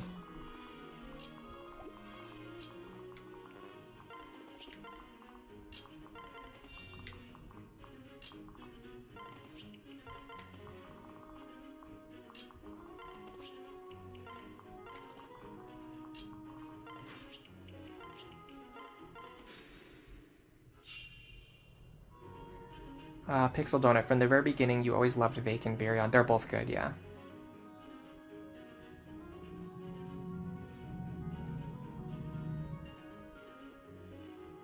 Olarin, you're a parry hater. In fairness to Perry, she's committed horrible things. Or in fairness to you, Perry has actually done horrible things. Egale, welcome to the stream. You had your heart set on marrying Robin to Cordelia the very first time you played the game, even before you started playing it. Yeah, Robin Cordelia is pretty good. If the world has 100 stall lovers, Aragula says, if the world has 100 stall lovers, I am one of them. If the world has no stall lovers, I am dead. Nef Champion likes Lucina. Even if she starts out weak, she's a great character and she does eventually get strong. Yeah, I mean, her completed build is definitely not one of the best, but you can make it work. I think this Sage Lucina build we're doing is probably just about the strongest you can make Lucina. And it's not like super incredible, but it's like good enough.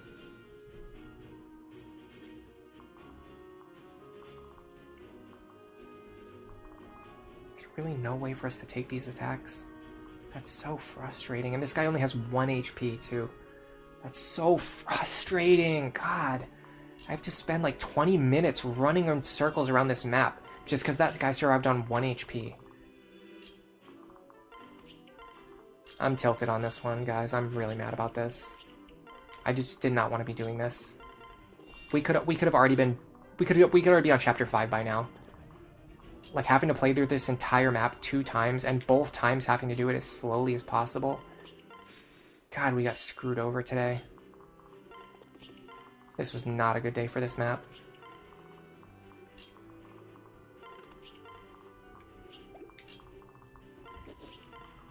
Alright, all we need to do now is just keep moving.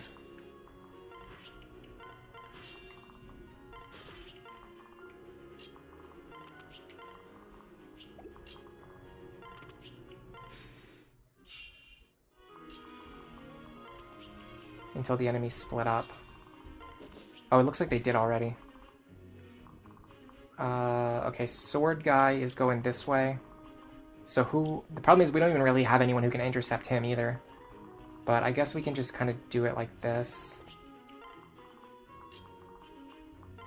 We need to get Robin over there fast, though.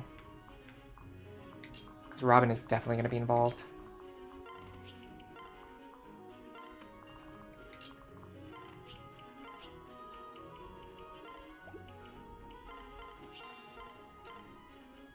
Whatever we're about to do, Robin is going to be involved in it. Yeah, pressing up drops a unit to the right. That makes sense. Sometimes I hate the control scheme in this game. Okay, so what I want to do is put all my units outside of the edge of his range. When he runs forward, or when he moves forward, we're going to use all of our 2 range characters to chip him. And then we're going to try to finish him off with a single attack at 1 range. That's my idea. I can't guarantee it will work. But it's the best we got. And then once we've done that, if the enemies are sufficiently split up, we have a lot more options. So first of all,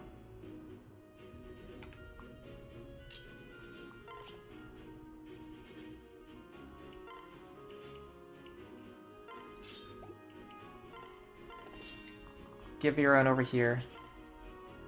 Hit him as hard as possible. Frederick dual strike. Okay, that seals the deal. We're good. We're fine.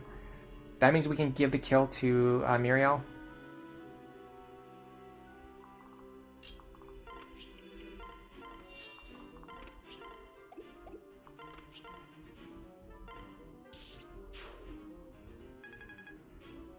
Now, we still haven't solved this problem of these 2 guys. So we have to keep doing the same thing now. We have to keep pushing as far to the right as we can. And once the other enemies start to split up, then we can start to fight them on our own terms. But that was a really good start.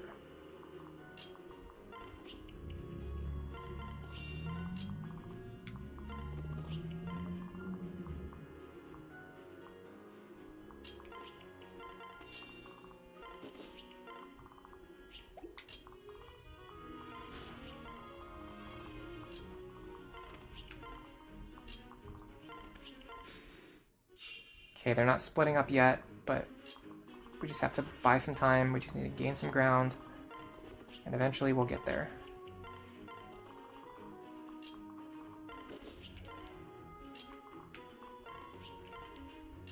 The problem is all of the currently weak units who are standing right next to them. Okay. The next guy just split off. This guy is an archer by himself. I can set up a combat for Muriel to fight him. For one turn, probably. And then I can have the others come in and finish him off after that. If that doesn't work, then we'll just figure something else out. It's actually not taking them as long to split up as I was worried about, so this isn't too bad. Okay. He has 22 attack and 11 speed. We have 22 effective HP before healing. We have enough speed, but we're going to need a defense pair up. Might as well just use the stall pair up then. We're trying to train stall anyway. And I don't want to waste the heal staff on this. This will keep me just out of his range.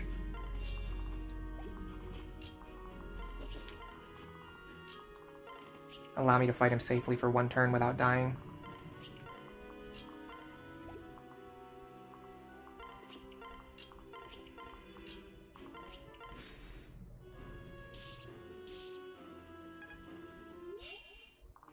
He doesn't have counter, so I can do this.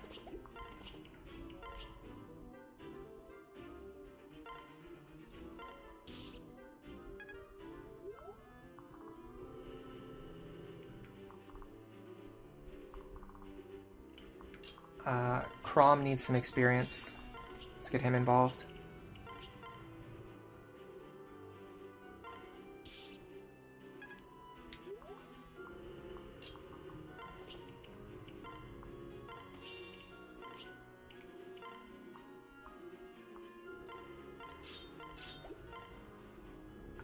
Advantage is not a problem. I can take this hit.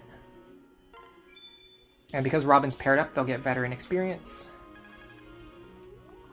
It's not a lot, but it's not nothing. Okay, we need to keep going. We need to split up the next enemy now. They are not as split up as they need to be. We need to get this guy to turn around now. And once he turns around, we're going to be in a pretty good position.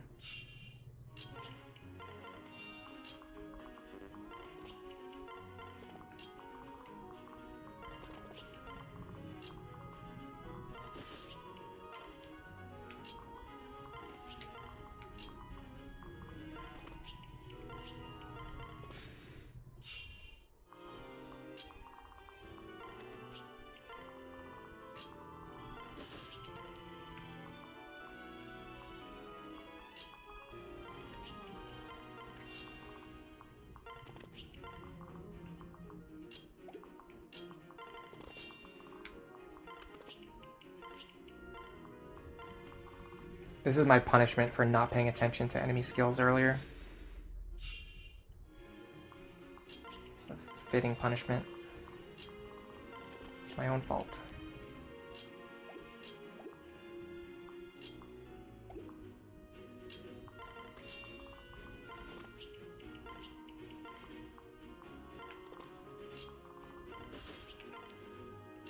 I'm gonna complain about this probably 5 more times today, but why didn't they just make a system where when you press the right directional button, the cursor moves to the right? I'm never gonna understand that.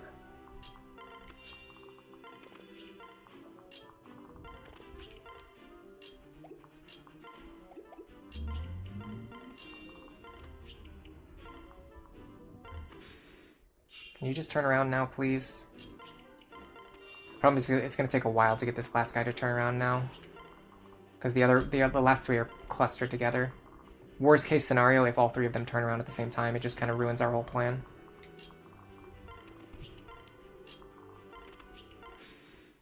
Okay, we got 1 guy to turn around. This is the last guy. Once we get rid of him, then we can enemy face this guy from the backside, which then frees us up to fight the hammer guy safely. Because we don't have any character who can fight both of these 2 at the same time, so we can't approach them from this side. So what we needed to do was run around the map and split up the enemies one at a time until we could approach the guys safely from this side. All because this guy with 1 HP has Luna Plus. That is nonsense. I'm sorry. This is the absolute worst of Lunatic Plus right here. You guys are seeing it. I am Lunatic Plus's biggest defender, but this was just atrocious.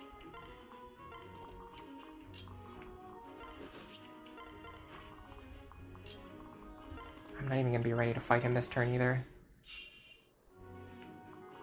Oh, cool. They already started splitting up too. That's perfect. That plays even more into my hand. Alright, this guy, I would like for Chrom to fight him for 1 turn. If I can get Chrom over here. I think I can.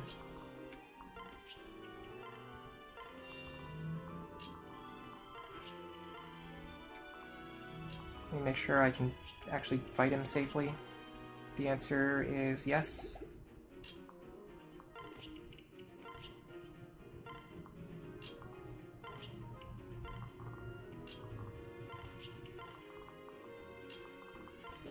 It feels weird not training Sumia too.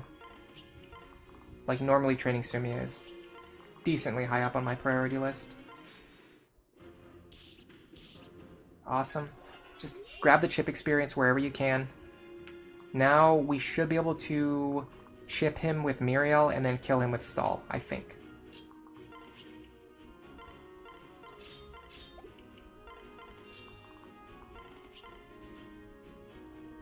It's 12 damage. Stall deals... I can deal 12 with the Soothing Sword. I can probably deal some with the Iron Sword too. With the right pair up. What does Frederick give again? Plus 4 strength? Yeah. Okay, so I can do this.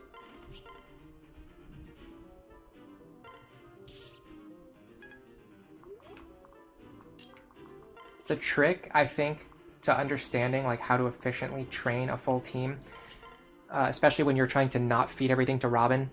I do have to worry about Vantage, but I can take the hit. Especially when you're trying to worry about not feeding everything to Robin, and you're kind of seeing this here. I haven't been saying that I'm doing this, but I've just kind of been doing it without really thinking, because this is just how I play the game now.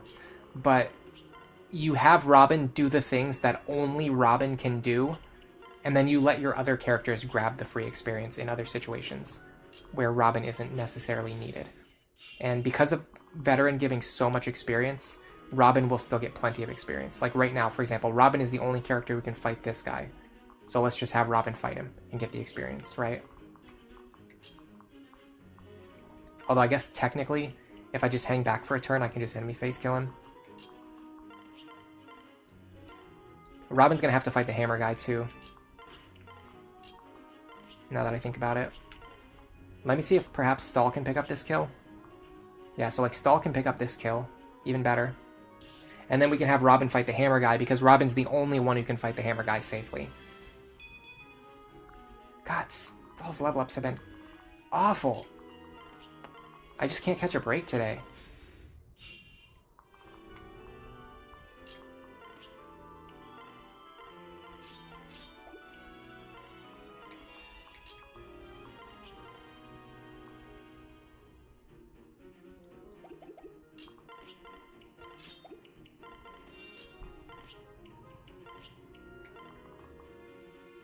Okay, this should be fine. I don't really want to crit, but if I do, I'll just live with it.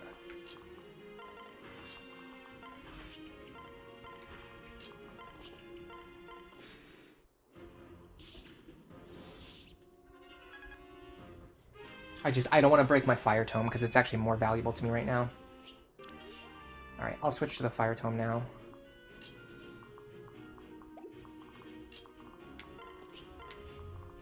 This is actually great. Robin can get some free chip experience here. I gotta be careful though, because I gotta make sure I heal myself up enough to where I can take another hit. Does anyone have a vulnerary that I can use? Yeah, I can grab this one.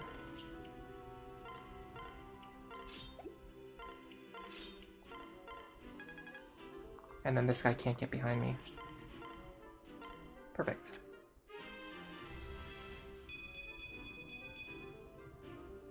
Snow warning. You just finished dinner. Are we doing the loop around strat? Yeah, we got a combination where 2 guys on one side just had enough combined firepower that none of my characters could fight them safely.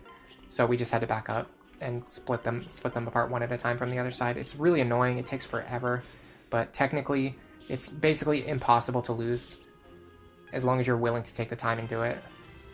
So I just figured I'd do it. Alright.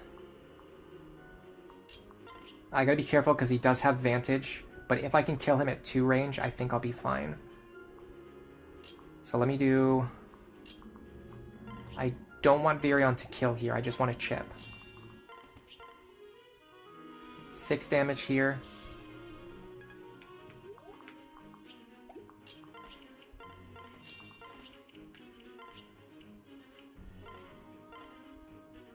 Hold on, be careful, because I have to play around Vantage. I gotta make sure I trade my tomes around in a way that allows me to actually kill this guy, but Robin can deal at least 8 damage, so we should be fine as long as we chip him down low enough.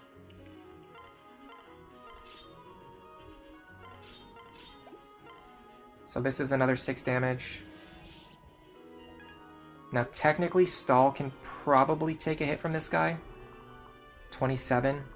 So it's going to be 26 minus 10 is 16. Yeah, Stall could actually get this kill. But I'd rather have Robin do it. So let me go here.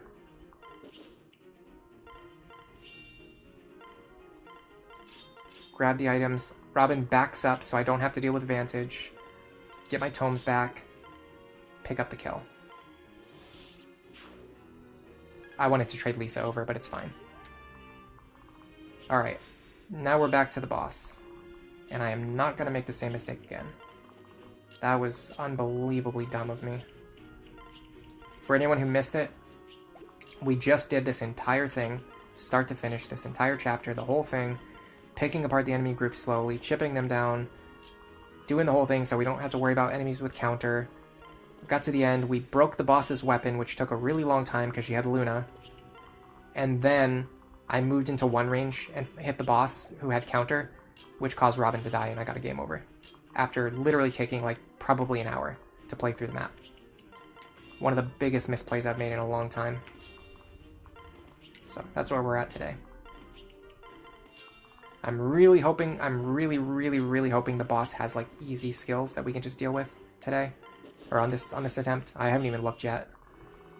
Of course, Luna again. Perfect. So it's going to take forever again. Fantastic. At least she doesn't have counter this time.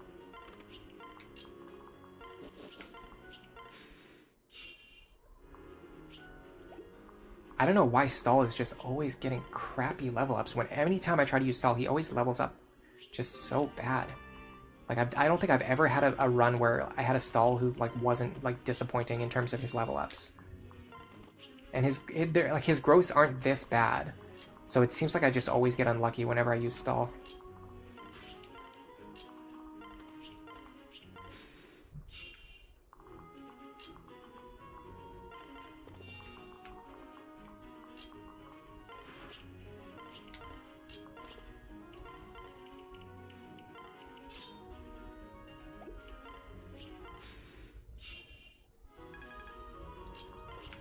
So we're going to use the Soothing Sword to continually heal Frederick up until the boss breaks her weapon. Then we're going to train on her for weapon ranks and experience. Does Raimi have counter again? Thankfully, no, not this time. She doesn't have counter. She only has Luna Plus, which is still annoying because it makes it take longer to break her weapon. Because every few turns, if she didn't have Luna Plus, we could just stand here forever and do this, but now we have to move off every few turns to get our health back up to full. It's not a huge difference, but it's extra time.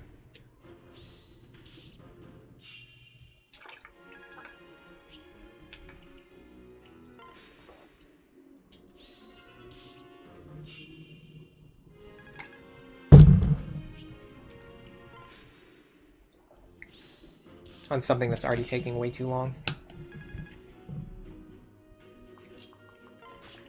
First time we've had a long stream in a while, though. I've been saying that I wanted to do another long stream soon.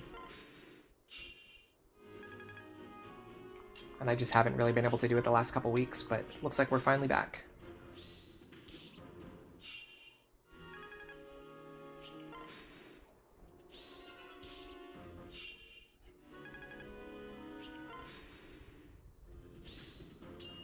Nice dual guard.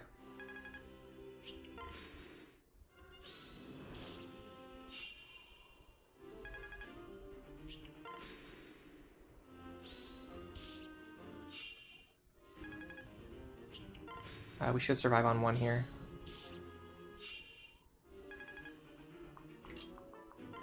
Don't worry, guys, I'm paying attention.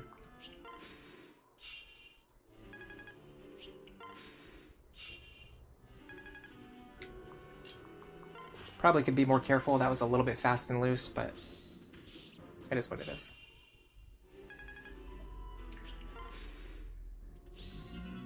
Nice dual guard. Perfectly timed dual guard. The more we dual guard, the less time this is going to take. Nice, Kellum. Kellum is like the opposite of Stall. Like every time I try to use Stall, like his growths always disappoint me. He always kind of just turns out a little bit not as good as I was hoping. Kellum is like every single run, like I'm choosing not to use Kellum, and he just works so hard to make me want to use him because he's so good. His pair up is just fantastic. But you just dual guards all day, every day. So much damage reduction. You can make almost any character into a tank. Yeah, the Soothing Sword is a fantastic pickup. I don't know where that Bombwood Staff went, though. I'm still so confused about that. If anyone remembers, or if anyone checks the archive, let me know. I think what happened is I got it, maybe... I thought that I got it in chapter 2, and I brought it here with me. I'm thinking what actually happened was that I picked it up here. And I just didn't realize it. Because otherwise, it seems like the Bombwood Staff just disappeared.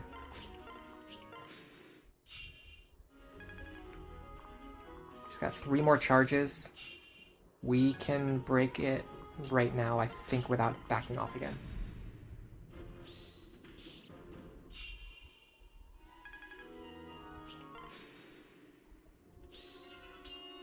Especially with a dual guard.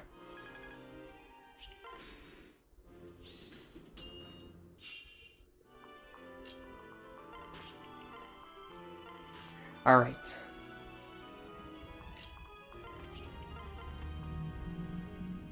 Muriel's level 4, Stall is level 5. I'm gonna go Muriel lead.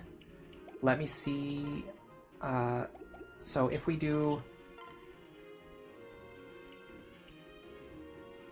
If we do this... If Stall dual strikes, he gets free weapon rank. If he doesn't, it's fine. It's just the same as if he didn't dual strike. Same as what we did last time, basically.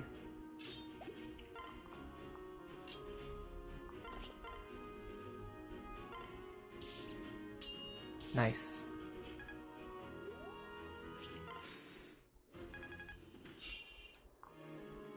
Yeah, Robin doesn't particularly need anything.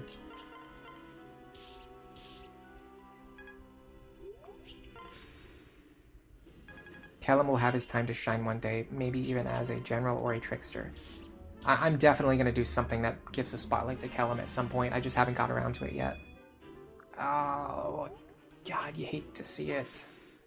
Spend all this time grinding extra experience, and then you just get the most disappointing level up. My Fire Tome's going to break, by the way. That is crazy. I'm going to buy a Wind Tome soon anyway, so it doesn't really matter. Alright. We want to hammer dual strike.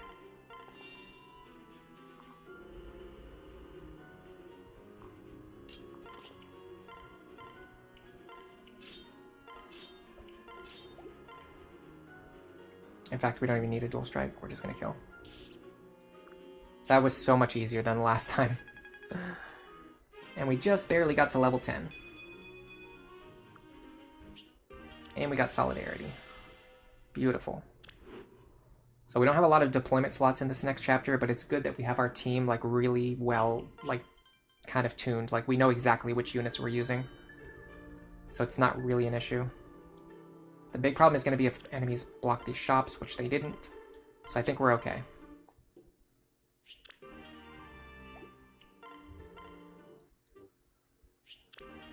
So just gonna do quick supports today. I'm not in the mood to do voice acting. GG, thank you, Slay World Soldier. I'm gonna put all my items away again. And I'm gonna buy the things that I know that I need. So for some reason, because I didn't get the Bombwood Staff this time, yeah, there's definitely no Bombwood Staff, it's just gone. So I need to buy a staff, unfortunately. That's kind of a big purchase. 600 gold. Yeah, I could have saved like 1200 gold if I got that Bombwood Staff again. It's fine, we saved a lot of charges. I need at least one strength tonic. I'm gonna buy 2 just in case. And then I'm gonna need at least 2 defense tonics. I might need more later, but I'm just not gonna know that until the time comes. Robin is gonna grab the Wind Tome for now, I think. In fact, I need a Wind Tome for Robin and one for Muriel. Maybe I can get away with giving her a Fire Tome. It's only a little more expensive, but it's also only a little bit more powerful. But that extra point could make a difference. I'm just gonna grab 2 Wind Tomes. I need to save money.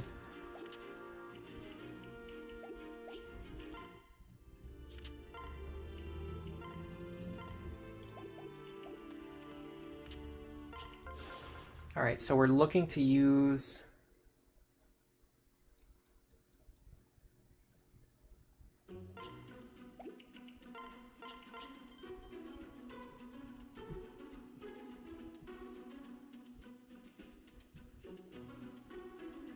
Chrom, Robin, Muriel, Lisa, and Stahl.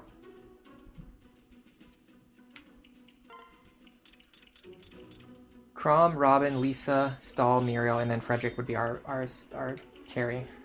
I think this is fine. We can get through with this team.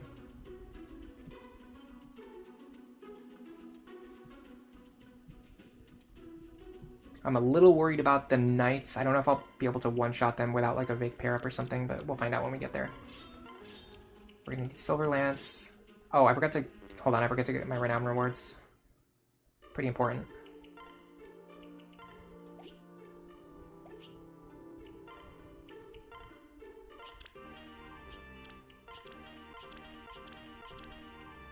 Just gonna grab the energy drop and the Beast Killer now, since I'm gonna use them later anyway.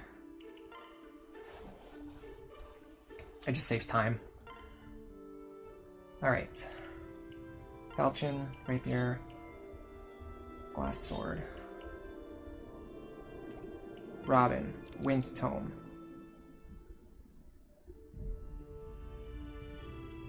I mean, this Fire Tome is like basically useless, but I don't know. Maybe I'll find use for somehow at some point in time. Stahl.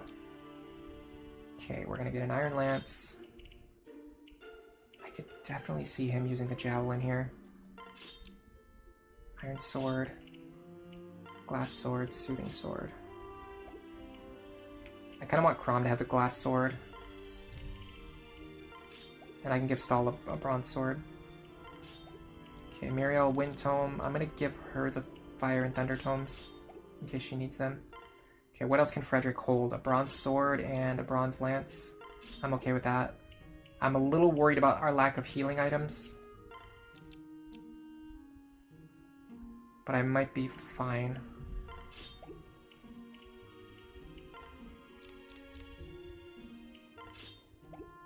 Maybe we can make this work. We'll see. I've never really done this battle with this team before, so I'm gonna... This is very different from the team that I normally use. Mark, welcome to the stream. You're wondering if I'm gonna do another Lunatic Resetless or Lunatic Iron Man anytime soon? Yes. Well, I don't know. I mean, soon is kind of relative, but yes, I am planning on doing it again. I'm just kind of doing more practice, more training, figuring things out. Just improving my skills, because I think I just wasn't on the level to do it yet. I do think that one run we had could have gone all the way, but I got very lucky to even get that far. Like, our Chapter 5 on that run was pretty sloppy, and we only got through Chapter 5 because we got lucky. But if we could get that luck again, we could probably have a run that has a potential to succeed. But still, I needed to take a break from it anyway. but I'll get back to it soon. I want to finish this run first. I want to do this run. I want to show off some more of the endgame DLC maps and spot pass maps, but I wanted a better team for doing it because I didn't like my team that I had before. It was very hastily thrown together, and unfortunately, like your long-term team building decisions, they basically start at chapter 1, and I didn't plan anything out for that run. So as a whole, my team was just very underwhelming. Okay, this is fine.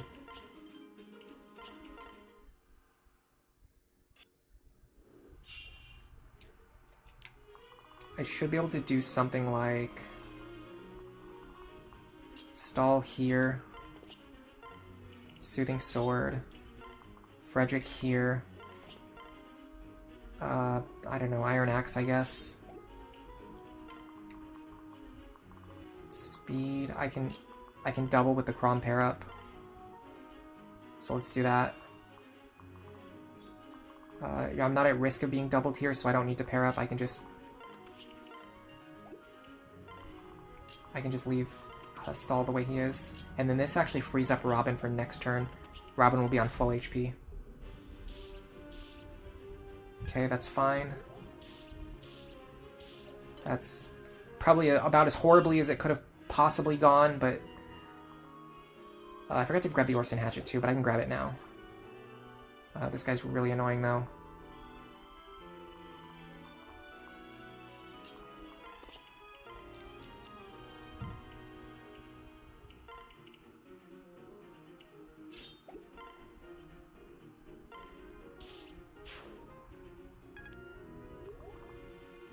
-22.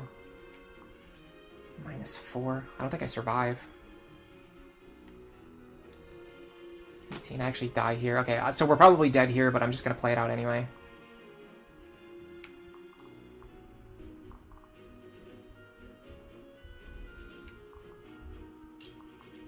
This is where having 2 mages is really nice.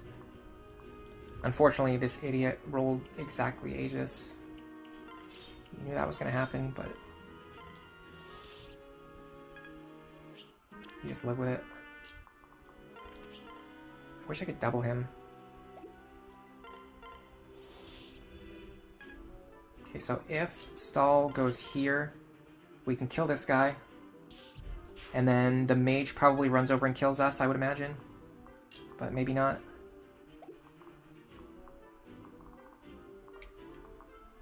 I can even trade the javelin into his hands. Alright, so let's see what happens here. I think we're pretty much screwed because the Frederick is going to die. Oh, we got the dual guard. That's why you always play it out. I don't know what the other guy's going to do. Okay, he likes Muriel. I mean, she gets a free round of combat. That's fine. This guy is not super threatening. If I can one-shot this mage, which, of course, he rolls exactly Pavis. What do you know? Have you ever seen that happen before?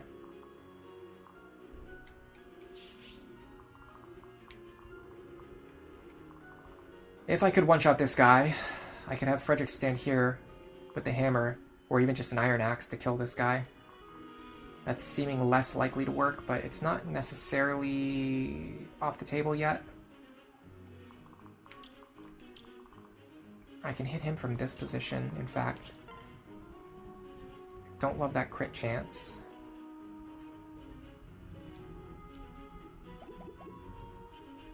What about Robin? 11 damage. And what did she deal? Peanuts damage.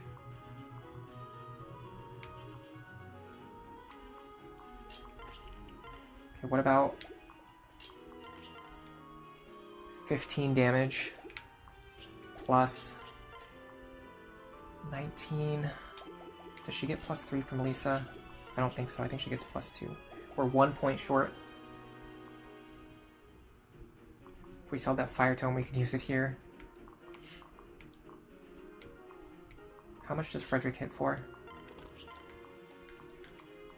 14. So we only need Robin to deal 8 damage. I think we're fine. Yeah, we're fine.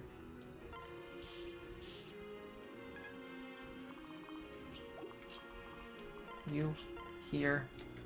Silver Lance. Kill him.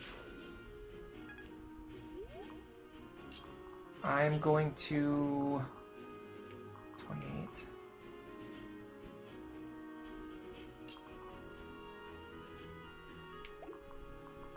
I'm just going to pair up with Lisa. If I need her to attack later, I'll have her do it. But otherwise, she's going to boost Lisa's healing. Can Stall fight this guy? I mean, he probably doesn't deal much damage, but he can probably fight him safely.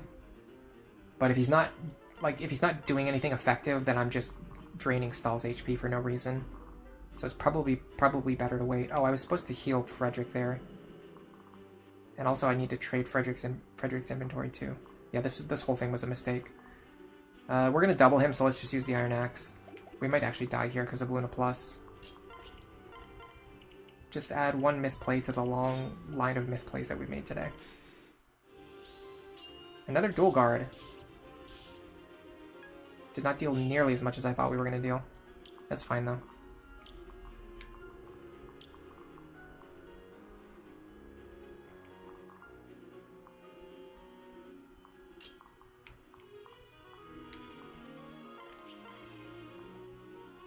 Okay, Robin here works. I would like to be paired up with somebody, just so I get the bonus from Veteran.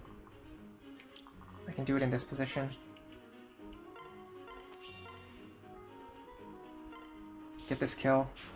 Get Veteran boosted experience, and then enemy phase this guy. This one here can't actually attack anything this turn if we just back up.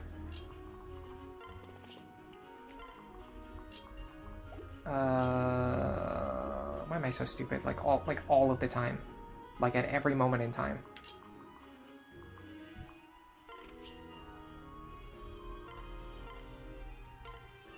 Do I actually need to body block her?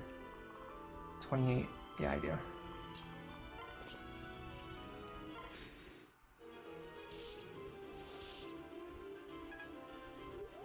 Free experience for Stall. Just look on the bright side.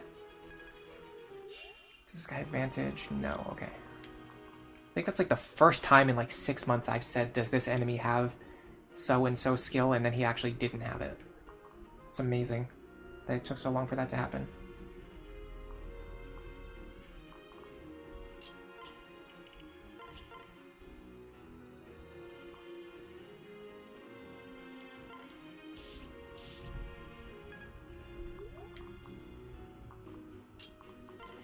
We're kind of screwed here.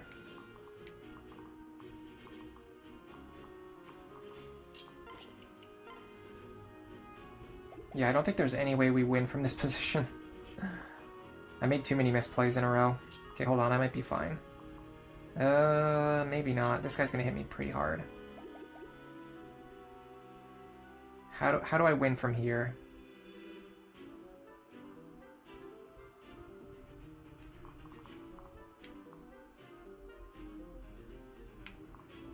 I don't think I win from here. I took too long. I got pushed too far back.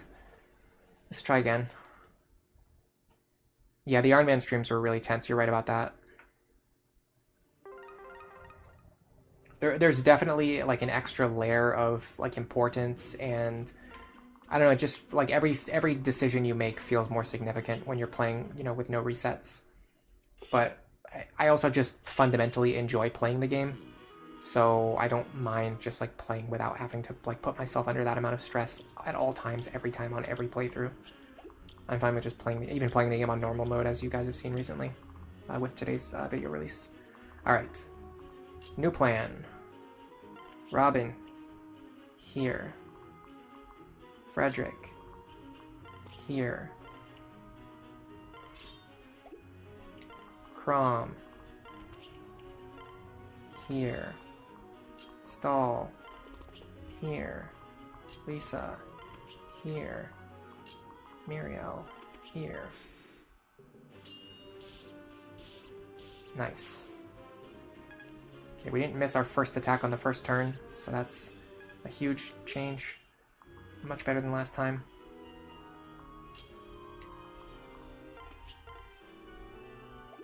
I think it's actually possible for us to just kill this guy right now. With Muriel's pair up. She gives +4 magic. Yeah, that's enough. Only problem is then she doesn't get the experience. But she can't deal anywhere near enough damage, so I just need to do it.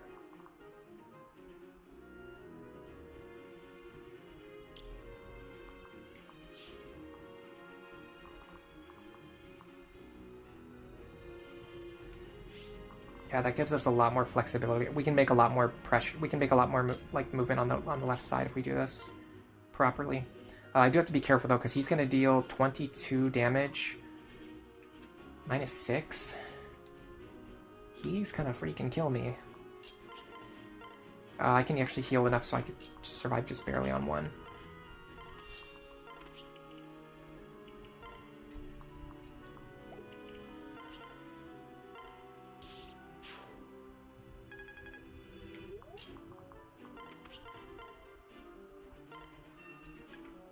Okay, so now what I want to do is this. I can't quite get into the spot that I want. Can Frederick take all of these hits? Oh, of course, I forgot to take the Orson Hatchet out of the convoy again. Okay, cool. Time to... No, definitely not, because this guy has Luna Plus. Okay, well, let's just see if we can take these two. 20 plus 25. -4 minus 7 is 34. We actually don't survive no matter what. So I guess we just do this.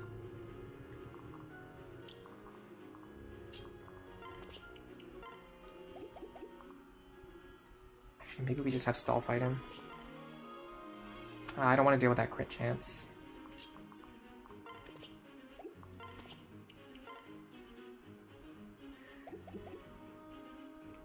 Does the Crom pair up make any difference? Yes, it actually allows me to double him. Okay. Grab the Orson Hatchet.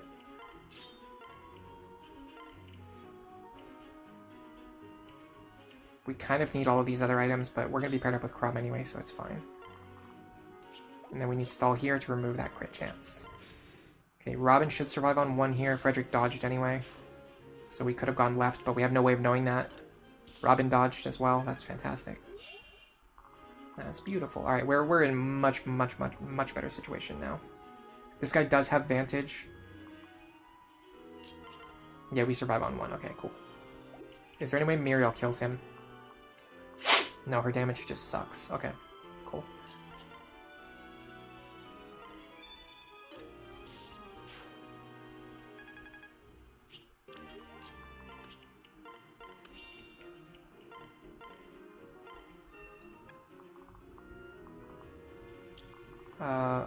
Okay, let's actually see how much damage we deal now.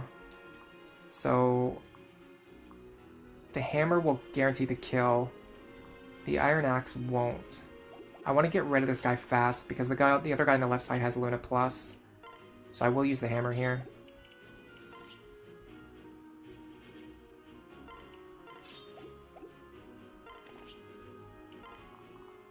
It's worth it for me. Would have loved a dual strike there. Didn't get it. Okay, now we're in dangerous territory, but we might be okay. We really would need a dual strike to kill this guy, and even then, we're going to take 17 damage.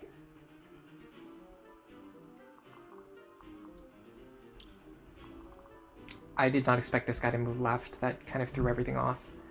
Alright, what if we just have Robin fight this guy?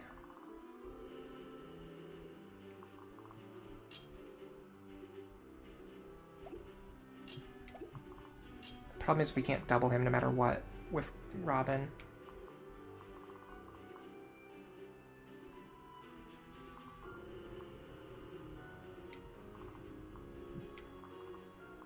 I'm very inclined to go Frederick right, Robin left here.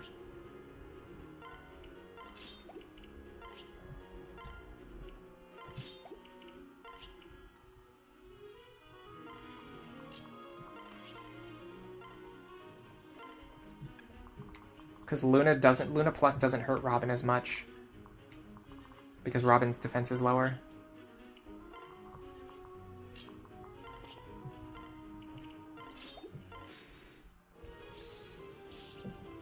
Like we still take a ton of damage, but Frederick would have proportionally taken more damage from that. God, come on, man. Just dual strike 1 time. Idiot. Just 1 time. Just 1 time. Once. Ever. This sucks.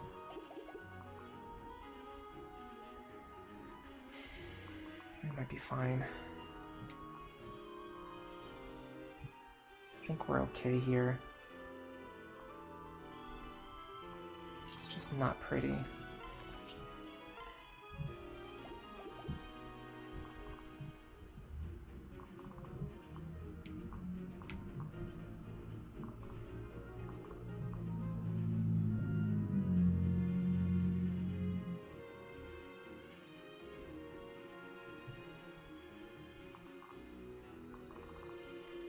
Oh, does she have counter, really? Who would have guessed?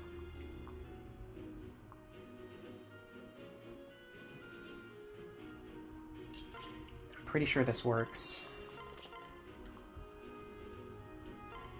It's just annoying because I can't trade a lance back into my hands, so I have to fight this guy with a sword this turn. Now we go...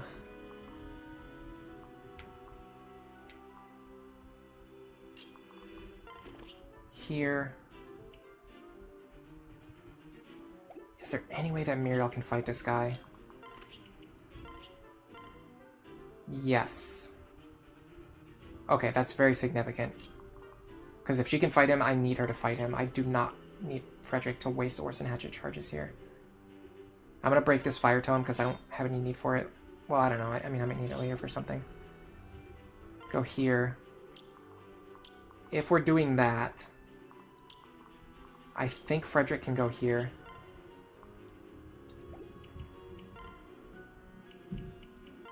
Because that other guy is going to massively prefer to attack Muriel. The only issue now is that Lucina might go to the right and pin Muriel into the corner. Let's go stall.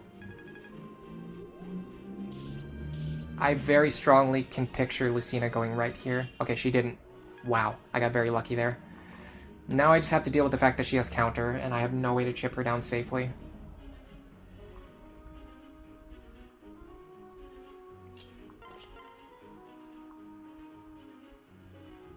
$25. Frederick can do some work here.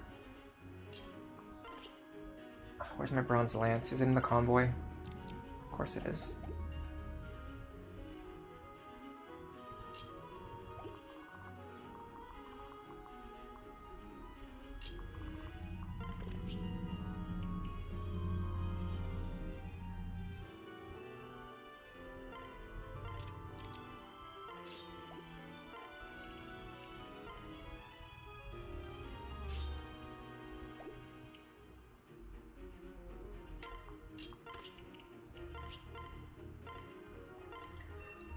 There's a really big problem with this strategy. Next turn, Robin and Stahl are going to be too far away to help. But I'm kind of stuck here. The good thing is, I think Muriel can bail us out. The only problem with that is, I think, if I'm not mistaken, she has... Yeah, she has Aegis. Robin can't get over there. The best I can do is this.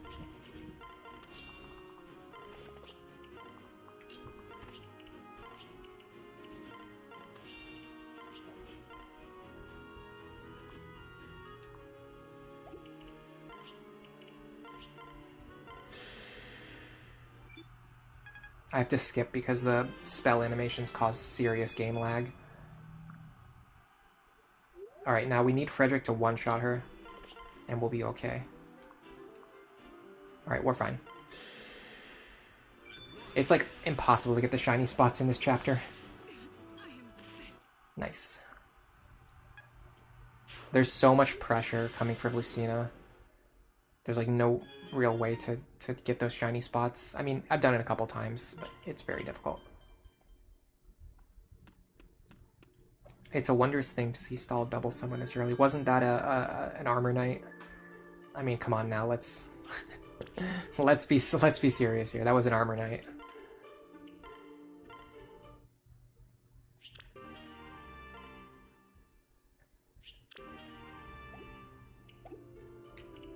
Alright, let's see what we got from the barracks. Hopefully something good. It doesn't look like it. Nope. Completely worthless. Experience on a character I'm not using. Alright. I'm gonna store everything one last time and then get my idea of what I want my team to look like kind of moving here.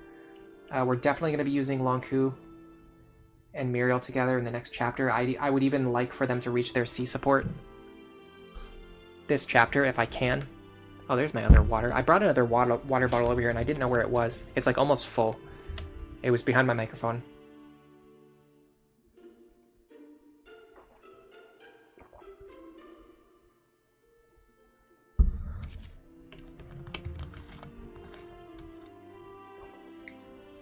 What do you guys think about the new overlay? Does it look good?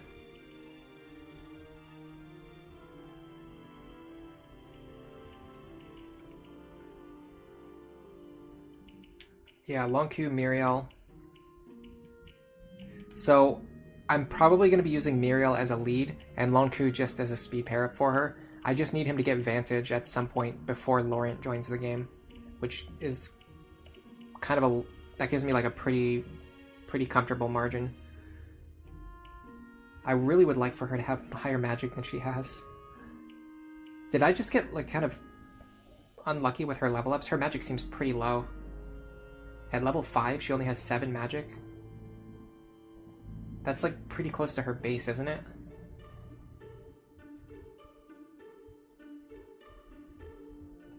I think I got really unlucky with both my Muriel and my Stall, which are the 2 characters I wanted to use.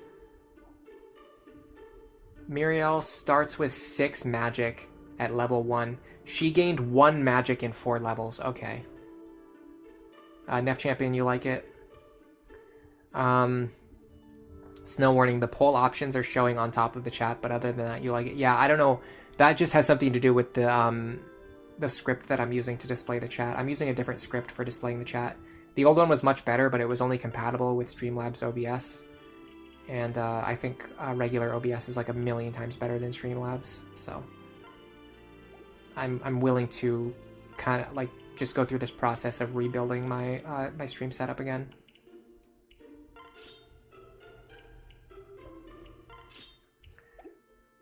I think I'm gonna forge Muriel's Wind Tome now. The only problem is I wish she had another like cheaper option to attack with, so that I'm not constantly wasting expensive Wind Tome charges, like forged Wind Tome charges, but it's not that big of a deal.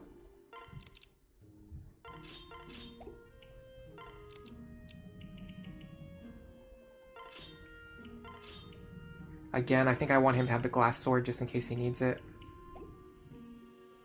Alright, what can Lonku have? Killing Edge, Levin Sword. Because he's using the Killing Edge,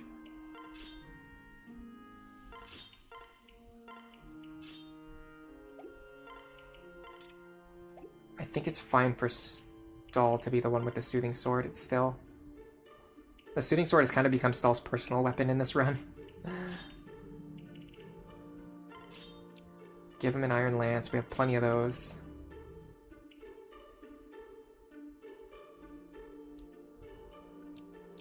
I'm not 100% sure what else he's going to be holding yet.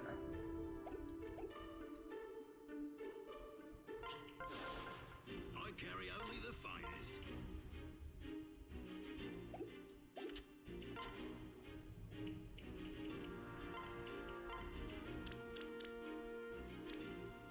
Okay, we can afford it, so I'm going to forge it now. I'm going to be using it for a while. It has 45 charges.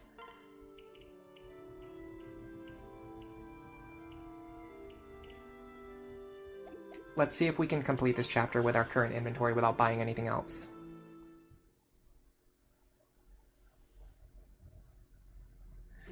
Hold on. I'll show you guys something. If you're not looking at the screen, look at the screen. I don't know if you guys saw this earlier when I was switching between my overlays, but this is the full view of the new overlay. So you won't see the whole thing most of the time, because typically the game window is going to be blocking it. But this is what like everything looks like when it's all set up. Yeah, I can very clearly see the poll options blocking the chat now.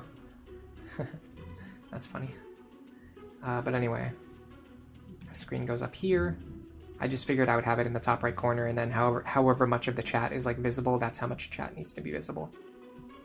So it kind of works itself out, and then this over here allows me to kind of resize this window on the left side to however big I want it to be. It's actually a little bit smushed. It's not using the actual DS resolution. I smushed it a little bit, but it's fine. All right, so we're gonna be using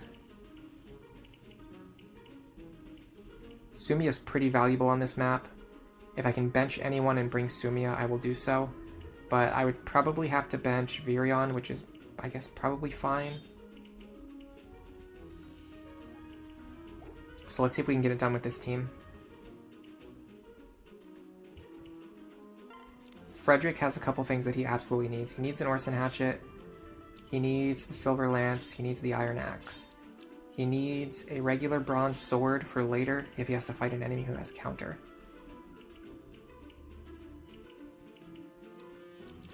I can give him the elixir in case he gets into a jam. Muriel's got everything she needs. Robin's got everything he needs. Lisa's got everything she needs. Crom's got everything he needs. Stahl could grab some extra items. Sumia needs the Javelin though, which means Stahl can't use it this chapter.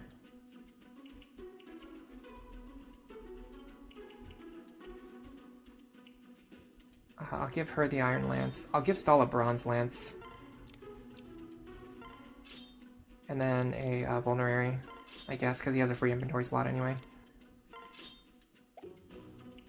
Okay. Everything looks fine. This might not... We might not be able to just run in and win this on one attempt. But we're in like the right kind of general area.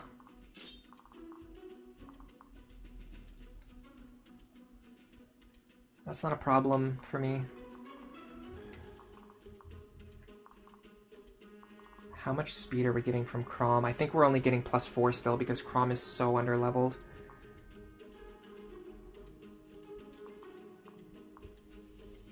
Which means we're not going to be able to double this guy.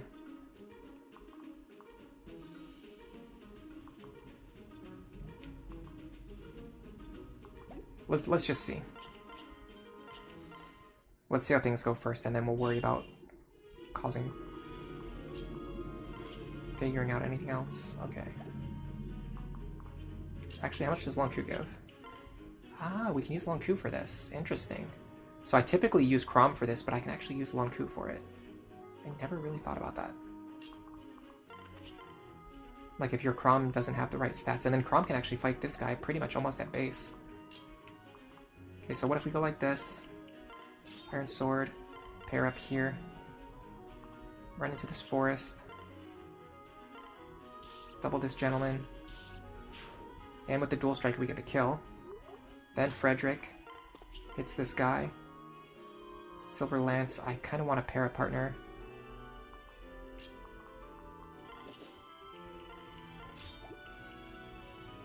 Can I grab your items? Yes, fantastic.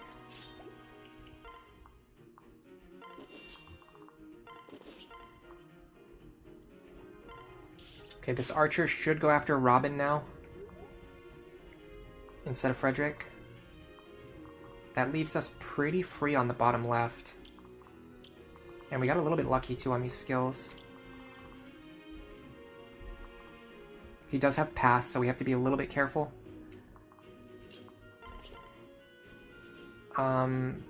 With Crom's pair up, we should be fine here.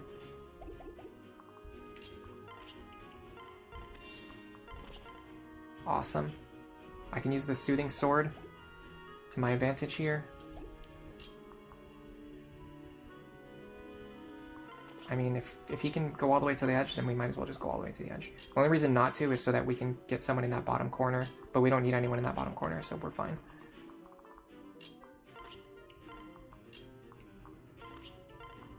This should go okay. Lanku dual striking like a demon. Nice dual strike from Chrom too. Okay, that caused them to spread out in a weird way that I'm not a huge fan of, but it's not the end of the world. This is a problem though, this guy having counter. Because he's going to prefer to attack at one range.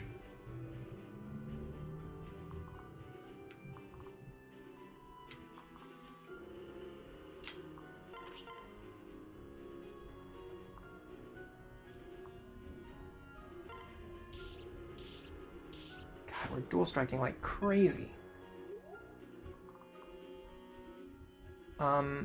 Let me see about... The problem is I have to heal Robin now. Otherwise Robin's dead. Well, what if we do this? I've done this before. We need more damage. Our damage is actually really low. But because he doesn't have... because his health is now lower, we don't really need to worry about counter anymore. Because whoever hits him is just going to kill him.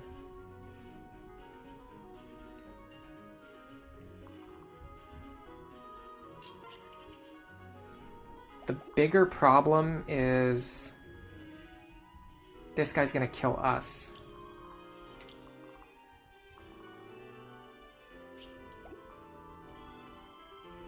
And there's not a great square that we can fight from either.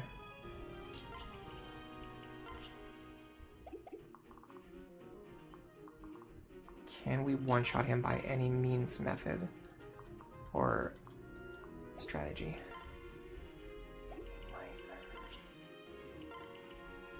We can gain 3 extra damage. 3's not enough. We're actually 1 short. That's happened a lot today.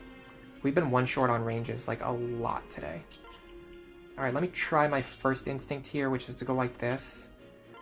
I don't think this is going to work too well, but it's the best idea I have right now. The annoying part is actually Donald. I don't want Donald. I actually need to keep Donald alive, in fact. Yeah, this doesn't work. I have to keep Donald alive. I forgot. I have to actually keep Donald alive on this run.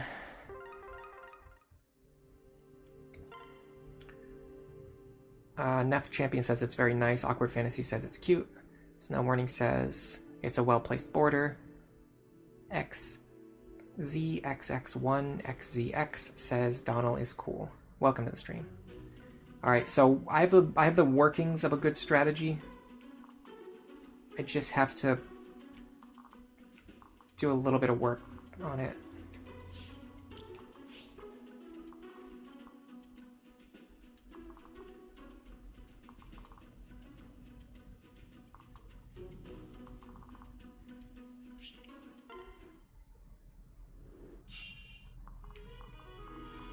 So Lonk goes here.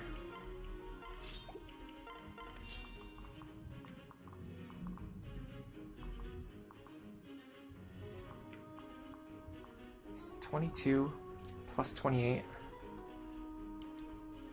50 damage. -7 is 36. Man, I don't know, our Robin feels extremely frail, like way more than my typical runs. I don't know if I got unlucky with my level ups, or I'm just missing something, but my Robin feels very, very frail.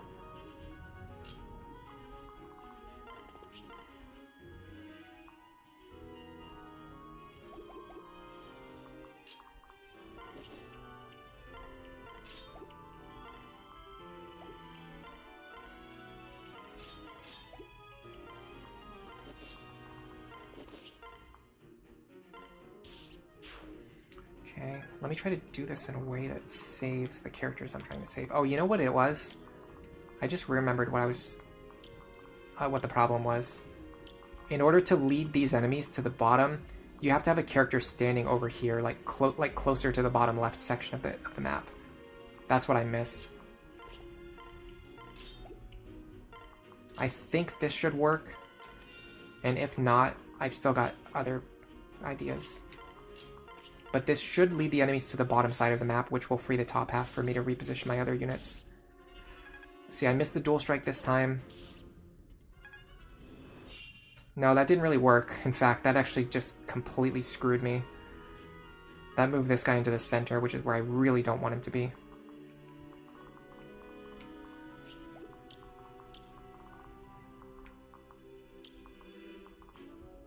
I can't even get out of here anymore.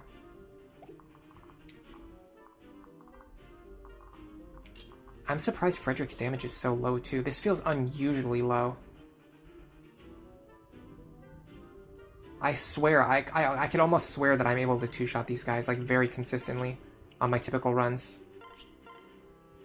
Whereas right now, even with a Strength Tonic, I can't do it.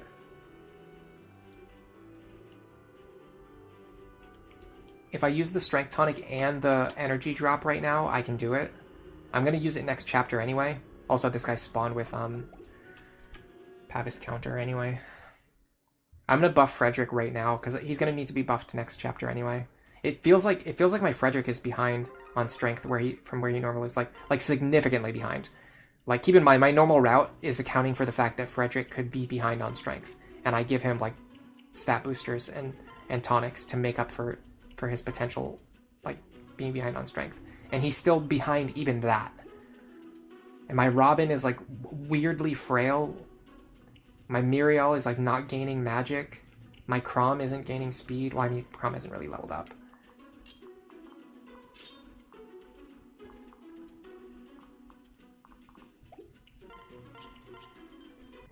Let me chip away this map for a couple more attempts and see if we can get anywhere with this.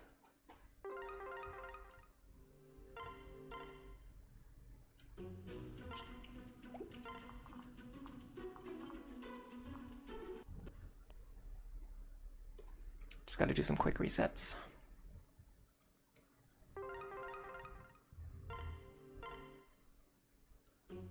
I think I need to gain some more momentum. I'm not clearing these enemies fast enough. Which is weird because I'm clearing all of them.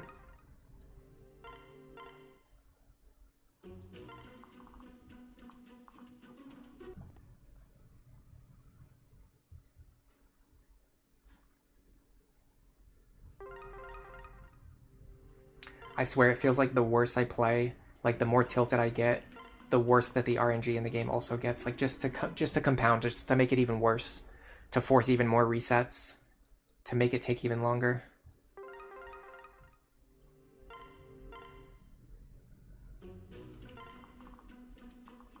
Okay, good enough.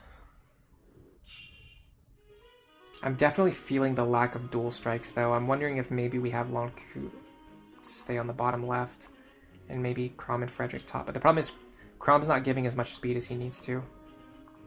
I need 5 speed, so I need to use Long Q.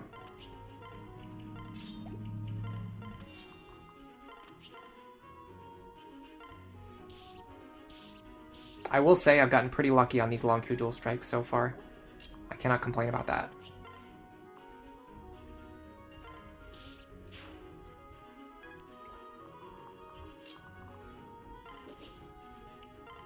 Like, the only thing I could do to make this faster would be doing the attack here, where I try to bait in a dual strike from Frederick, but I'm not doing that.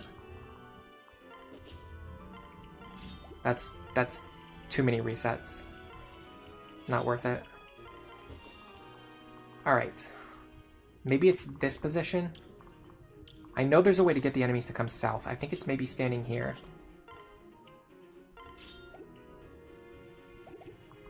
He doesn't have anything that's going to screw me over.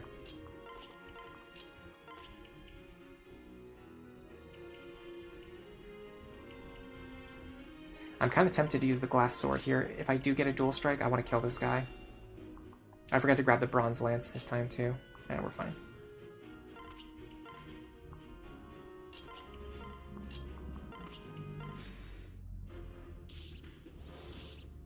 That's pretty bad.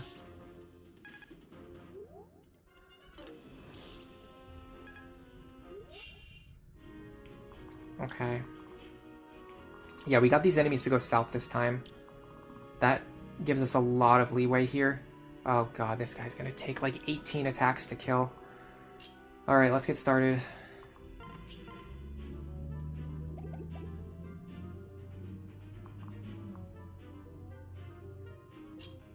I I think Robin here.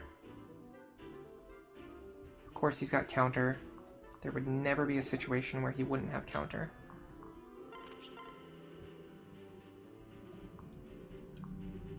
Honestly,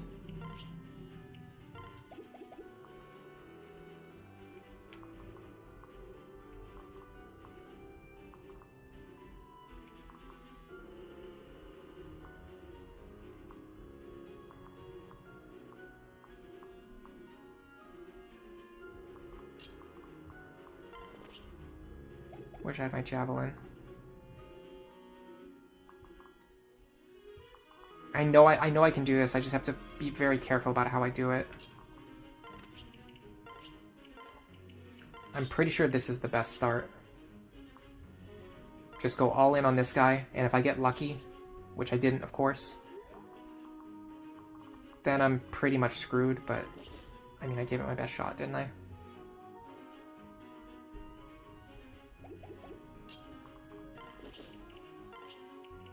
I can hit him with the Orson Hatchet now. Is there any way that Muriel can pick up this kill? I seriously doubt it. But Lonku probably can. That's what I'm missing. That was the missing ingredient.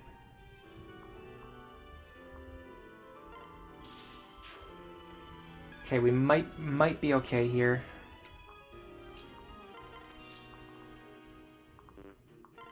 Get these two out of here. And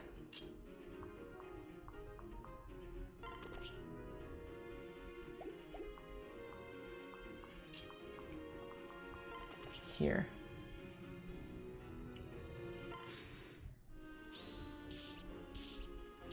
Thank you, Crom. That's going to save us a lot of momentum.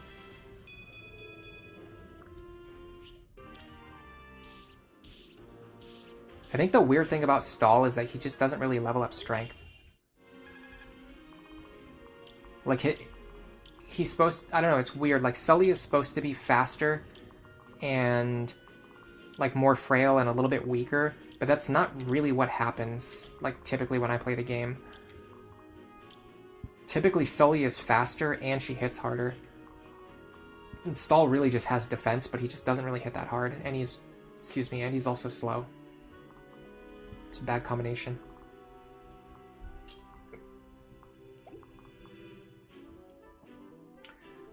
Frederick can pretty reliably kill this guy, but we gotta think about what we're doing down here.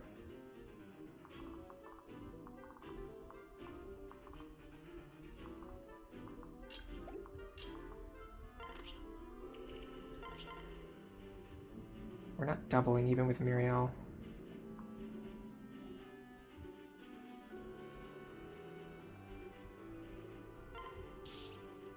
Nice.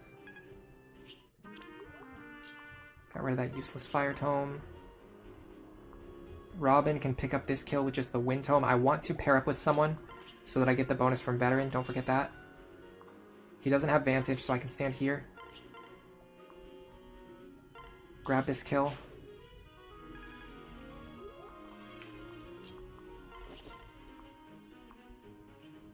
Iron Axe here.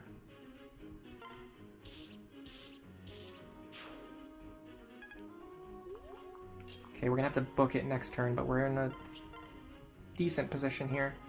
We're doing okay. That last Crom dual strike really saved me. I'd be even further behind if not for that. Oh man, this Soothing Sword healing is epic. Alright. I think we're doing okay. Ooh, nice Lisa.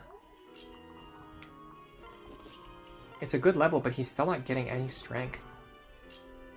Nowhere near as much as he needs.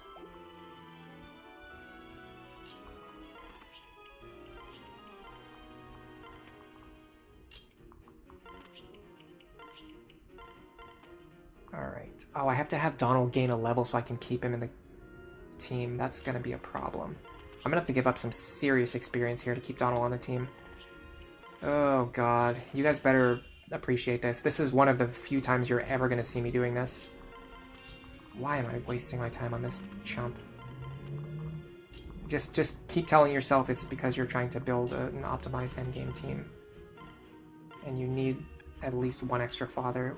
To be honest, though, I could probably just ditch Donald and use someone else. I could use Callum or just anyone else.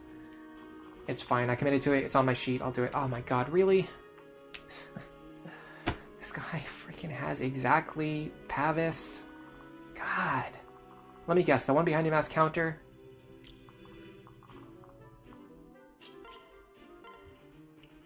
I don't even know what to do now.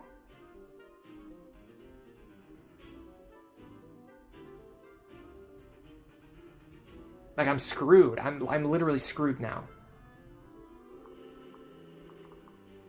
I got one idea. I'm gonna have to spend an extra turn setting things up.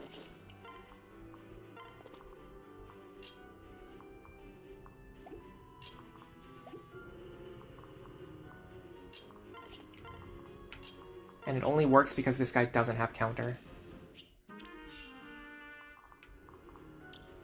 So if stall goes like here,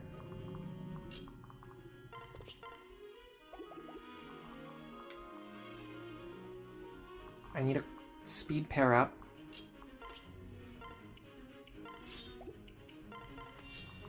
Stand here. Soothing sword equipped. You... Oh god, I can't get doubled by this guy. I can't even get hit once by him, honestly, but I have to. Okay, that dodge was very clutch.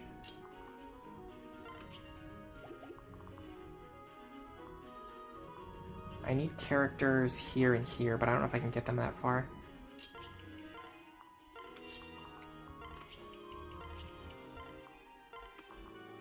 This is going to be very, very wonky.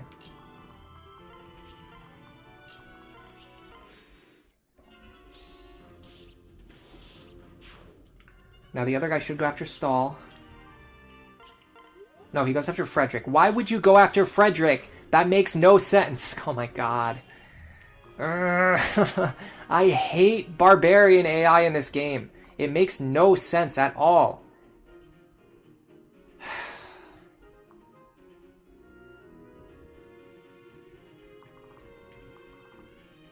It's fine.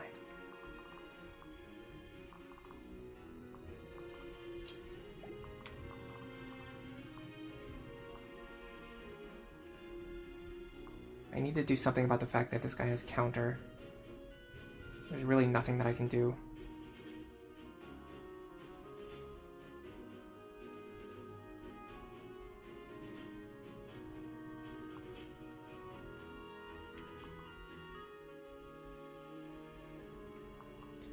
He doesn't have pass.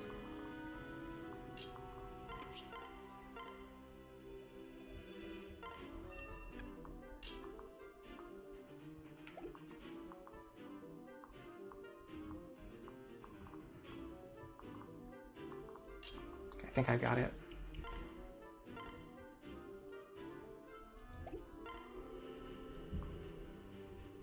Bronze sword works here.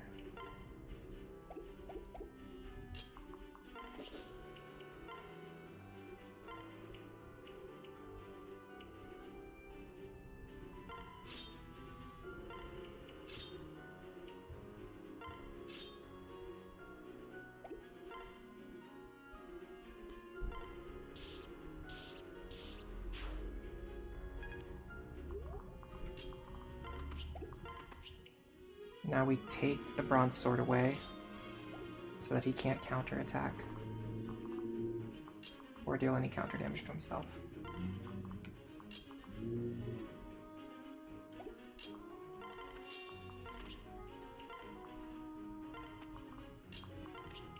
Okay, we should be able to grab this.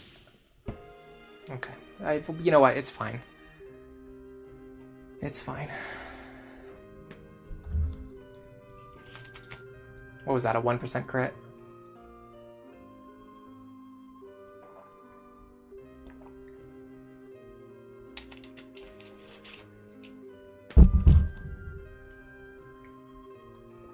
Carelessness, yeah. That's what I would call it. Carelessness. when you plan everything out perfectly and then the game screws you over with a 1% crit out of nowhere. That's carelessness for sure. Very well said, Frederick. Well, we're back in reset world. Hello, Giusip Pikoko. Welcome to the stream. Are you glad to be LOLing at me? Really? He really wants to have Aegis Plus, doesn't he? As if the 1% crit wasn't dirty enough. They had to put me back in. Yep. Aegis Plus reset. Factory. Hello. I really wanted to clear Chapter 5 today. I can absolutely do it if I force myself to keep going, but this is getting dirty. This is getting disgusting. This is becoming just a vile experiment in the hatred of all human life, honestly. And I was getting lucky with those long Q dual strikes. I'm not going to keep getting these. Yeah, eventually that was going to happen.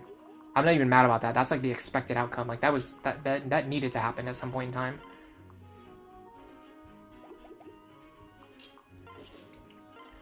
Alright, let me just do this.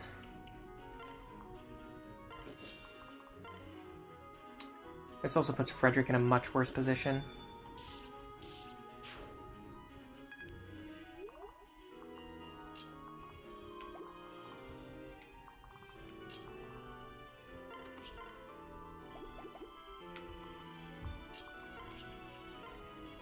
Take Donald with you.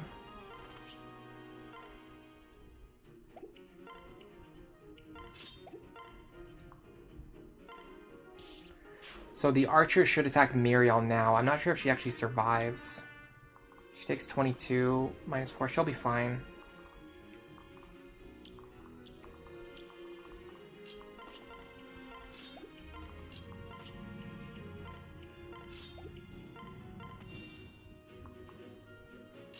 I'm just going to send Lisa up here.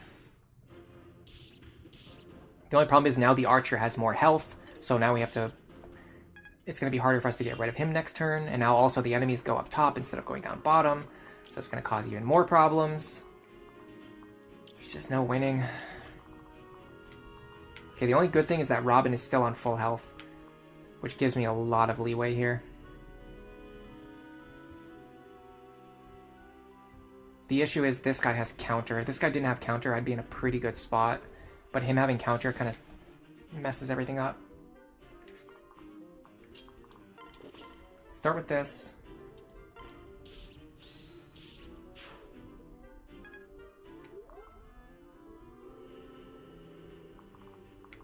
What does he deal?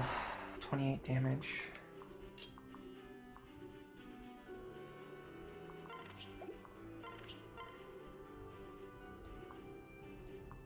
I can't deal enough to kill him before he kills me. Or maybe I can. Not in a meaningful way. Not without sacrificing Donald, which I can't do because I have to keep this worthless piece of crap alive. Okay, what about Stall? Stall can't reach.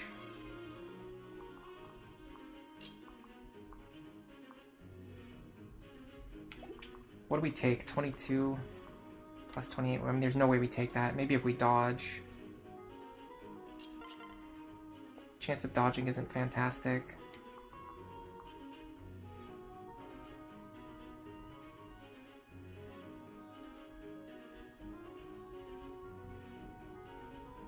Can't use Muriel for this.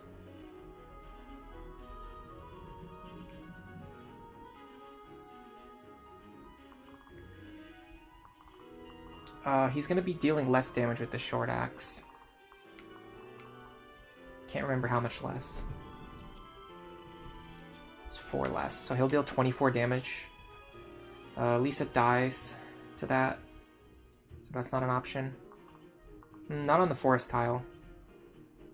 But if she's on the force tile, then Robin's taking counter damage, which just doesn't solve the problem we're trying to solve here.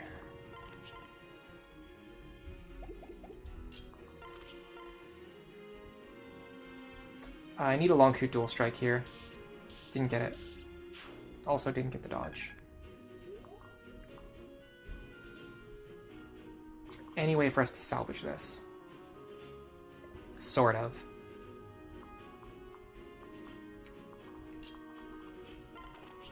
See a path.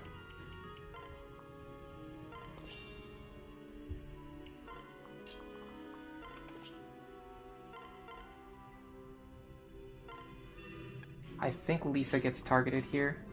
I don't know what happens to Chrom. No, Chrom gets targeted. That makes sense. That makes sense.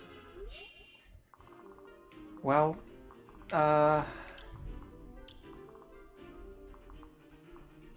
good news is none of them have Pavis Plus.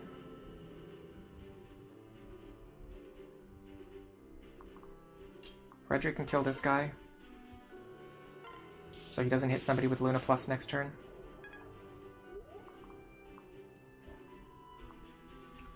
Robin can kill this guy. In fact, in an ideal world, Robin could kill this guy, but I don't think we can really guarantee that.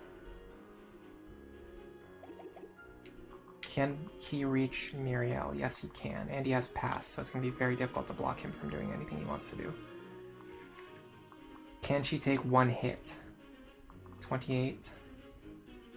-4. No, not really. I mean, with the stall pair up, she could. Even then, I don't think so. Well, maybe. Only if she's at full health, though, which we can't get her back to full. Because we don't have heal touch yet. Yeah, no, this doesn't work. Okay. So, we have kind of two options here.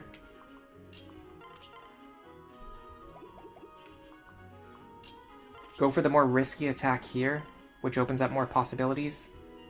Or go for the guaranteed attack here, which locks us in on our follow-up strats. I think I'm actually going to go for the more risky attack. I completely overlooked like 15 different things there, like the fact that this guy had a short axe equipped, and also he had Aegis Plus. How did I miss every single detail about that encounter? Okay, well, we're beyond screwed now, so we might as well just accept it.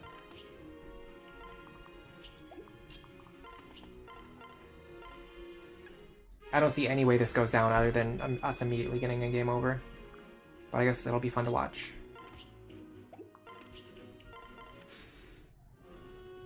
There you go.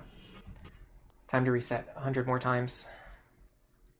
Just for this one guy to not have Aegis Plus. Yeah, I'm well past the point of mental exhaustion now. But we're gonna press on. Why? Nobody knows. There's no good reason.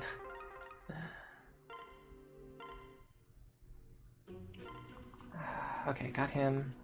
Don't got him, of course not.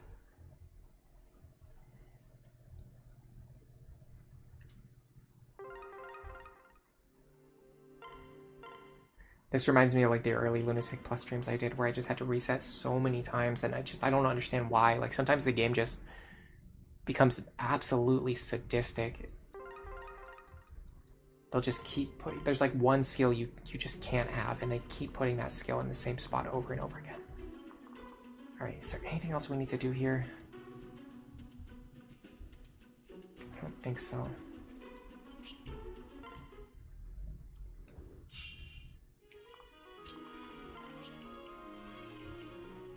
I would really love to get these long move dual strikes, though.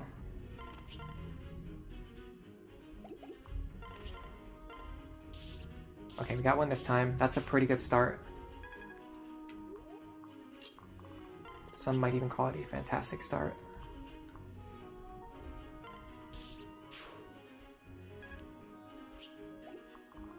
All Donal and no progress makes Ellery something. It makes me extremely tilted.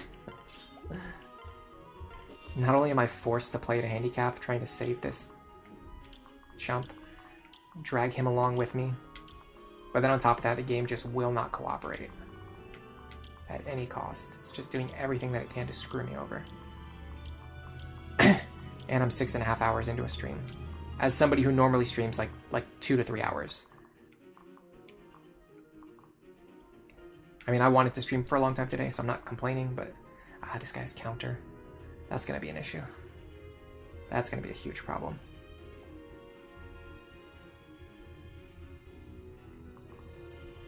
I don't have the killing edge over here either, so I can't really go for the crit.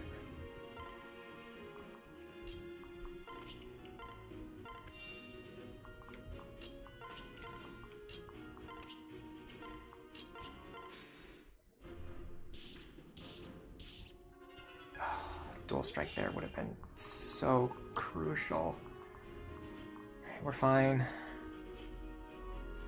This guy having counter is a huge problem, but it's not unsalvageable. I can go here.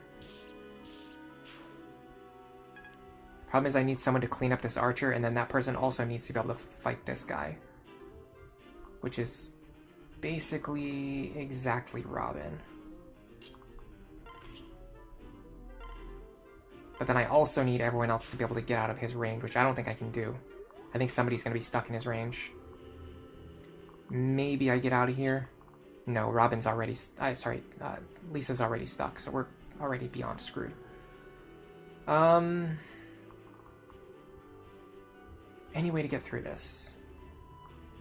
I mean, the trick would have been to not have Stall and Donald paired up when I didn't need them to be. The next trick would be for Robin to just dodge some attacks, but then also I need to get everyone else out of here, which I don't think I can even do anymore. So...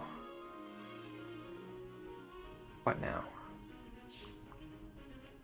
Yeah, she can't even get far enough to matter.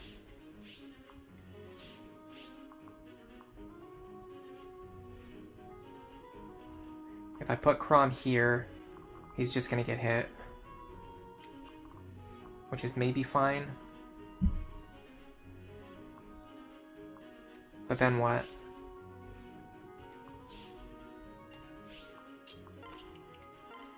I might have something.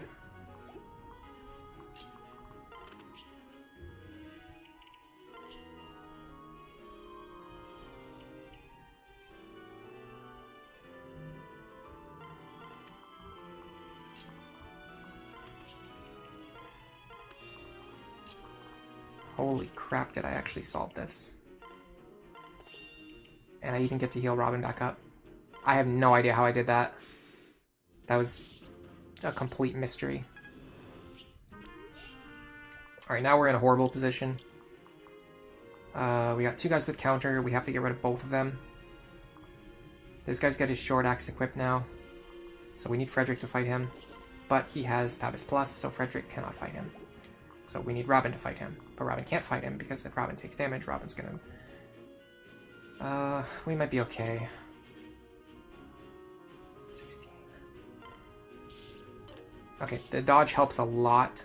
I don't think it was mandatory, but it helps immensely. Now, Frederick here.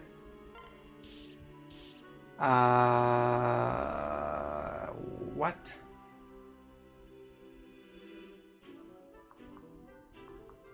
Oh, the woods tile. Crap. Okay, now what do we do?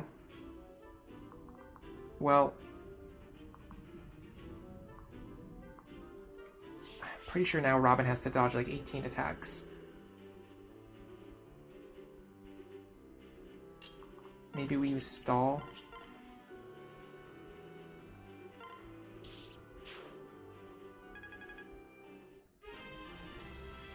I might be in trouble here, but that speed level up might have saved me.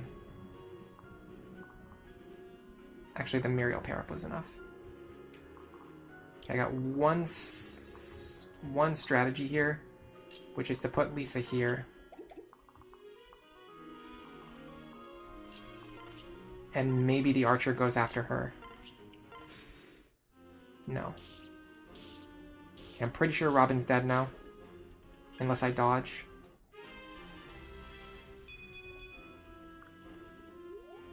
Didn't get it. My Christmas Cavalier video was super fun. You never considered doing a run like that, but it does seem like an awesome post-game save file.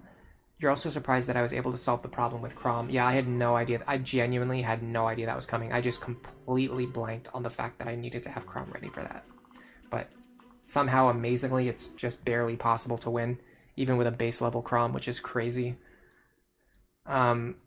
Yeah, the game is really fun, and I've never really seen anyone play the game in that way before, which is part of the reason why I was kind of keeping the project like a little bit hush, because I didn't want anyone else to do it like before I could. Like once I come up with an idea, if I'm the first person to come up with it, I want to do it. Like I don't want to talk about it and then have someone else do it first, because there's a lot of people who can play video games way more than I can, and they're faster at video editing. But that's a different story. Anyway, point being, it's sort of like a solo challenge, but it's not really the same thing. It's more about just like building a team and like telling a story, which is a very different, it's just like a very different type of thing. I don't know why I'm still doing this. It seems like it's just not working. I mean, the weird thing is it's like it's actually working. It's just like it's working, but it's just like not. Like I just can't quite get there. But we see the potential. Like we can absolutely see that this strategy works, and I just can't get it to work.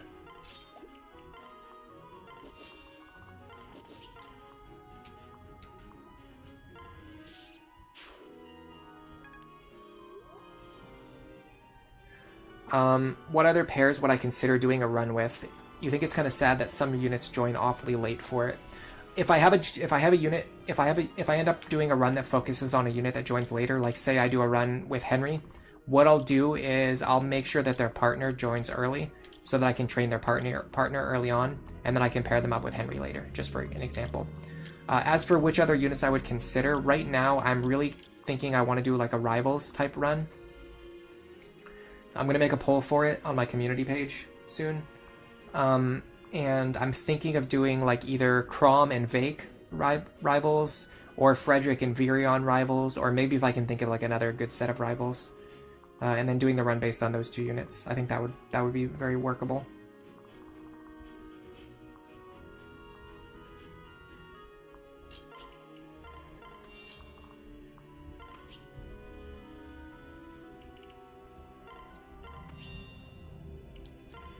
I don't know if that's going to make anything better or worse than the previous attempt, but I want to try it.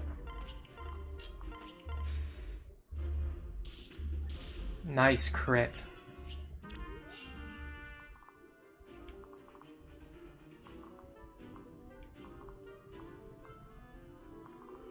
I think we're in a good spot here.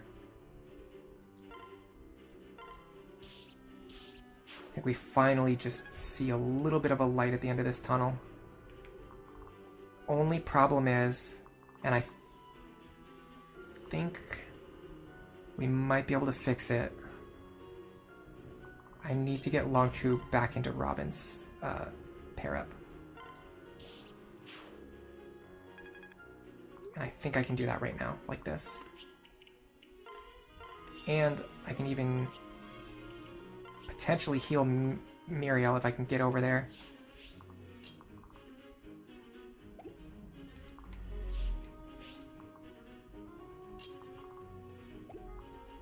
Problem is Donal. I need somebody who can pair up with Donal.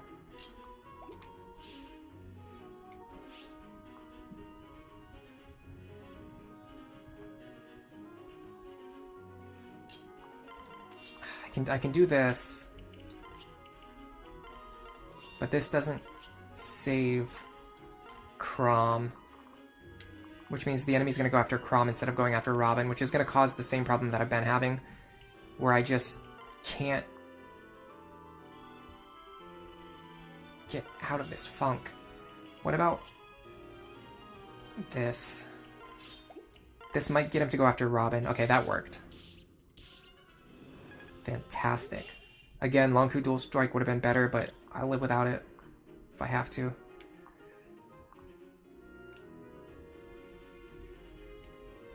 Okay.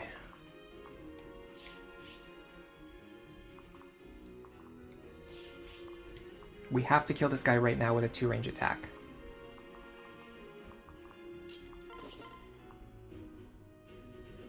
Be careful, because he is standing on a forest tile, so we can't do it that way. We can't do it with Frederick's guaranteed damage anymore. Problem is he has counter and a 1-range weapon, so he will completely annihilate us if we give him the chance.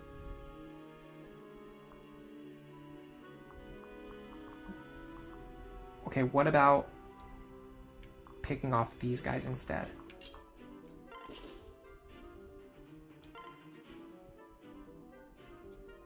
I can get rid of him.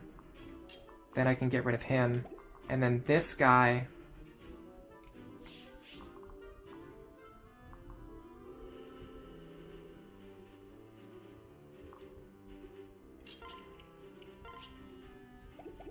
Someone who can attack at 2 range. I need to give the Levin Sword to someone else.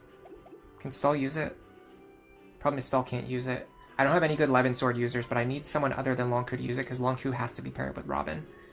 Because both my Robin and my Chrom just don't have enough speed. So the biggest problem I'm facing right now is that my Chrom and my Robin don't have enough speed. Not combined and not individually. Which is forcing me to use suboptimal pair-ups. I wish I had a physics staff here. That would kind of solve so many of my problems. Okay, well, if there's any way through this, I'm pretty sure it starts with this.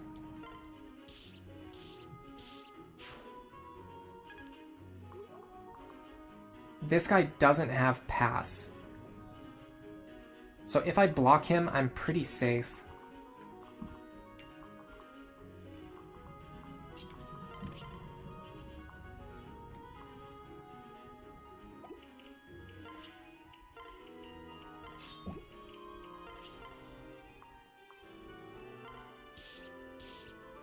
Yes!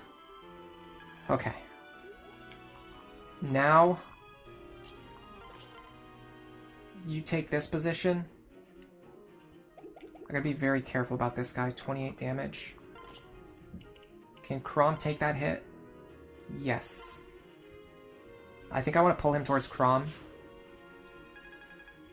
Okay, now...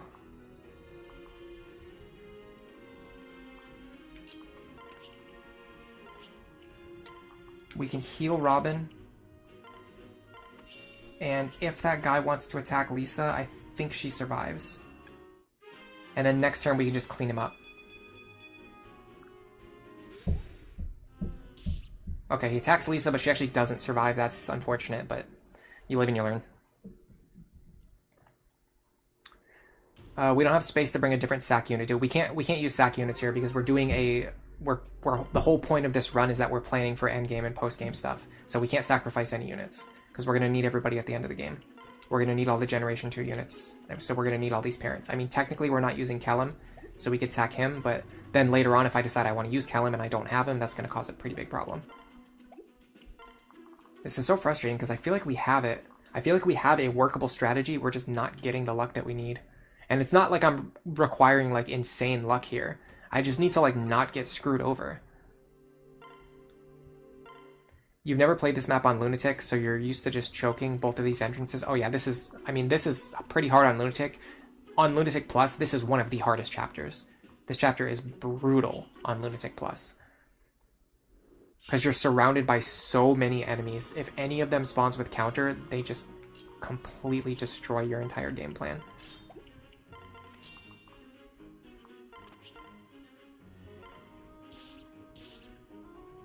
Really need that dual strike? Come on.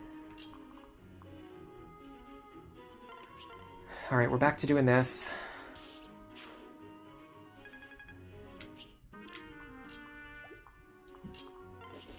I don't know, maybe this works out somehow.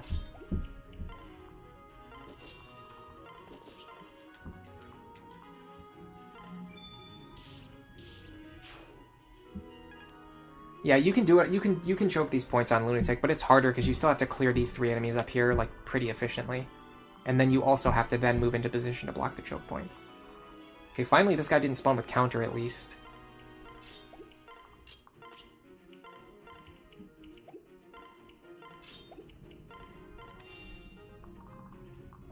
It's a little bit of a relief.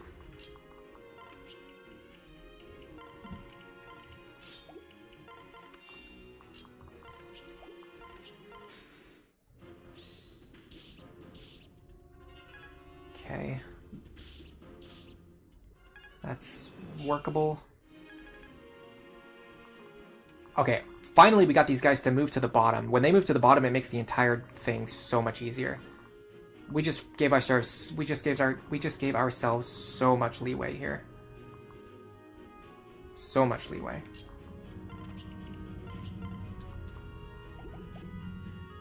Again, this idiot spawns with exactly counter and Luna. Wow, what a shocker.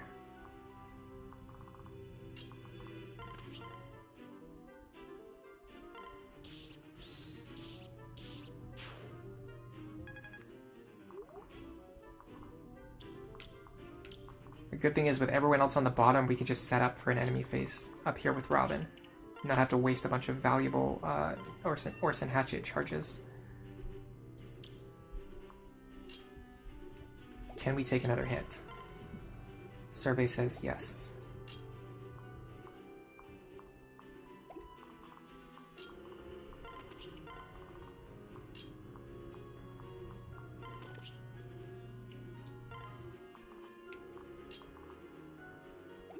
I'm not yet sure what I want Sumia and Frederick to do. I think I want them here with the Orson Hatchet. That's going to allow us to get some work done on enemy phase.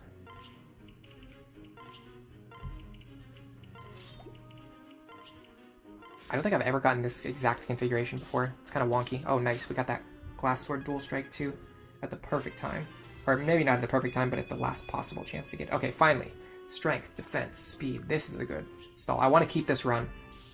I want to keep this attempt. This is looking good. And it's looking like we can win from here. If you can just get all those enemies to go to the bottom, this map is so much easier. But there's no real way to control them. Okay, Steel Axe with counter, that's a problem, but I can have Robin take him next turn. I need to find the tiles that only this guy targets. 1, 2, 3. 1, 2, 3, 4, 5. Here, here. I need Robin in this square. And I need their health to be high enough. They need to take 24 minus 7. I don't know why my Robin is so frail. They need to take 17 damage. It's fine, we can take it. Something happened to my Robin. I got very stat screwed on my defense.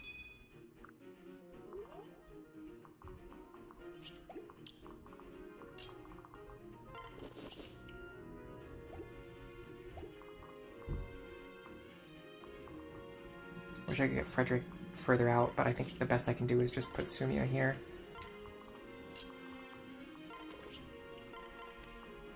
Alright, I think this works.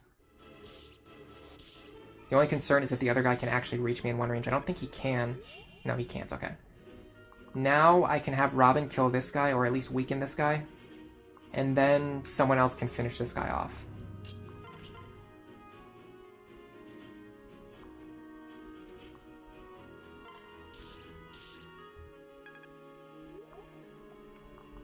Muriel, maybe? He doesn't have Vantage.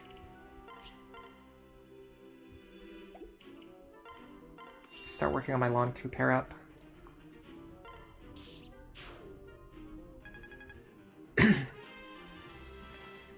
Am I still using plus defense Robin? No.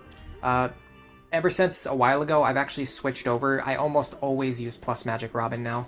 I don't really want to go into all the details right now because I talk about it a lot already. People have heard the whole thing enough times. They're not going to want to sit here and listen to me talk about the whole thing again.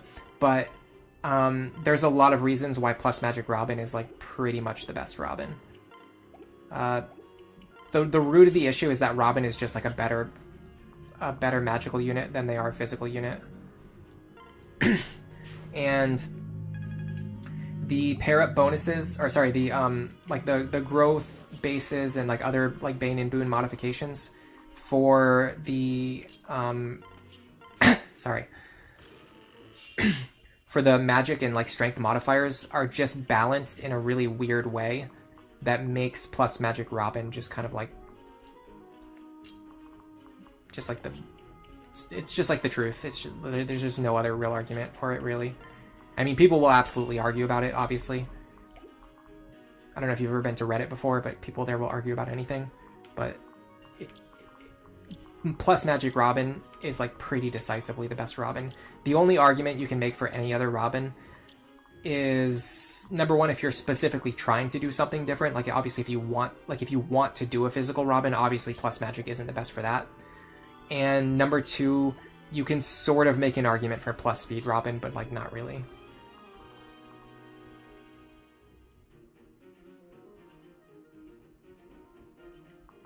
It's not, you just don't really need that extra speed at any point in time. Like, our Robin right now is pretty speed screwed, and they're still fast enough to do what we need them to do. And they're only going to get faster from here. Typically, my Robin is way fast. Typically, my Robin is like 2 to 3 points faster than what you're seeing right now, or even more. But it is what it is.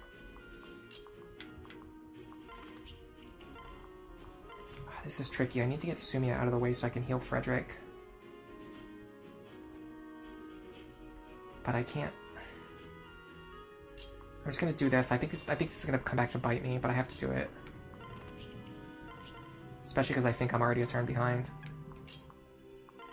I just don't think this is gonna get me far enough.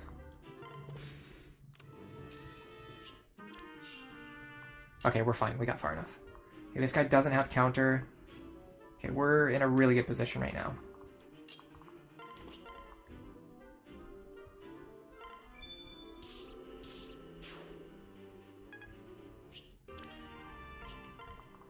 Now we fly over. Trade. I'm gonna say Iron Axe here. No, Bronze Sword. And then pair up so we can double him. It's kind of weird because it's actually better to not be paired up, but sometimes you just have to be. It just depends. I'm gonna do this so I can heal Robin for more. Because I might need them next turn. I need to get Crom some experience here, and I also need to get Donald to level up, so I don't lose him.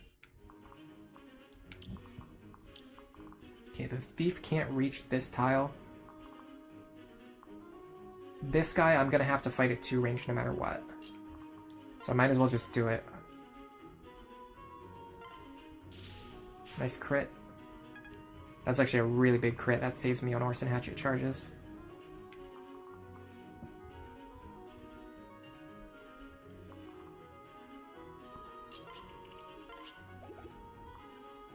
Okay, we're almost done with the high pressure situation.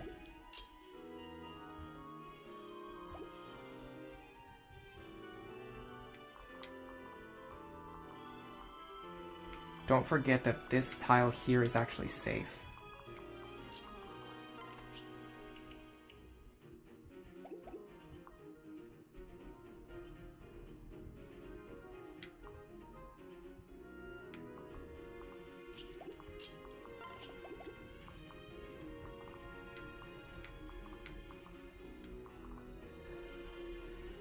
The problem is what I really need over here is Robin with a long Q pair up, and I just can't get that in any possible way.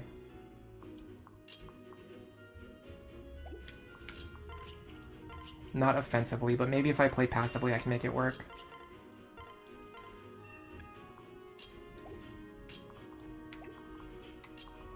Something like this. The problem with this is it's going to cause me issues next turn.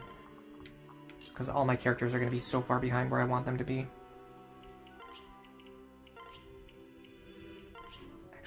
Don't want to dual strike here. Alright, let's see what happens here. Yeah, this is fine. This is fine. Okay, so Frederick should be able to get this guy now.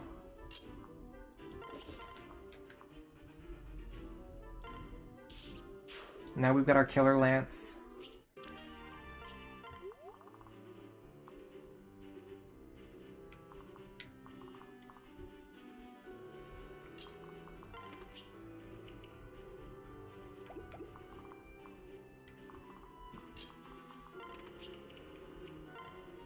That doesn't work.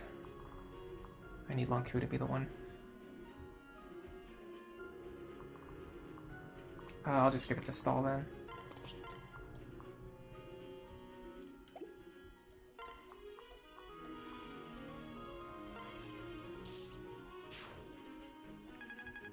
Alright, I'm gonna start by using this guy to train Donald. and then I'll worry about maybe giving these kills to Chrom, because Chrom is really behind on experience and levels. And the thing is, it's not just that he's behind, but I specifically need him to be on 10 speed, and he's still on 9 speed. That's a really big problem.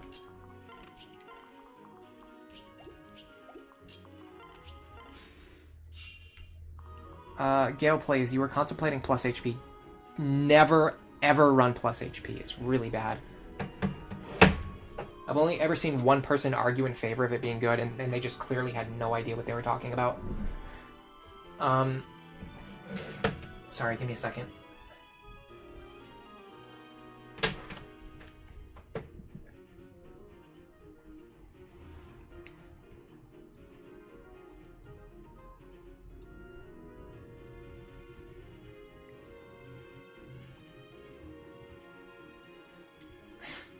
Okay. I just got a text from Millie. She said that when she was playing Animal Crossing this morning, she forgot to water her flowers, and she wants me to water them for her. I just said I'm still streaming. Yeah, plus defense is better. It lets you take more hits over time, and plus HP gives really, really bad endgame mods. Let me show them to you. In fact, I can do it this way. Give me 1 second. I'll actually show it on stream.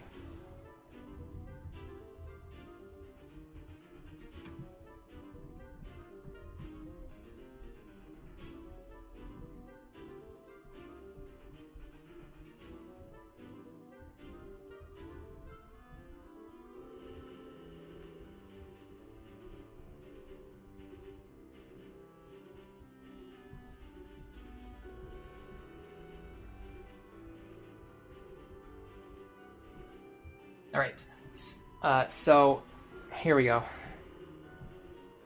So here's the thing. There is no like HP positive or negative modifier. Like no characters have an actual plus HP or negative HP modifier. So when you choose HP as your asset, instead it just gives you like a small bonus to a bunch of different stats. So you get +1 strength, +1 magic, +2 luck, +2 defense, and +2 resistance. Now let me be very clear. These 3 stats over here are the absolute 3 worst stats to have as positive modifiers. If you're balancing things out, if you're trying to do the calculus and like, if you want to get positives and negatives, you want as much speed as possible, and then either strength or magic. You don't want both. You just want strength or you want magic. You're not going to be you're not running a build that uses strength and magic. The only character who really even uses that is Ignis, and even then, this would not even be 1 extra point of damage with Ignis. It would be half of a point of damage with Ignis. It's just absolutely not worth it. So what you really want is a character who either has high strength and high speed, or high magic and high speed. And guess what? This character doesn't have any of those things. It has 0 speed, it has either +1 strength or +1 magic, and then it just has like a bunch of mods that do nothing. Luck, defense, and resistance don't matter at the end game. Defense matters a little bit early on, but it matters less and less over time.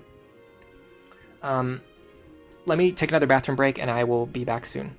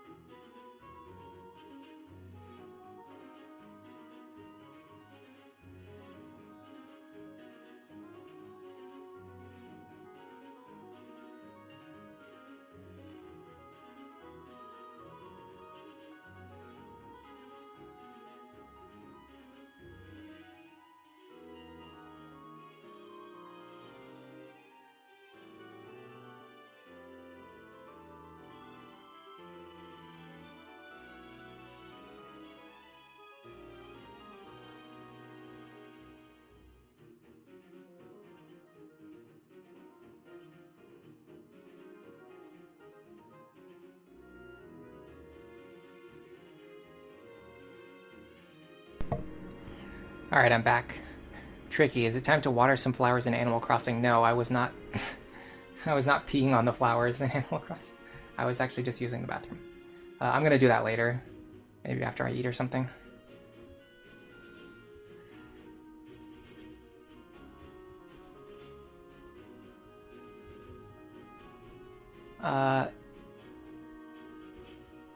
Gil plays, you know about the bad mods, but you weren't really concerned about hitting caps. I mean, the problem is, so people say like the caps don't really matter until the very end of the game, and that's sort of true, but not really.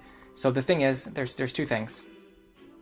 The caps are going to start to matter while you're still leveling in your base class. And that is most true for Robin than any other character. Think about how many times you've played the game.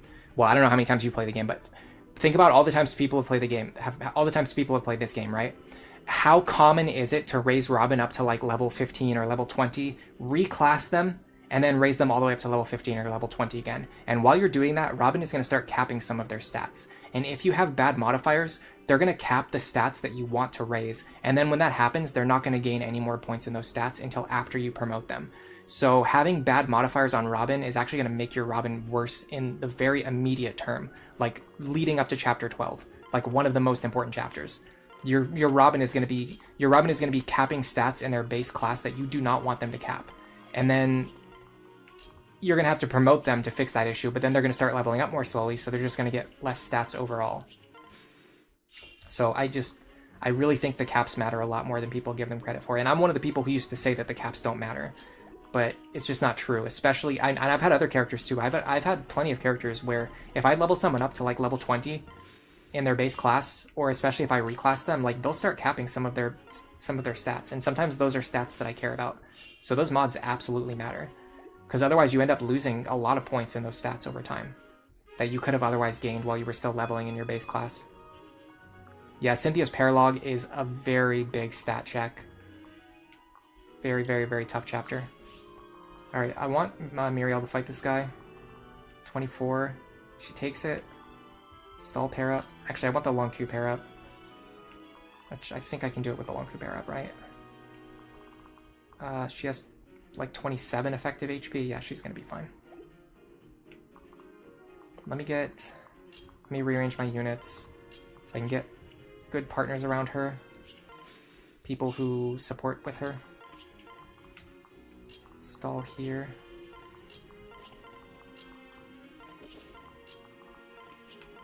Okay, long Q pair up. I guess dual strike here not doesn't really matter. She will be able to double, which is pretty epic.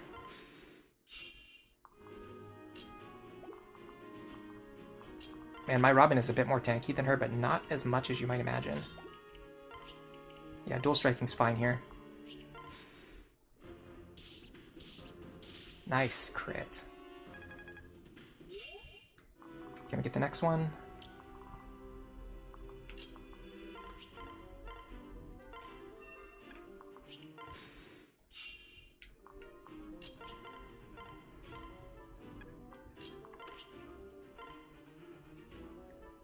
Yeah, I need to start raising this long Q support. That's a shiny tile, isn't it? I definitely don't want Robin standing on it. Oh wait, hold on a second. Where's the shiny tile? Sometimes it's hard to tell exactly where it is. No, it's this one. Okay, so we can stand here.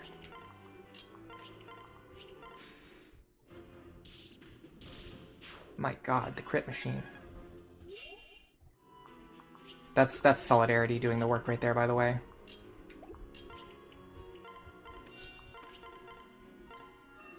Alright, so we're gonna get Donald up here. We're gonna train this goober. I am not giving him any more experience than exactly what he needs to reach level 2. I'm warning you guys right now. He's not even like the fun kind of goober. He's like the annoying kind of goober. If these two get their C support before the next chapter, it actually helps us. So I'm gonna do this. Eh, could have been worse.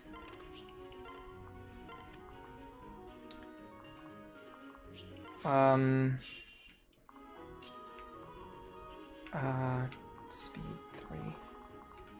Okay. Sumi is gonna work for this. Sumi O'Donnell.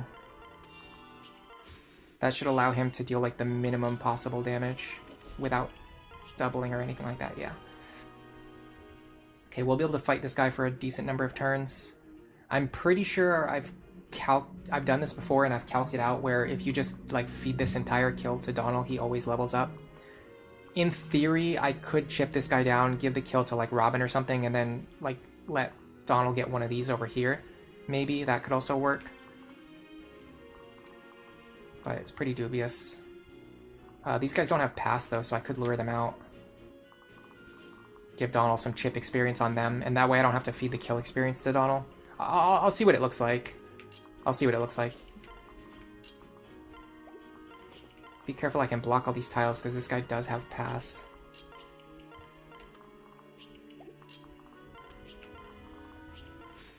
You're just like constantly asking yourself like, how is Donald so bad? And there's just no real answer.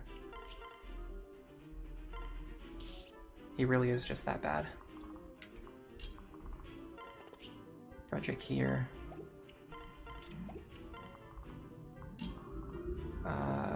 Probably Lisa there if I could get her there, but I can't, so I'll put Stall there for now.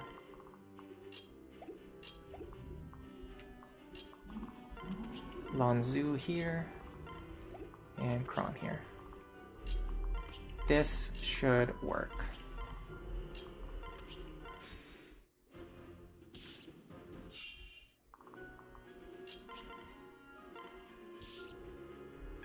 Okay, we're getting about 10 per hit.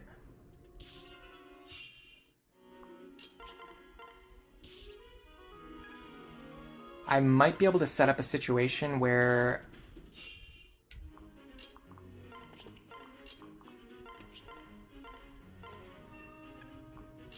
if I hit 2 different archers 5 times each, I can just level up Donald on that without needing to give him any kills.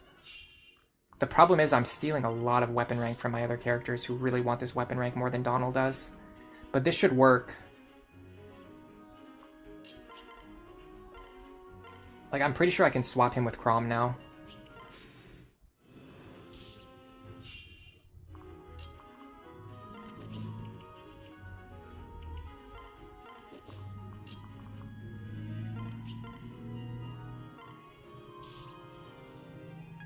Crom badly needs the experience.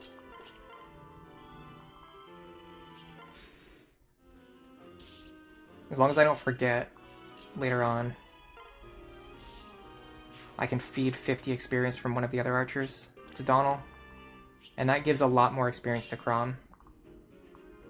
I think, I hope.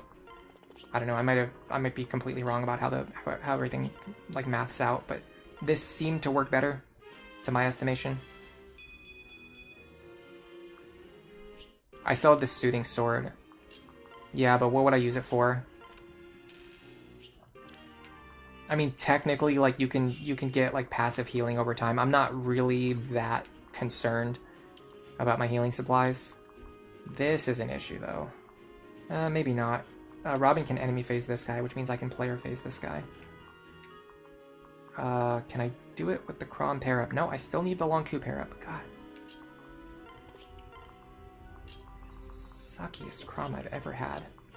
Granted, I haven't given him any experience, but still. It's frustrating.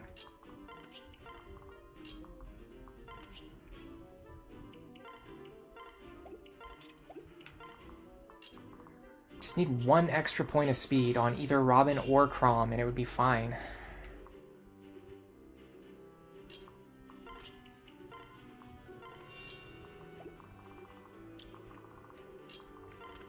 Okay, there's a big part of me that wants to use Muriel for this, so let me see if I can figure that out. It would look something like this. So the issue is I don't have a good position for Muriel to attack from that allows me to also defend her.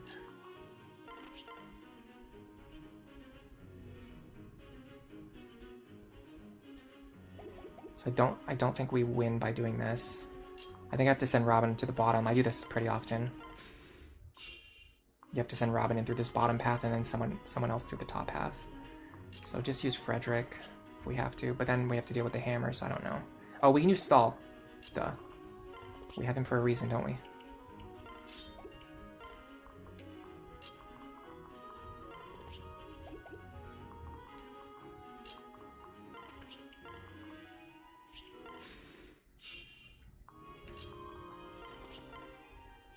Yeah, so if Robin fails to pick up this kill, we can send in Stall to grab the rest. Can even use the Frederick Parrot. Alright.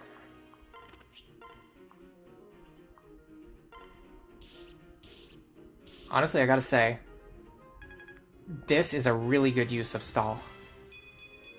I missed the speed level up again. That's really bad.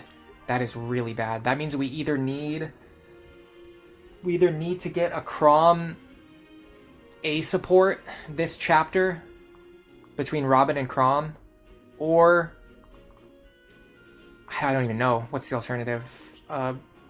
Chrom needs to level his speed. Must level his speed.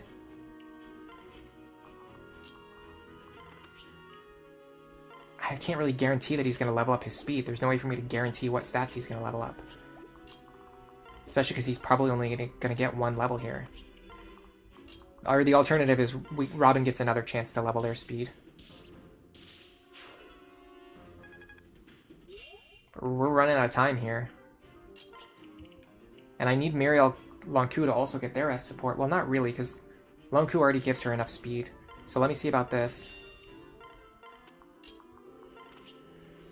This is it.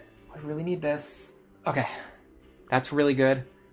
I don't even know if they have enough to get the A support with that, but that's better than nothing. Robin hitting or not hitting this speed benchmark is like the difference between the next chapter being a nightmare and being like reasonably possible. So this is looking okay.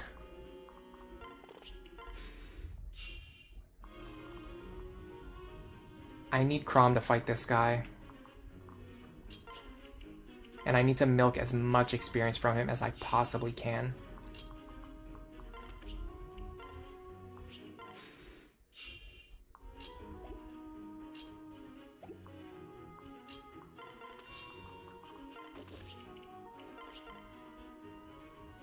God, I can barely even take a hit from him. He has pass too. The one thing I need is for him to not have pass. Guess what he has? Just take a guess. Maybe Chrom can use the Soothing Sword here.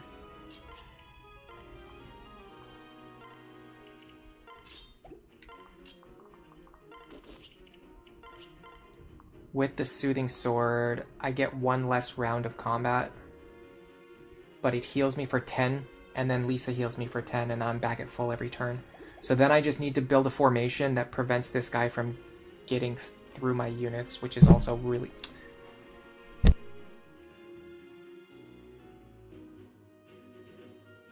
Sorry, I really need a better microphone setup. I need to build a formation that stops him from getting past my units, but that's going to be tough because the archer can target this square.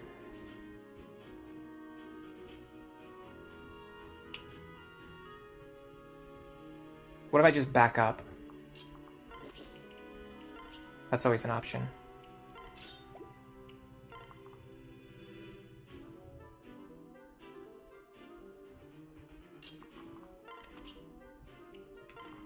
In fact, I could even back up in this direction. And then use that choke point over there. Oh crap, I wanted to split those two up. Oh, that's nasty. Okay. So that's 10 right there. And then I get 10 more from Lisa.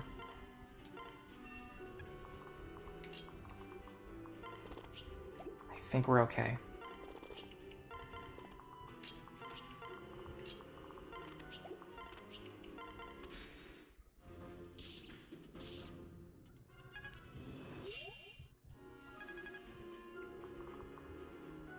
Now I can do it with the falchion. Because I already got the healing, I don't need to keep this Soothing Sword equipped. Probably should keep Robin and Chrom close to each other to work on that support. If we can even get it, I don't know anymore. It might be too late. Okay. No Vantage. Not quite 100% hit rate. Am I okay with that?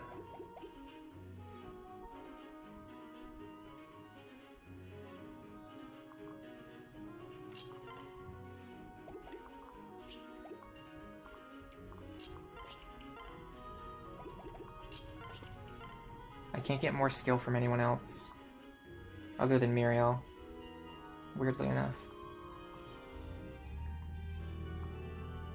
Maybe Robin. Oh, Robin gets plenty of skill. Okay, let's do this then.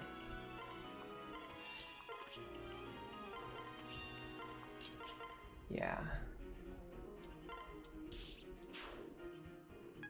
Okay, speed. Please, just level your speed. Come on, man. Really? Like, really? This entire stream, I've been constantly getting cursed on speed.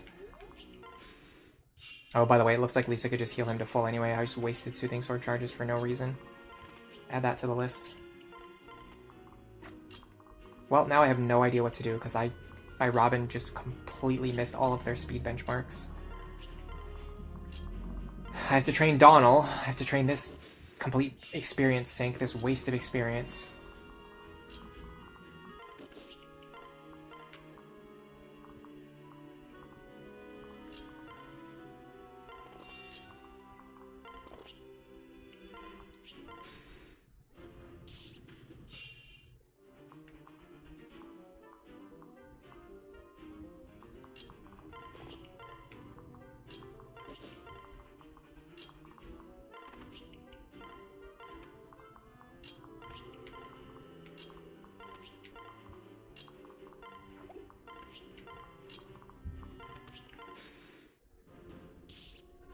Okay, should be able to surround him this turn. He doesn't have pass.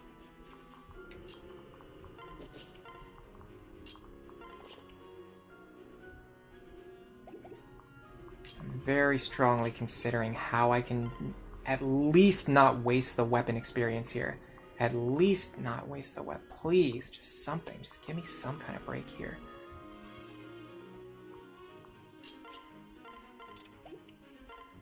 Problem is this is going to increase my crit rate to an insane level. 9 damage. God, the worst thing about this is I'm not just wasting experience, I'm wasting weapon experience, which is very, very valuable. Chrom is so far away from C swords. Sucks. I hate Donald so much. He's such a waste. I really think like people do not understand like how much of a waste it is to throw away all of this experience that Chrom can be getting. What I mean, I can't do anything here. I just have to attack.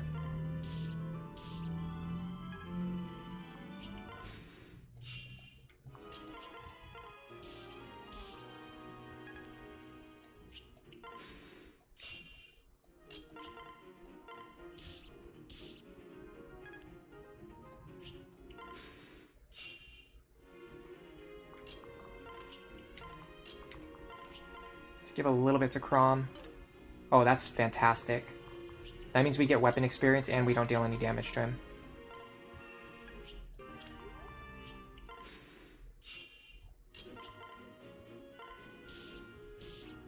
Okay. Donald should be able to just barely reach level 2 now from attacking this guy a few more times. So that should be 94. Okay. One more hit. Done.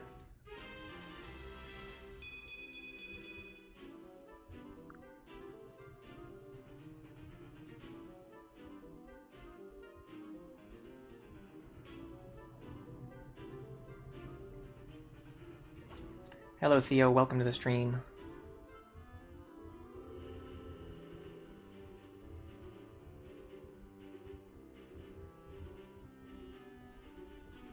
Hello, Mirdic. Welcome to the stream. If Chrom gets one more level, he could potentially gain speed. I mean, can I gamble on that though? Can I really afford to gamble on that? Yeah, a good level up and his stats still suck.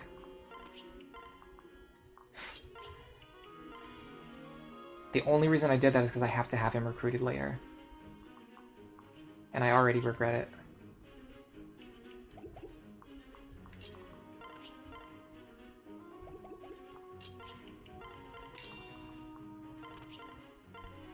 I mean, if Crom kills the other archer, we can probably get one more level out of it. So I think the most efficient thing to do now is give this archer kill to Crom, and then probably the boss kill to Robin. That gives us 2 more chances to level speed. 1 chance to level speed on Robin, 1 chance to level speed on Crom. And then in the worst case scenario, if even that is not enough, then maybe we unlocked the A support with that shiny tile. But I wasn't tracking my support points, so I don't know for sure how efficient I was being with them. They can reach A support at the end of this chapter, but only if they gained max points for the last few chapters, plus this shiny spot. Which I just don't know if that happened or not.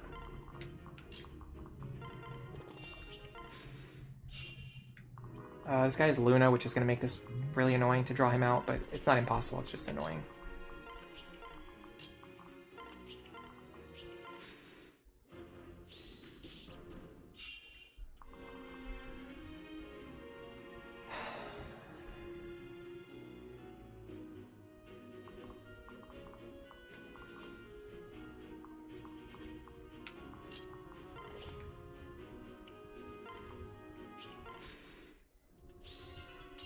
Nice guard.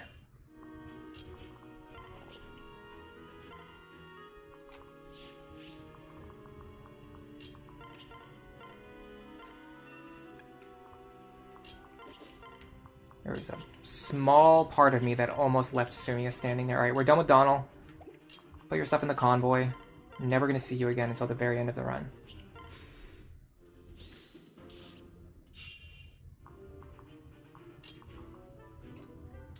Now, there's a problem. I need Crom and Robin to gain support points with each other, but I need Crom to not land critical hits. This guy doesn't have pass, right? No. I checked earlier, but it's just triple check, quadruple check. Let me just hit him a few times. Oh, that could have been bad. Oh no, Frederick's unequipped. I knew what I was doing. Alright, 1, 2,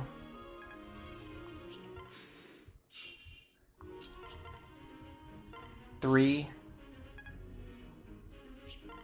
Is there anyone else who can hit him for less than 5 damage?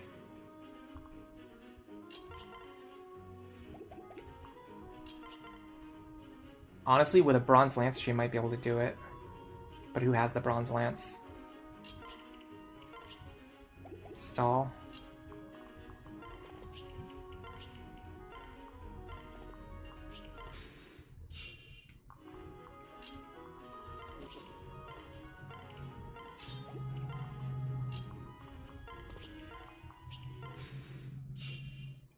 There's no reason not to take this shot here if we can, because it's just free experience that would otherwise disappear.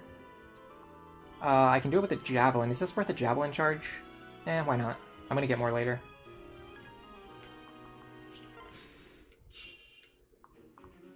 Alright.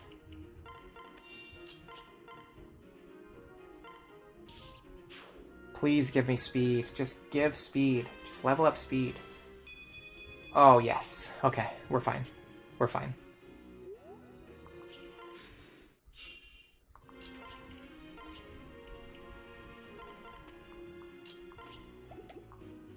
Our Robin is not looking that impressive, because we've had to give all that experience to Donald. We've had to train Stall, we've had to train Muriel. But I'm pretty sure we can win with this team.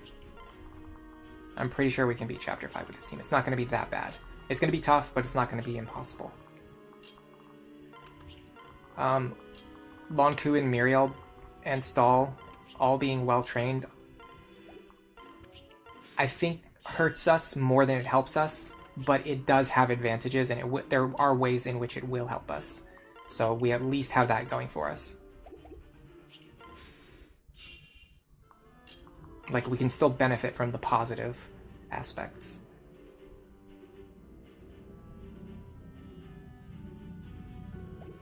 What does he have? Luna Hawkeye? Of course he does. I need someone to boost my defense.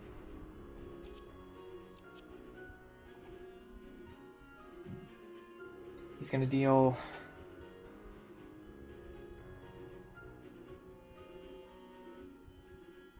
I need my calculator. I can't do this right now. I can't do this 7.5 hours into a stream. 15. Oh, he's gonna deal 27 damage. That's actually pretty easy. 27 minus 4. Okay, I take this even without a pair up. And since I don't crit, that means I can just always just take this shot here with no chances of like accidentally messing anything up.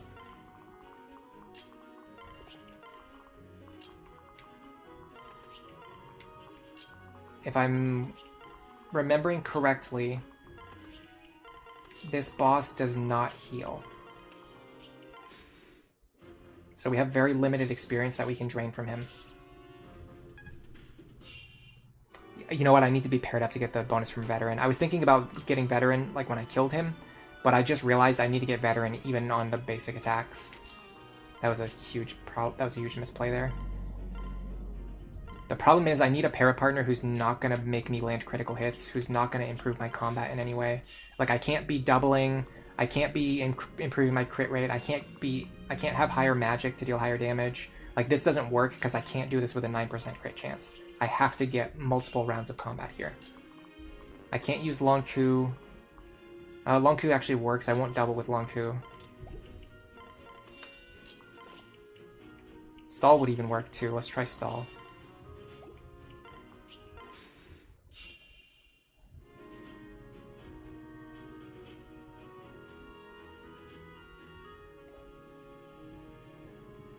Have I ever considered Pan? Yes, I'm using her in this run.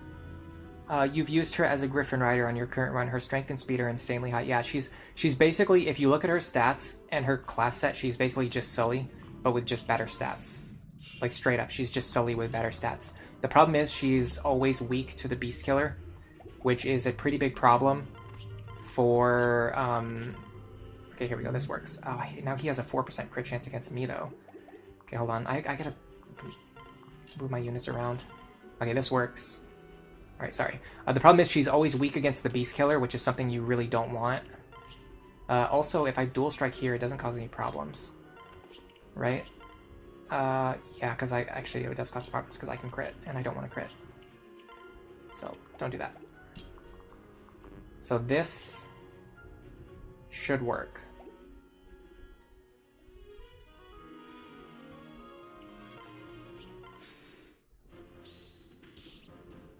Okay.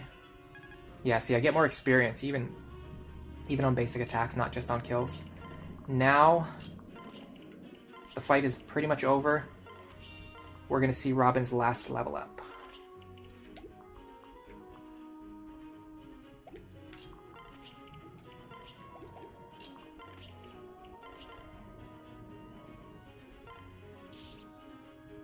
Before the big roadblock battle. Yeah, I actually have planned to use Pan for this run. We didn't get speed, so it's a real good thing that we got speed on Crumb. The problem is our magic is really bad. Our magic is very, very, very bad. I don't know what we're going to do about this. And our bulk is terrible. We did get this ace... No, we didn't. We got the Frederick Cromie support.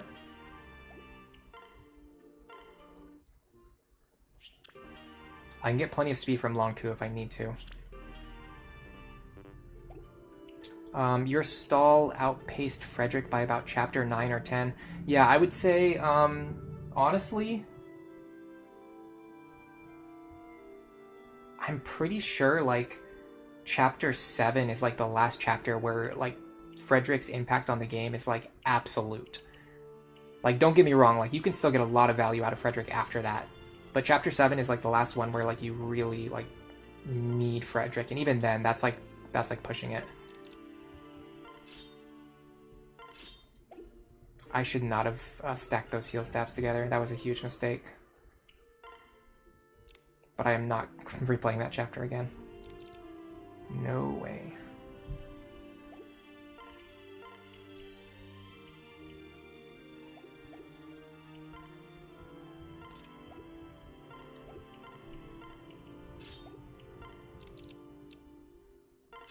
I will do that. I think my Robin's magic isn't high enough to one-shot the wyverns.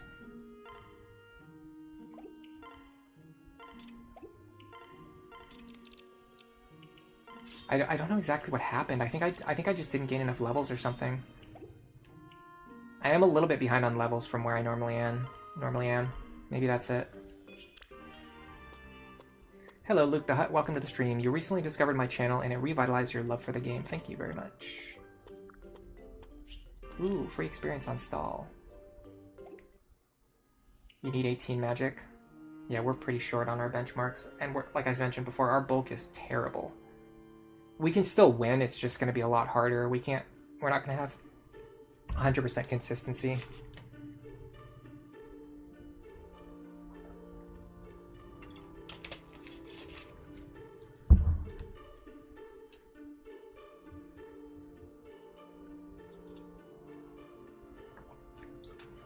The big thing is we're going to have to use a magic pair-up to one-shot them and a speed pair-up to double them. And we won't be able to win against the ones that we need to both double and one-shot. The good thing is that Muriel and Stall can help pick up some of the slack, and also Lonku as well. Like, we've got some good backup units to help pick up some of the slack. Let me see what our current... let's just see what the current forecast looks like. Yeah, normally I'm close to like 15 Tactician and then also Second Seal before I even go into this chapter. Can I go into Mage for +2 magic? Yes, it crossed my mind. But it would hurt Robin's viability in the long run. Because I need to get them into Dark Mage. Having said that, we're going to be pairing up with Saria. So we don't need Hex or Anathema because we can get the benefits from her. So maybe we can use Mage as a solution here. The problem is I think Mage actually has lower stats than Tactician. So our stats go down and then we gain magic +2. So our speed will go down to 10 and then we won't be able to double the Wyvern, so that actually doesn't work. It would only work if we were actually at our speed benchmark. Right now we are so far behind on speed. It's actually crazy. Like, we had to pull out every single conceivable stop just to barely be able to double these enemies. That's how far behind on speed we are.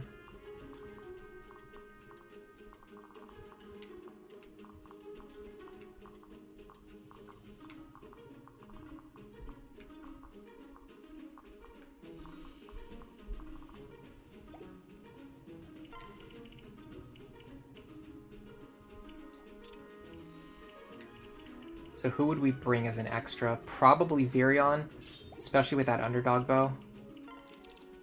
Looking very appealing.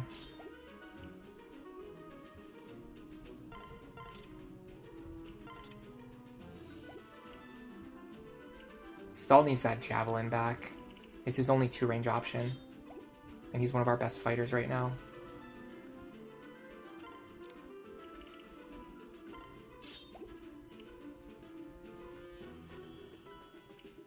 Oh, he could use the 11 sword now, but Lonku's well, actually, yeah, they're pretty much equal in terms of 11 sword usage. Muriel's going to be pretty underwhelming here. I can get the Elwyn Tome from Rickon, though, and use that.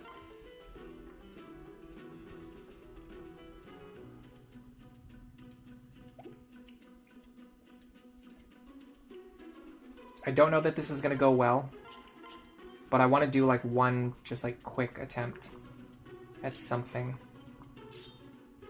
Something that resembles something. I don't know if we can do anything with this, but I just have to try.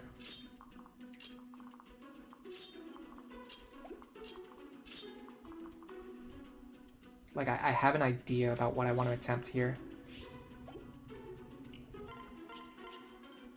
I just want to see if it has any merit at all. The problem is our Robin is so, like, unbelievably frail. I can't even believe how frail our Robin is. So we go Defense Tonic here. Frederick. Defense Tonic. And I think I need a Strength Tonic too. Let me check. We have 32 damage.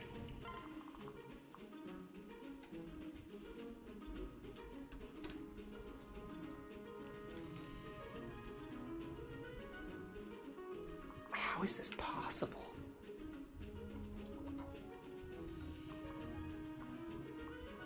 I mean, we'll have 33. We're only dealing 29? It just seems like my damage is so much lower than normal.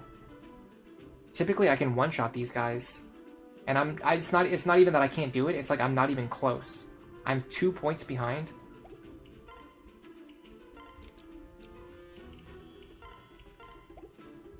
So 34, so 35, minus 4, we just barely, this is like really bad. Frederick. Alright, let me just see. I want to try a variation of the old opener that I used to do, because I know the newer one's not going to work because I don't have the stats for it. So I would go like this. This guy doesn't have pass or anything.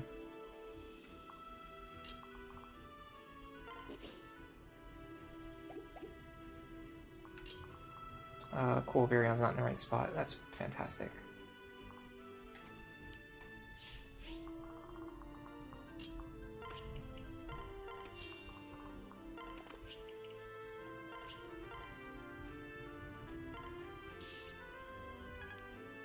And I checked the enemy skills too, and the only reason I did this is because the enemies had the right skills for this to actually work. I guess I'll just use stall, I don't know.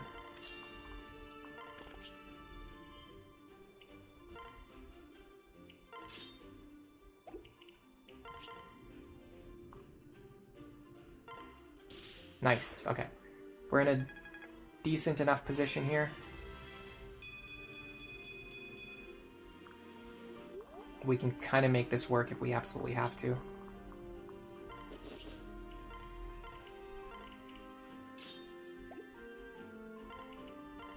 I think he attacks Rick in here. I could rescue Rick into safety. There's no reason not to do it. The only reason not to do it would be just to save rescue stabs. And in fact, it actually makes the next turn harder if you don't have Rickon, like, paired up. So, probably better to do it, honestly. This guy has counter, that's a pretty big issue. I'd have to get a crit on him, honestly. Or just not fight him this turn. This guy's counter too, though, so that...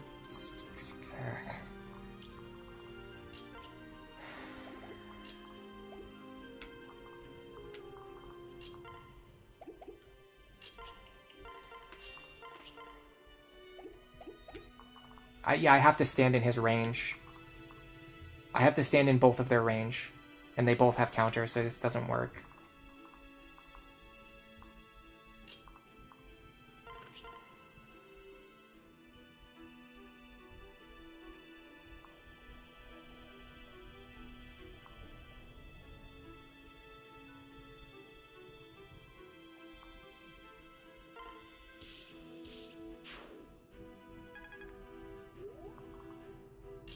So what I have to do now is this. I just have to crit this guy. And even then, I'm not sure if I get the kill. And even then, he's probably just going to go after Robin anyway now. Yeah. And then we die to counter damage. Cool. Okay, well, let's just assume these guys don't all have counter. They don't just belong to this club where every single person gets counter.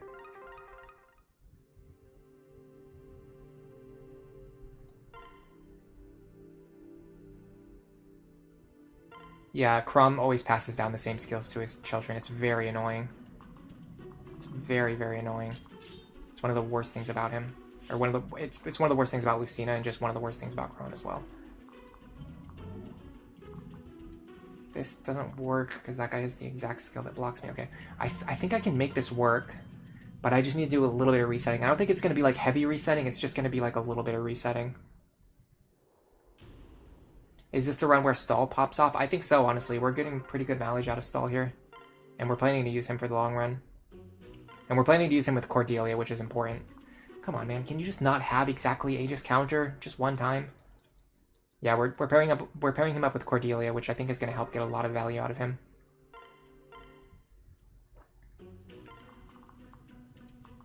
Okay. That looks good. That's horrible. Maybe I have Frederick kill this guy instead.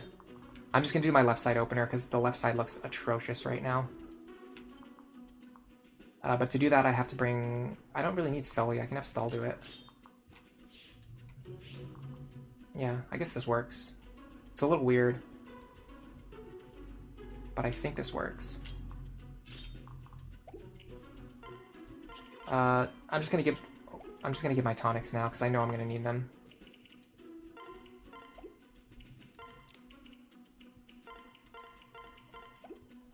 I'm just gonna try working with the left side opener and see if it works, and then if not, we'll try to go to the luck-based opener if we have to.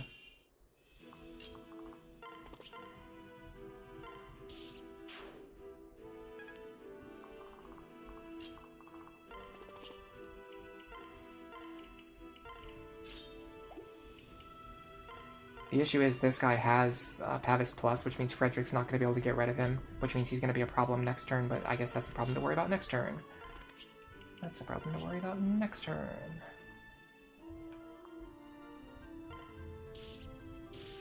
Nice. Maybe I can pull him off with Virion. The issue is his range perfectly overlaps with this guy's range, so I can't do that.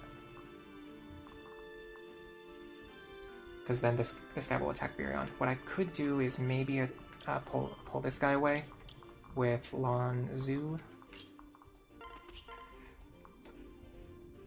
It's an option. We also don't double them, so we have to be very conscious of that.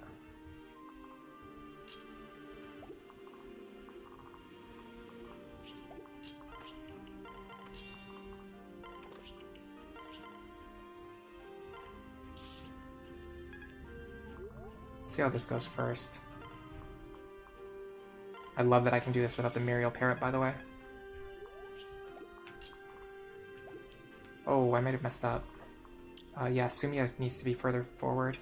Okay, that's fine. We got plenty of time to fix this.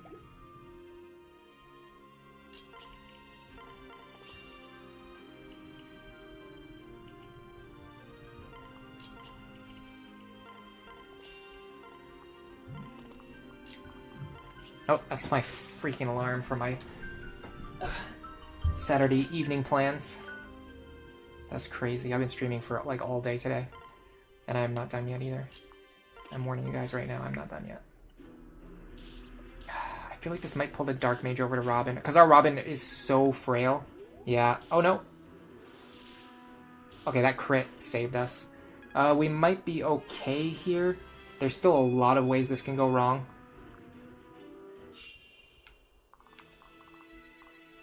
This guy is something we can handle. This is a... Why did this guy go... I've never... I can honestly say I've never once seen this guy go to the left. And it kind of screws us over in every conceivable way. That's really... And this guy too. And what did this guy do? I think it's because of Sumia. I think because Sumia is down here, it screwed up everything. We might have to reset. And make sure Sumi is in the right position next time. Also, this guy has Pavis anyway.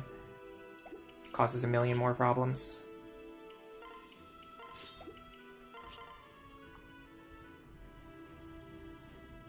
Well, is there any way to do something here?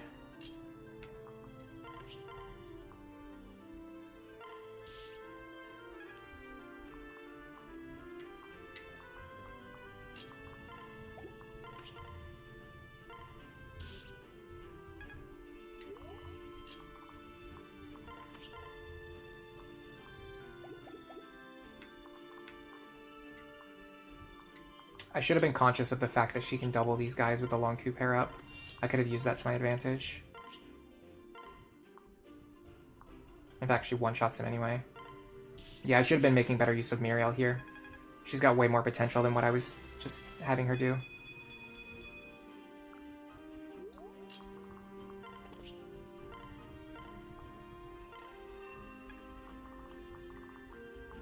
I think the best value we can get now is just like this. Still not enough damage. I mean, he can't damage me. That's something, I guess.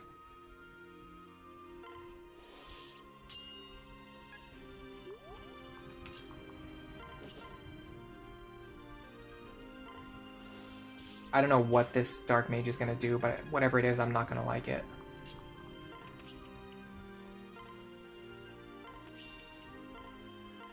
I can almost guarantee you I'm not going to be happy with whatever the Dark Mage chooses to do. Oh, he also has Pass. Just add that to the list. Alright, so theoretically what I would do is stand here. I have a feeling we're going to die, though, because of this Mage being on the left. I mean, that's fine. That's not great, but it's... yeah, no, this Wyvern's going to kill us.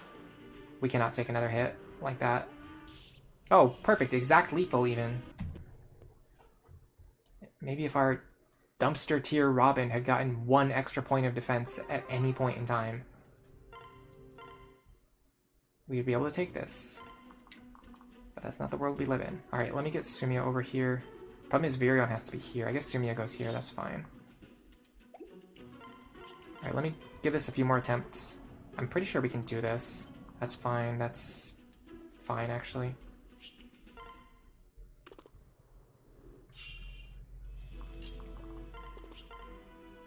I need us to hit.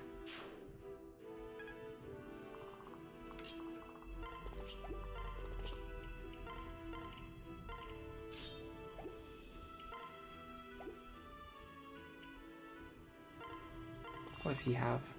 Nothing too dangerous. Okay, what I need is Sumia up here so that the mages get pulled to the right.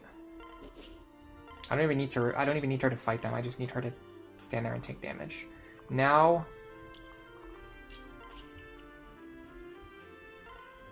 Robin gets rid of you.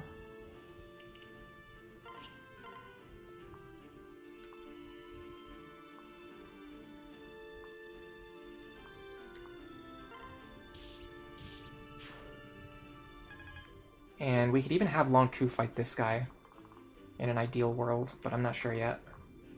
We still don't really know what these guys have. Okay, these guys have much better skills this time too. So I think the combination of these guys having much easier skills to manage and the enemies are going to be moving the way that I'm used to them moving is going to cause this to go much more smoothly. Okay, do we have Long Ku fight this guy or do we just have Robin kill him? I'm pretty sure having Robin kill him is actually better because it actually gets rid of him, whereas having Long Ku fight him just, like, injures him. Probably should have dropped Maribel into a better spot, though, but it's fine.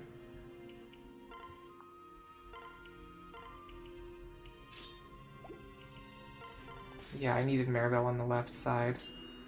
It's fine, we'll be okay. That dual guard is awesome. Ecolarg asks if I like hard difficulty. I probably would say I like normal, Lunatic, and Lunatic Plus more than hard. Hard is just like a weird middle ground where it's like not hard enough or easy enough. I would rather have a mode that's like one or the other, not something that's like in the middle. But it's a good stepping stone for people who aren't ready to play on Lunatic, because you can, you know, play a mode that's a little bit harder but not too hard for you. This guy has counter, so I have to one-shot him, so that's a problem. I need 32. I don't have the damage. I need an extra 3 damage, so I need a pair up. Can anyone reach me? Maribel, but only if I'm able to remove these other guys efficiently. So let's see if we can do that. See, this is where training Maribel is starting to really pay off. I'm seeing her value right now. Being able to get rid of this guy efficiently is opening up a lot of other possibilities for me.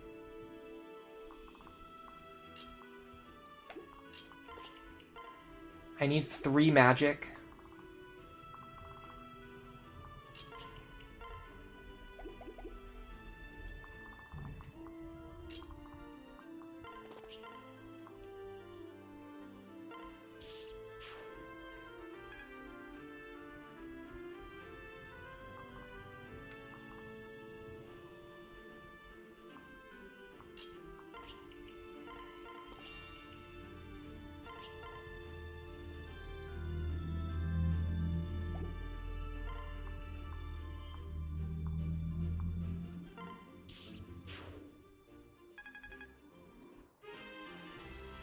I'm pretty sure I get the magic from Lisa.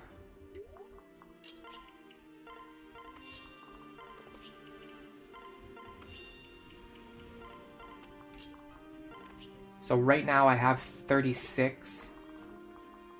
-1 is 35. I one-shot him, so I won't take any counter damage here.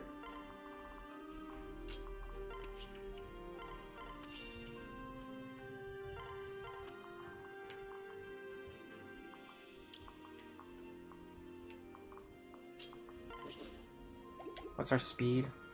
14.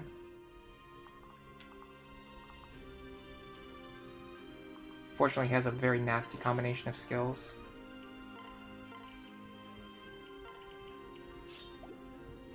I think I'm actually gonna stay. No, I think I'm gonna pair up because I want the res. Nice dodge. Yeah, we're not dealing enough damage. Okay, so this should one-shot, so we don't take any counter damage.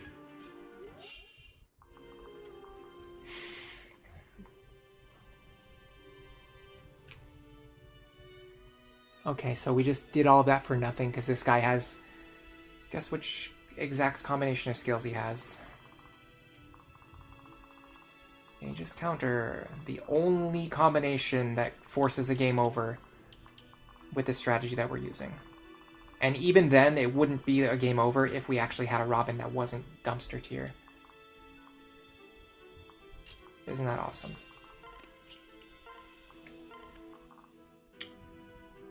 There's one thing that I can do.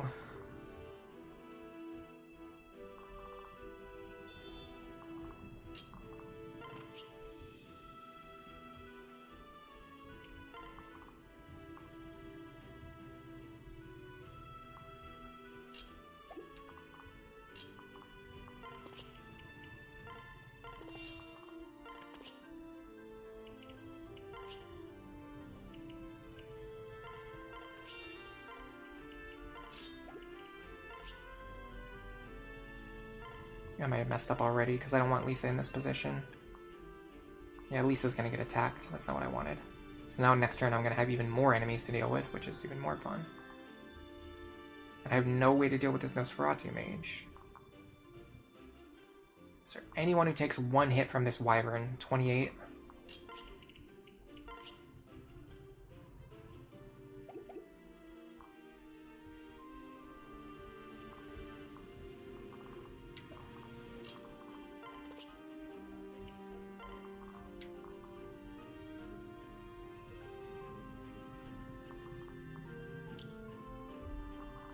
Can I dodge?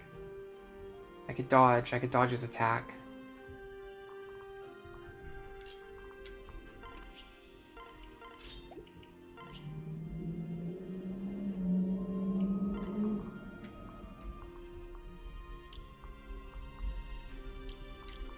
I have to go for a riskier strategy here because I'm already in the corner.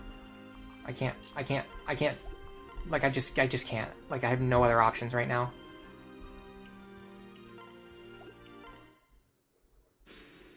And even then, I'm going to lose anyway. Okay, so I got the dodge. Dual strike there would have been epic, but, you know. Dual strike there would have been really, really useful.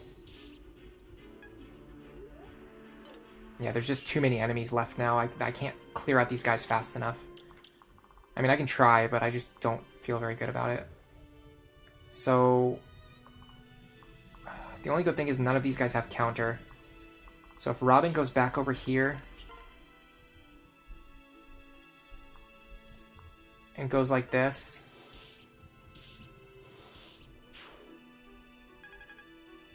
We have a small hope that we can maybe get out of here.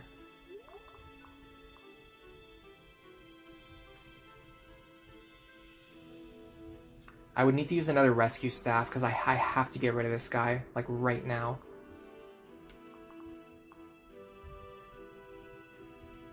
And I don't even know how I'm going to get rid of this guy, to be honest.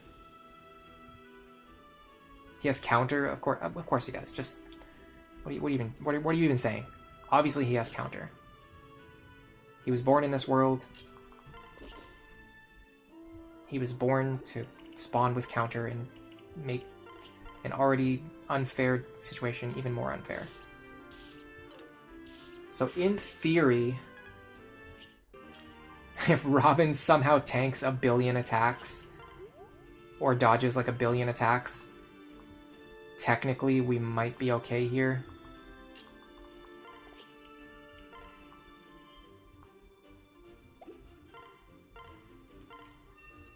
It's a possibility that Robin could conceivably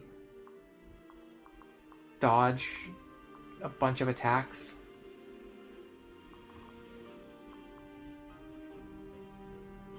The rescue staff option is still on the table. I don't want to waste a rescue staff, though.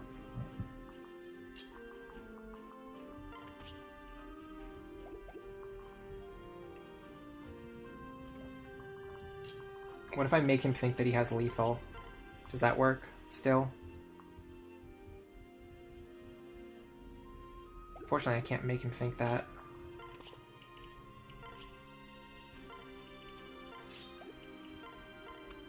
I can at least do this.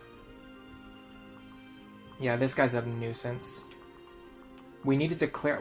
This has merit, but we need to clear out these guys faster.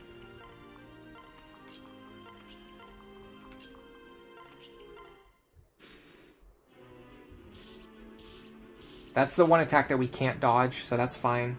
Now we need to dodge everything else. Okay, we're done.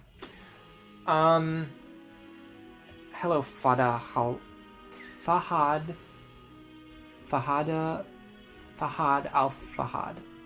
Al-Fahad, welcome to the stream.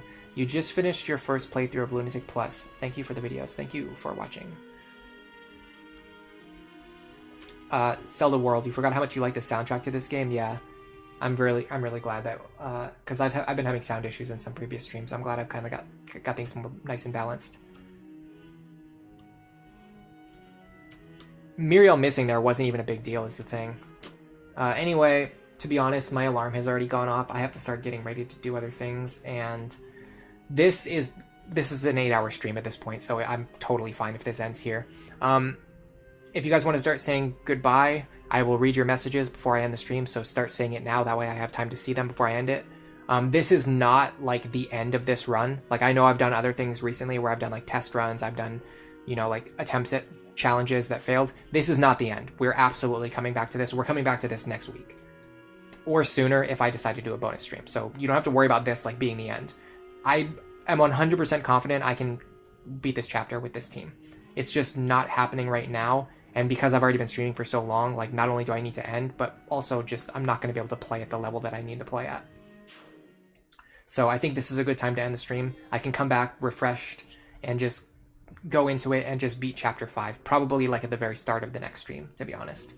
And then from there we can start making better progress, because once you get past Chapter 5, I think we're going to be pretty set. I'm very strongly seeing the value of the Muriel Lonku pair-up. The fact that she can double these barbarians helps a lot with enemy removal. And she can double the wyverns too, which is going to help a lot with removing the wyverns. So we have a lot of potential on the table right now. And we don't necessarily need to go all in on these characters. We just need to level them enough to get the builds completed that we've been building towards. So let me... Also, before I end the stream, I'll go ahead and show off the work that we did earlier. So if you want to check out the archive, we spent about an hour and a half on this. This is our planned builds. So, like, for example, the reason we're doing Muriel with Lonku is because we planned out a build where Laurent has Longku as a father. So we started by making Generation 2 completed builds and then worked our way backwards to figure out which Generation 1 characters can actually help us beat the game. So for example, like I know Longku Miriel is a strong pair that can actually help us beat the game, so we're going to use that. But on the other hand, if you look at something like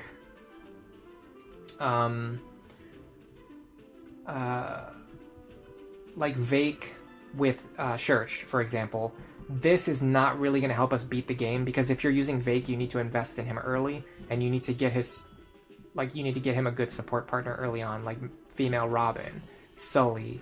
Even if you're going to use someone like Lisa or Maribel, you need to get that going early. Like, you can't wait until Church joins for Vake to start being usable. So we're probably not going to use this build during the playthrough. We're just going to, at the very end, we'll just pair up Jerome. We'll just pair up Vake and Church together. Oh, I'm also going to close the poll too. Just another weirdo says goodbye. Goodbye. I hope you have a great day. Thank you for coming. Looks like most people prefer to just play the game based on like building and training and growing their units, especially their favorite units. Doesn't surprise me that the second place is more like focused on hardcore, like Iron Man style play, because that's the types of videos and guides that I make. So it doesn't shock me that the people who would come to my streams would also like to play the game that way. Laurent is pairing up with Morgan, yes. We're doing Laurent as Advantage, Vengeance, Wrath, Tome Fair Sorcerer, and then Morgan is just going to be there to boost their crit rate as much as possible with Anathema, Dual Support Plus, and Solidarity. You have to keep in mind, there's a very small number of characters who can use Solidarity. The only thing I would consider changing is swapping Morgan and Noir, because they're a little bit interchangeable.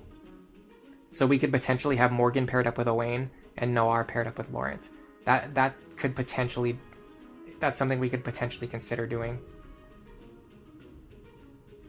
But it's tough to say. Either way, this is it for me. Thank you everyone for coming. I am badly in need of food. It's been more than 8 hours since the last time I ate. Well, I guess I had those carrots earlier. But I'm going to head out. So thank you everyone for coming. Thank you for commenting, chatting, liking the stream, for subscribing. And for now, enjoy the rest of your day.